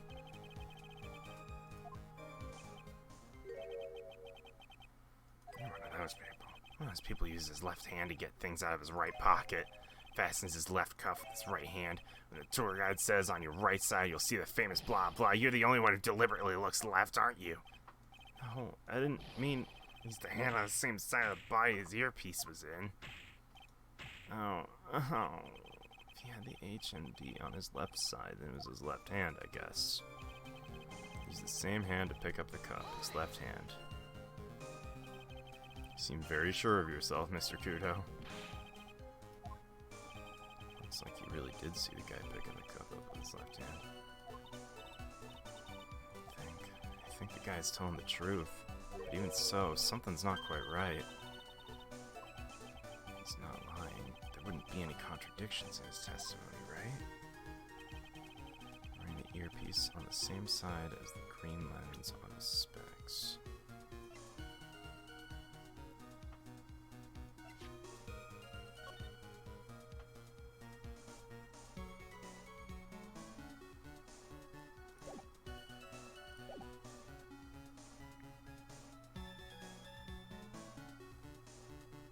I'm trying to think if there's like a place where you can see someone's reflection.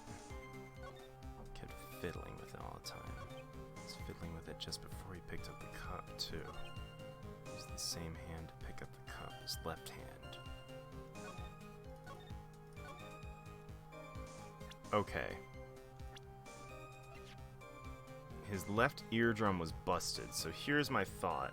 How could he be hearing that shit from his left ear if it was busted? You fool.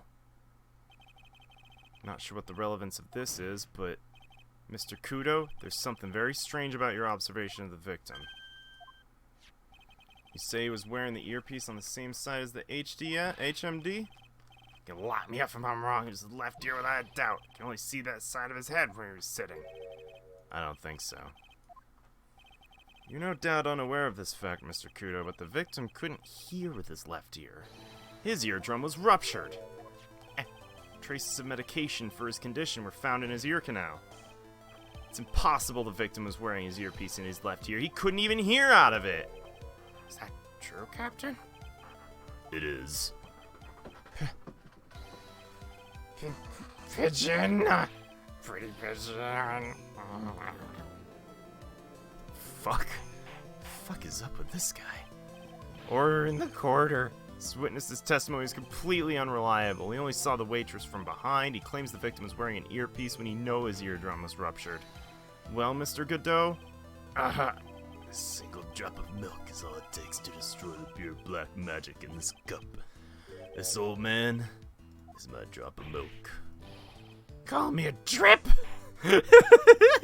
You're a drip. Victim's coffee cup in which the potassium cyanide was found. Mark on the rim clearly shows he picked it up with his right hand. Let me put you out of your misery. Clearly the victim used both hands. Took a sip with the cup held in his right, and switched to his left. That's what the old man saw. Impossible. Witnesses already testified on numerous occasions the victim died immediately after taking just one sip. Which hand the victim used to pick up his cup is irrelevant, Your Honor. The fact still stands. With one hand or the other, Mr. L drank the poisoned coffee like this! That doesn't wash. The point of this testimony was to establish whether the witness's memory was credible, and the results are clear. This testimony given by the witness is useless. I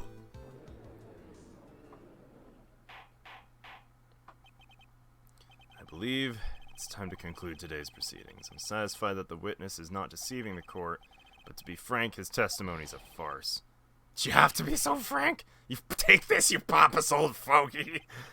Sorry, Mr. Kudo, you can't reach me from here. I'm ordering the defense and prosecution to investigate the case further. That's all for now. Court's adjourned. Hold it! If we stop now, where does that leave me? Leave you? Thanks to that blue-suited young upstart over there. I'm just a bumbling old man who can't even dot his T's or cross his I's now. How's your bad memory my fault? Sorry, Kudo, there's nothing I can do. Kept my mouth shut until now. There's something else the court should know.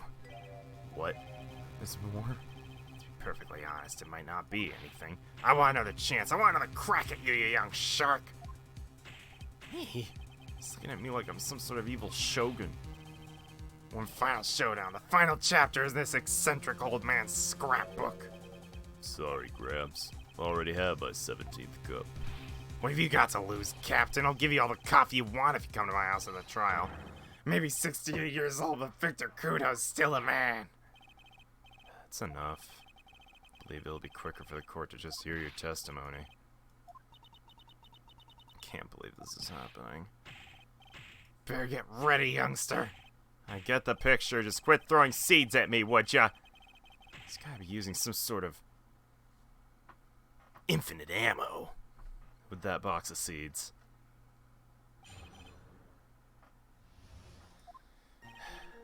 First of all, I want to stress this might be nothing. I'm not too sure myself. The boy slumped over the table as soon as he took one sip. Well, clumsy upset the vase. He knocked it right over. Broke, and the strip of cloth covering the table got completely soaked. How about that? Turn things upside down, huh? Is that all? Yeah, that's all. I remember it perfectly. You doubting me again? You're down your poor defenseless old man? No, we're not doubting you. Is a question hanging on everyone's lips? Yeah. So what, probably. That's all I can think of, and I have to cross-examine this guy.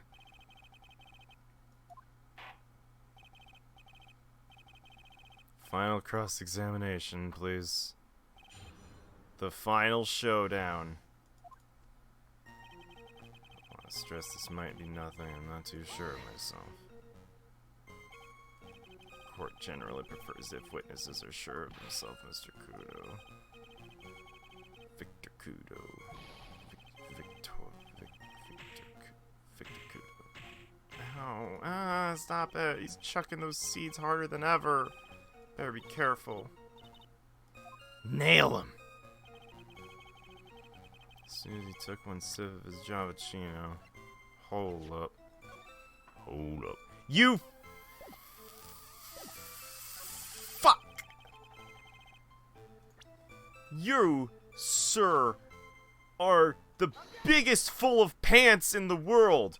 You are full of balls, sir. You're full of shit. You're full of dung. This is bullshit, Your Honor. You buffoon.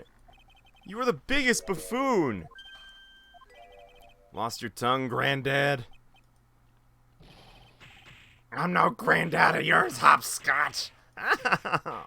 Stop pelting me with seeds. Cleaners will be here all night. What is it now? Oh, go on. Broken vase. It was on my table. What? You see, it startled me when that young lad collapsed, so I stood up. Must have been when it fell over. The vase on my table, I mean. Vase on your table? That's how my groin came to become completely soaked.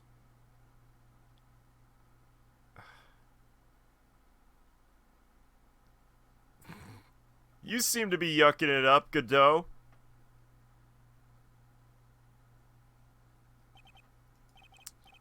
Thank you, Mr. Kudo. You've certainly earned your kudos for today. I like to ask a question. Have I been any use at all? Perhaps that's something you should reflect on yourself, Mr. Kudo. Oh my god, this guy. Bailiff, escort the witness out of the courtroom. Ugh.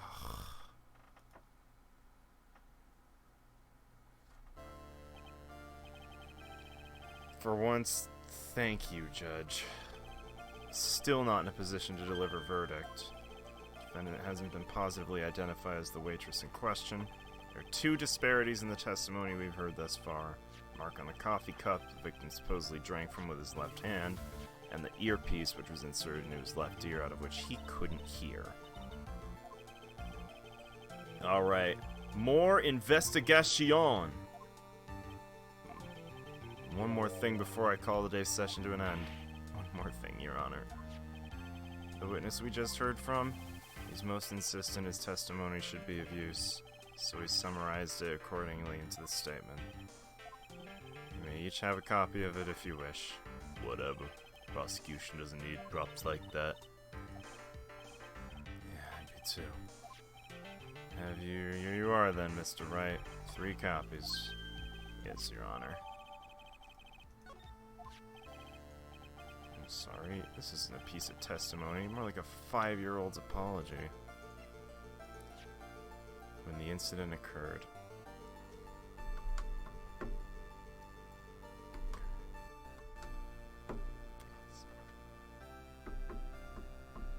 Damn! You got your syllables down, though.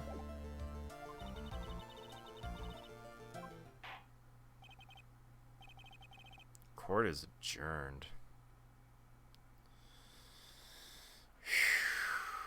That guy was a lot. And I think we're gonna call it for the night.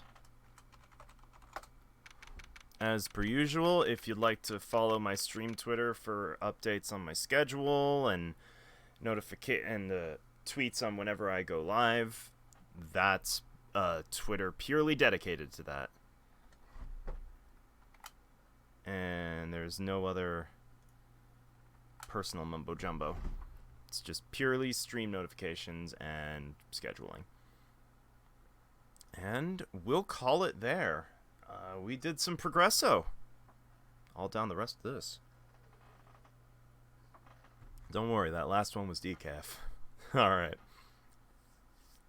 I'm gonna hit the hay though. Same time tomorrow, same place. Bye, stream!